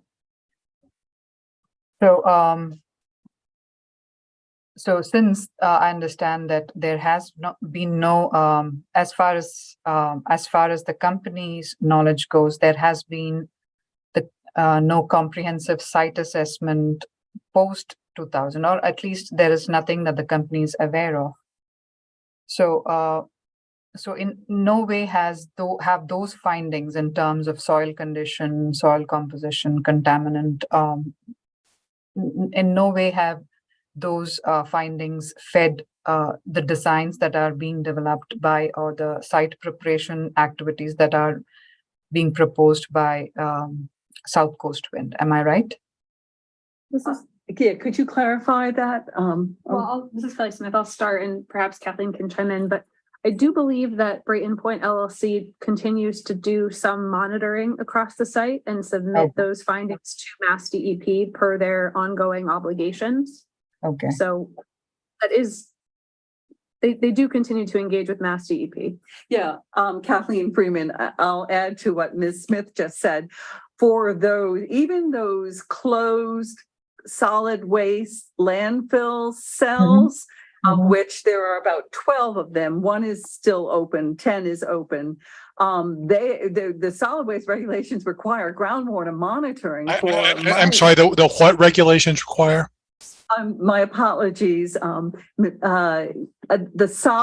Massachusetts solid waste management regulations require that closed landfill cells be monitored. And sometimes the requirements are as long as 30 years to monitor groundwater conditions around those cells. And my understanding is that the responsible party, the landowner, is conducting that groundwater monitoring as required by the Mass DEP and its solid waste regulations. So this is the same monitoring that Ms. Smith was mentioning. These are the details of the monitoring that Ms. Smith was mentioning. Correct. Right. Now at 10 -1 of the DEIR, the company mentions that the decommissioning phase of the project, I'll let you get there, 10-1 of DEIR. This is Kelly Smith. I have the page up. The company mentions that the decommissioning phase of the project is anticipated to begin around 35 years after operation. How did the company arrive at this anticipated timeline? My question is because we have a lot of infrastructure components involved in the project. So I would like to know how we arrived at this timeline and what actually, there may be some factors which are ruling factors, just get an idea of how this is done. This is Kelly Smith speaking. I'm happy to answer that question. The approximate figure of 35 years that's given in the DEIR is really tied to the overall design life of the entire SouthCoast Wind 1 project, all the way from the federal jurisdictional elements in the lease area to the point of interconnection. So it's driven by the standard offshore lease area cycle and the expected typical design life of the turbine technology. However, we do recognize that these are big infrastructure projects, and conventions are, I would say, changing and improving in the industry, and there are opportunities for operation and maintenance to prolong the life of the turbines. And so you will typically see this infrastructure ultimately have a longer design life. And as Mr. Mott spoke yesterday when testifying, cables in particular can have a much longer design life, so can onshore infrastructure. So SouthCoast Wind, through our ground lease agreement with the landowner, Brayton Point LLC, does have opportunities to extend beyond that initial 35 years. And in all likelihood, this will become a long-term transmission asset, just like you've seen with the existing National Grid Brayton Point substation at Brayton Point. Even though the coal-fired power plant has been decommissioned, it's still a valuable piece of transmission infrastructure. And so it still continues to be used by the greater ISO New England system grid for reliability and overall function. And in all likelihood, our proposed project assets would as well. Yeah, and Kathleen Freeman, and to what Ms. Smith just said, I believe the 33 years came from the lease, the federal lease that we have in the lease area, but that lease does allow for extensions of time. So it can be for longer periods, as Ms. Smith indicated. So let me try to, explain how I understood what you said. Now, lease period is something that has gone into the determination of the decommissioning, when the decommissioning phase will happen. Also, given the infrastructure components that are part of this project, both offshore and onshore, we are looking at the weakest link. When we talk about the wind turbines, are they the infrastructure which have the least what would you call design? I'm sorry, can you help me? I was going to say longevity. Yes. I'm sorry, who is that? Eric Runge, counsel for the company. Okay. Thank you, Mr. Runge. So is that what another determining factor? Are we looking at wind turbines as the weakest link in that, as if that is the aspect we are considering? Yeah, this is Eric Fraser. Certainly that does play into the overall design of the program. But as Ms. Smith indicated, the technologies of all of our major assets with these very large infrastructure projects are getting better. They're getting more detailed. They're getting better. They're getting quieter. They're getting and they're lasting longer. Anything from simple bearings being better technology than they were 20 years ago, to the electronics, to sea fastening. I mean, right down to the transformers. It's hard to say what quote unquote the weakest link is. Our current design for our turbines, depending on which turbine we go with, is anywhere from 33 to 40 years. So the manufacturers in the supply chain are in fact increasing their anticipated lifespans of some of this equipment. So it's really hard to say what the weakest link truly is. I've been doing this transmission stuff for a number of years, and I've personally seen transformers go 65 years and still be in operation. So it's similar to what Mr. Mott said yesterday with some of the cables. So, as long as the infrastructure is performing its purpose and doing so within specification, we would look to extend the asset as long as practical. Something, thank you, Mr. Fraser. Something related, I'm wondering, there is a mention of a decommissioning plan in the analysis, I suppose, or it is in the DER, I forget. But I'm wondering how early does the company plan to notify stakeholders and affected parties about any decommissioning need? It could be parts of a project. I'm just wanted to know what timelines how ahead would people know? This is Kelly Smith. I can start and then perhaps Eric can add on.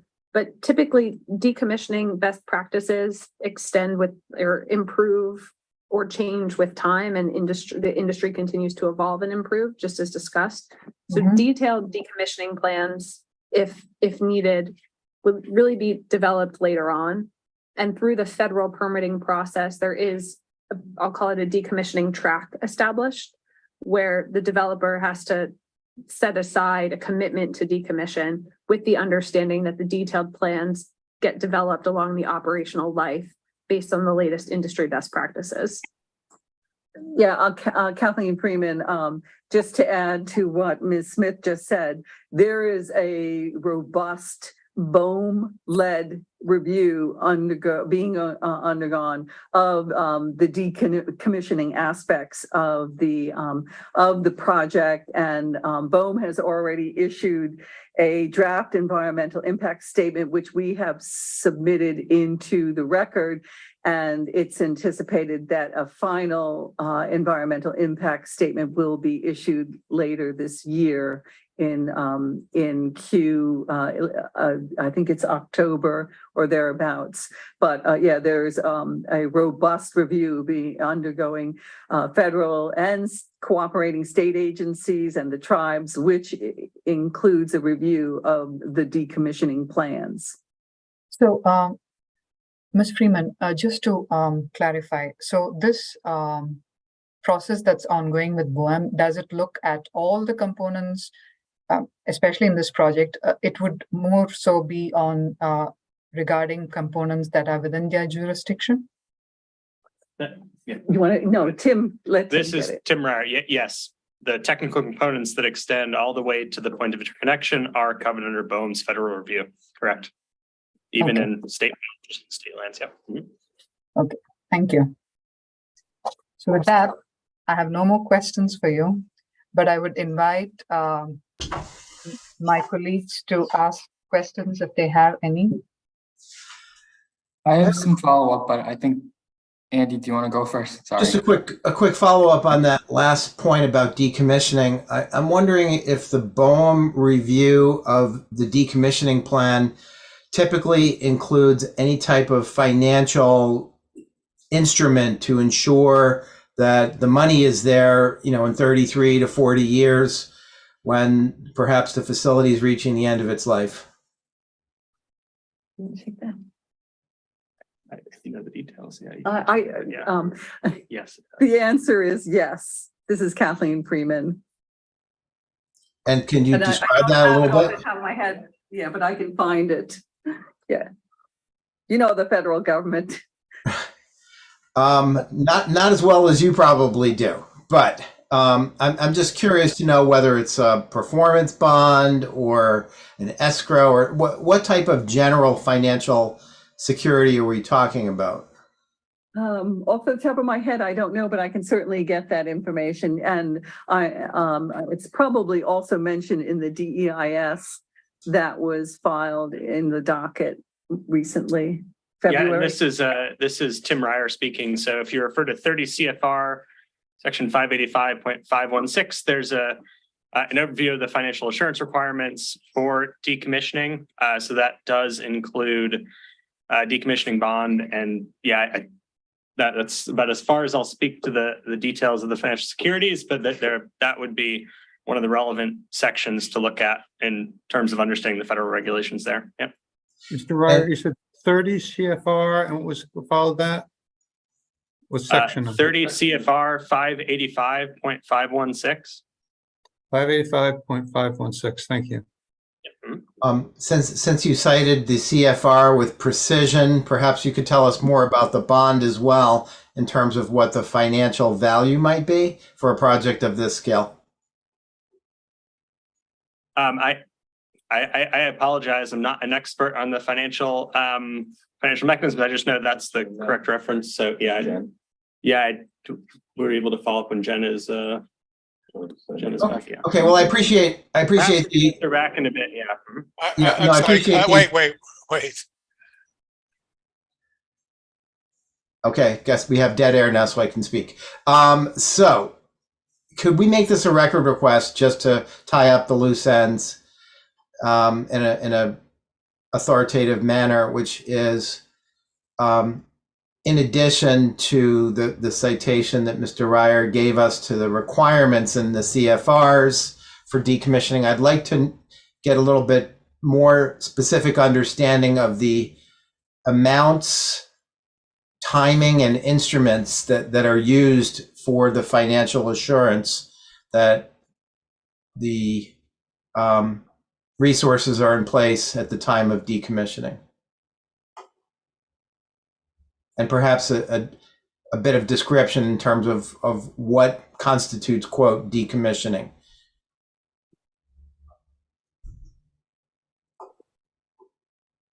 And in particular, I'm interested in knowing whether, as Ms. Divakar was exploring, whether it's predominantly decommissioning in federal waters, or is that sort of end to end from out in the wind lease area all the way onshore to Brayton Point, and including Brayton Point, the facilities being built for this project. Okay, and that's record request RR-EFSB-11. Okay, Mr. Wong, all yours. Thank you, Mr. Green. This is a short follow-up on the discussion about the quote-unquote weakest link. I think the company had indicated that it's possible that you would look to extend the operational life of the project beyond the discussed 30 to 40 years. Would that then mean that you would build in some sort of way to replace or even within that 35 years to replace project components that have reached the end of their life before the end of the project? Yeah, this is Eric Fraser. Absolutely. There's an entire O&M strategy. There's spare parts, as there would be with any utility scale project. So we will have O&M facilities. We will have O&M being operations and maintenance, and we will have folks performing those things, obviously, not only to maintain what we have, but to extend the life of it. And you know, certainly we will look at individual component replacements as need be. And we would continue to do so as long as there wasn't some sort of diminishing returns on the investment. Thank you, Mr. Fraser. And I apologize, these two questions are about things from earlier this morning, but I just wanted to, ask them. I don't want to disrupt the flow. So it's a short question on, in the company's analysis at 5-53, correct me if I'm wrong, I believe the company describes each HDD trajectory as being 0.3 miles. Does that sound accurate? This is Kelly Smith. Yes, it does. Thank you. And is it the company's intention to achieve, if it's possible, that 0.3 miles in a single pass of HDD? This is Kelly Smith again. Yes, our understanding of the industry practices is that a HDD length of 0.3 miles is achievable. Thank you. And excuse me if I can clarify the question. This is Tim Ryer speaking. You mentioned in a single pass. Is that correct? I did, but I know it has, goes back and forth, but I guess can it be done in one conduit, I guess I would say. Yes, thank you. Just to clarify that point, Tim Ryer still speaking. As the construction methodology may require multiple passes of the drill bit through a single conduit, but we believe that a single conduit is fully feasible. Yep. Thank you. Appreciate the clarification. Okay, so can I refer the company to its information request response to EFSB-G-22? It pertains to the lease owner, Brayton Point LLC. And I understand that you can't speak for them, and there's certain relationship parameters. So I just want an update on this answer. And I'll give you some time to get to that information request and let me know when you're ready to answer.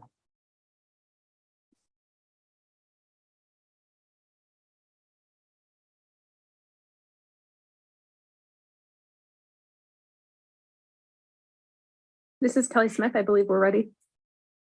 Thank you, Ms. Smith. And I apologize if this was answered in the extensive questioning this afternoon, but has there been any progress in Braden Point LLC's designing of site preparation activities and its need to obtain approvals for those activities?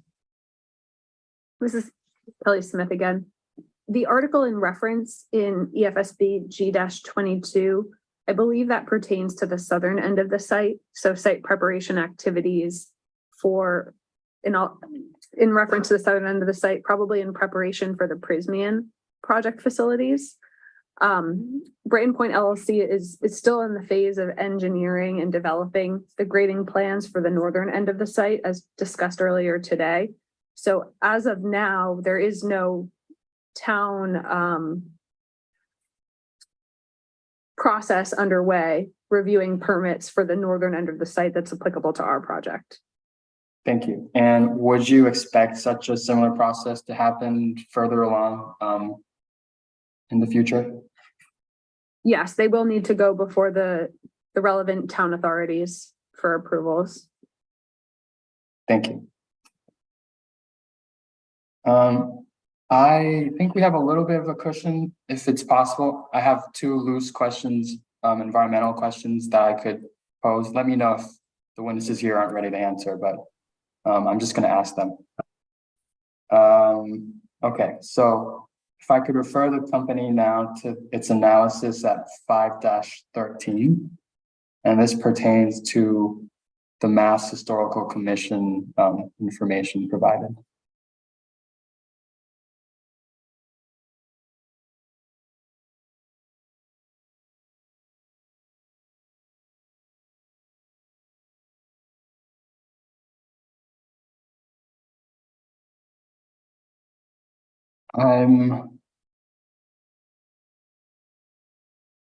Give me 1 second. Yeah. Okay. I'm specifically looking at the fourth paragraph on the page in the last line of that page. The last sentence, rather.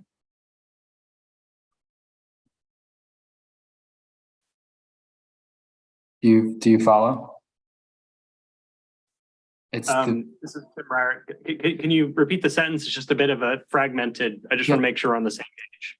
The sentence is, however, due to extensive disturbance, if any isolated materials are present, they would not be eligible for listing in the national state registers. Okay, we've got it. Thanks. Thank you.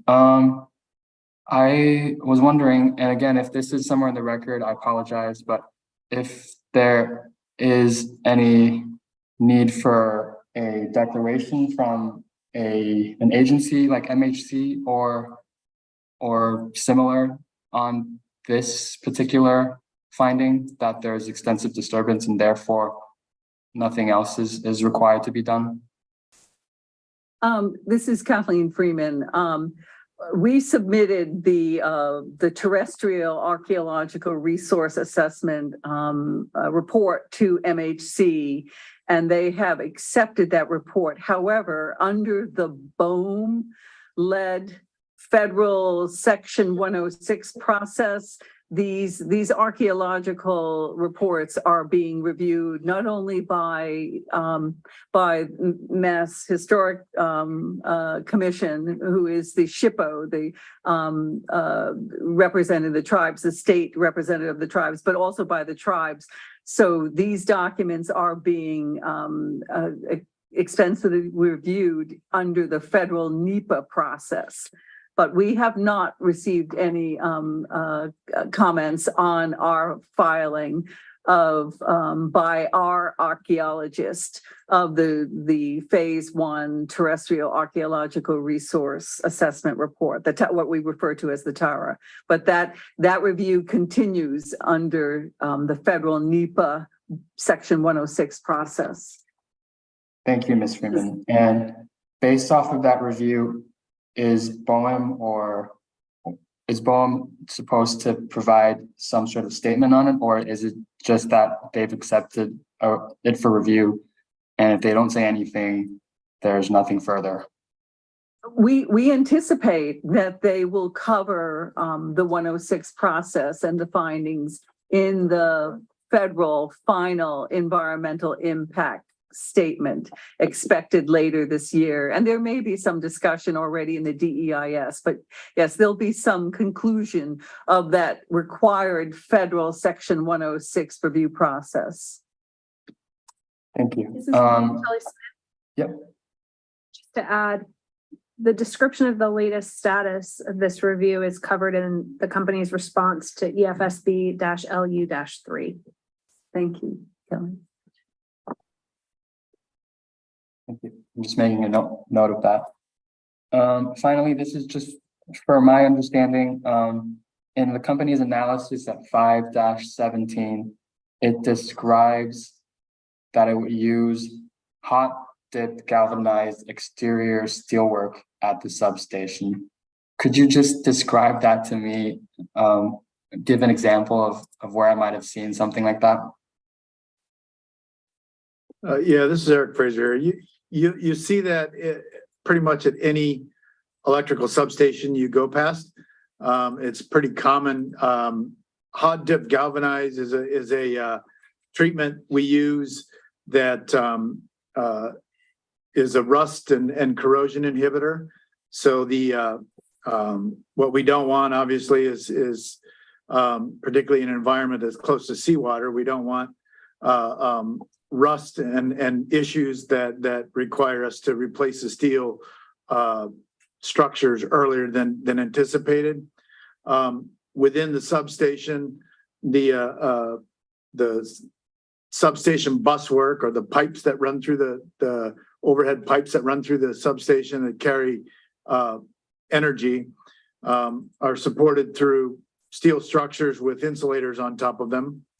And those steel structures are what we're referring to here for hot dip galvanized, or lightning masts, things like that, lighting towers, anything, any steel structure that sticks up in the air inside the substation or converter station area. Those steel structures would all be hot dip galvanized. Thank you, Mr. Fraser. And just to confirm, if I had any marine questions, I'd have to ask them tomorrow. Is that correct? This is Tim Ryer speaking here. If you have a general marine question, I'm happy to answer it. I think I'm the SME for most of them. However, specific questions, including sediment dispersion. Yeah, oh, go ahead. Sorry, I'm sorry. I just couldn't understand what you said at the beginning, Mr. Ryer. If you have general marine questions, I'm happy to answer them. That's correct. And I was just noting also that some of our subject matter experts for specific areas, for example, for sediment dispersion and transfer, are not here now. So, you know, for that specific aspects, there may be answers that we can't, but general marine questions, we'd be happy to answer and talk about. Okay, this is just one really general, I think it's a good question to end on. The company describes down shielding of its lighting as a mitigation for birds. This is in its analysis at 4-33. Could you clarify this statement for me? Just connect the dots. Is it that birds are likely to be attracted to the lights at night?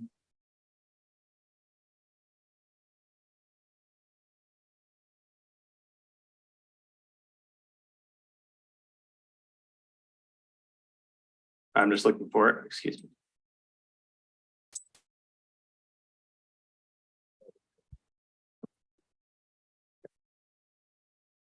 Wayne, the company describes what shielding of its lights? Down shielding of lights, of lighting. This is Tim Ryer. Yes, I do believe so. That's what that's in reference to. Thank you. That's all I have for today. Mr. Green, do you have questions? Not for today. Ms. Foster Evans, if you're here, do you have questions? She may not be here. I am here. I do You're not here. have any further questions. Thank you. Very good, thank you. Ms. Devakar, do you have questions? No, thank you. Mr. Pucci, is there any cross-examination that you want to conduct in the next limited amount of time that we have? No, I want to proceed on Monday as we addressed earlier. Okay, that's fine. All right. Before we adjourn, does anyone have anything that they would like to address right now? I hate to leave a party early, but it's 4:33 and I think it's appropriate time to adjourn. So I will see you all here again tomorrow at 10 a.m. Thank you very much for showing up. And well, maybe I won't see all of you, but I'll see a lot of you. And thank you very much for being here. And again, if you have any questions, if anything comes up, I'm available either by my phone or email. So thank you very much. Goodbye. And this is. Thank you. We are adjourned. Thank you. Yeah. Thank you. Alan, do you have any more questions? No, I don't. Thank you. If I do, I'll email you. Thank you. I'll shoot you the link to the YouTube. You actually don't need to. I found it already. Thank you. Oh, you're great. Okay, thanks.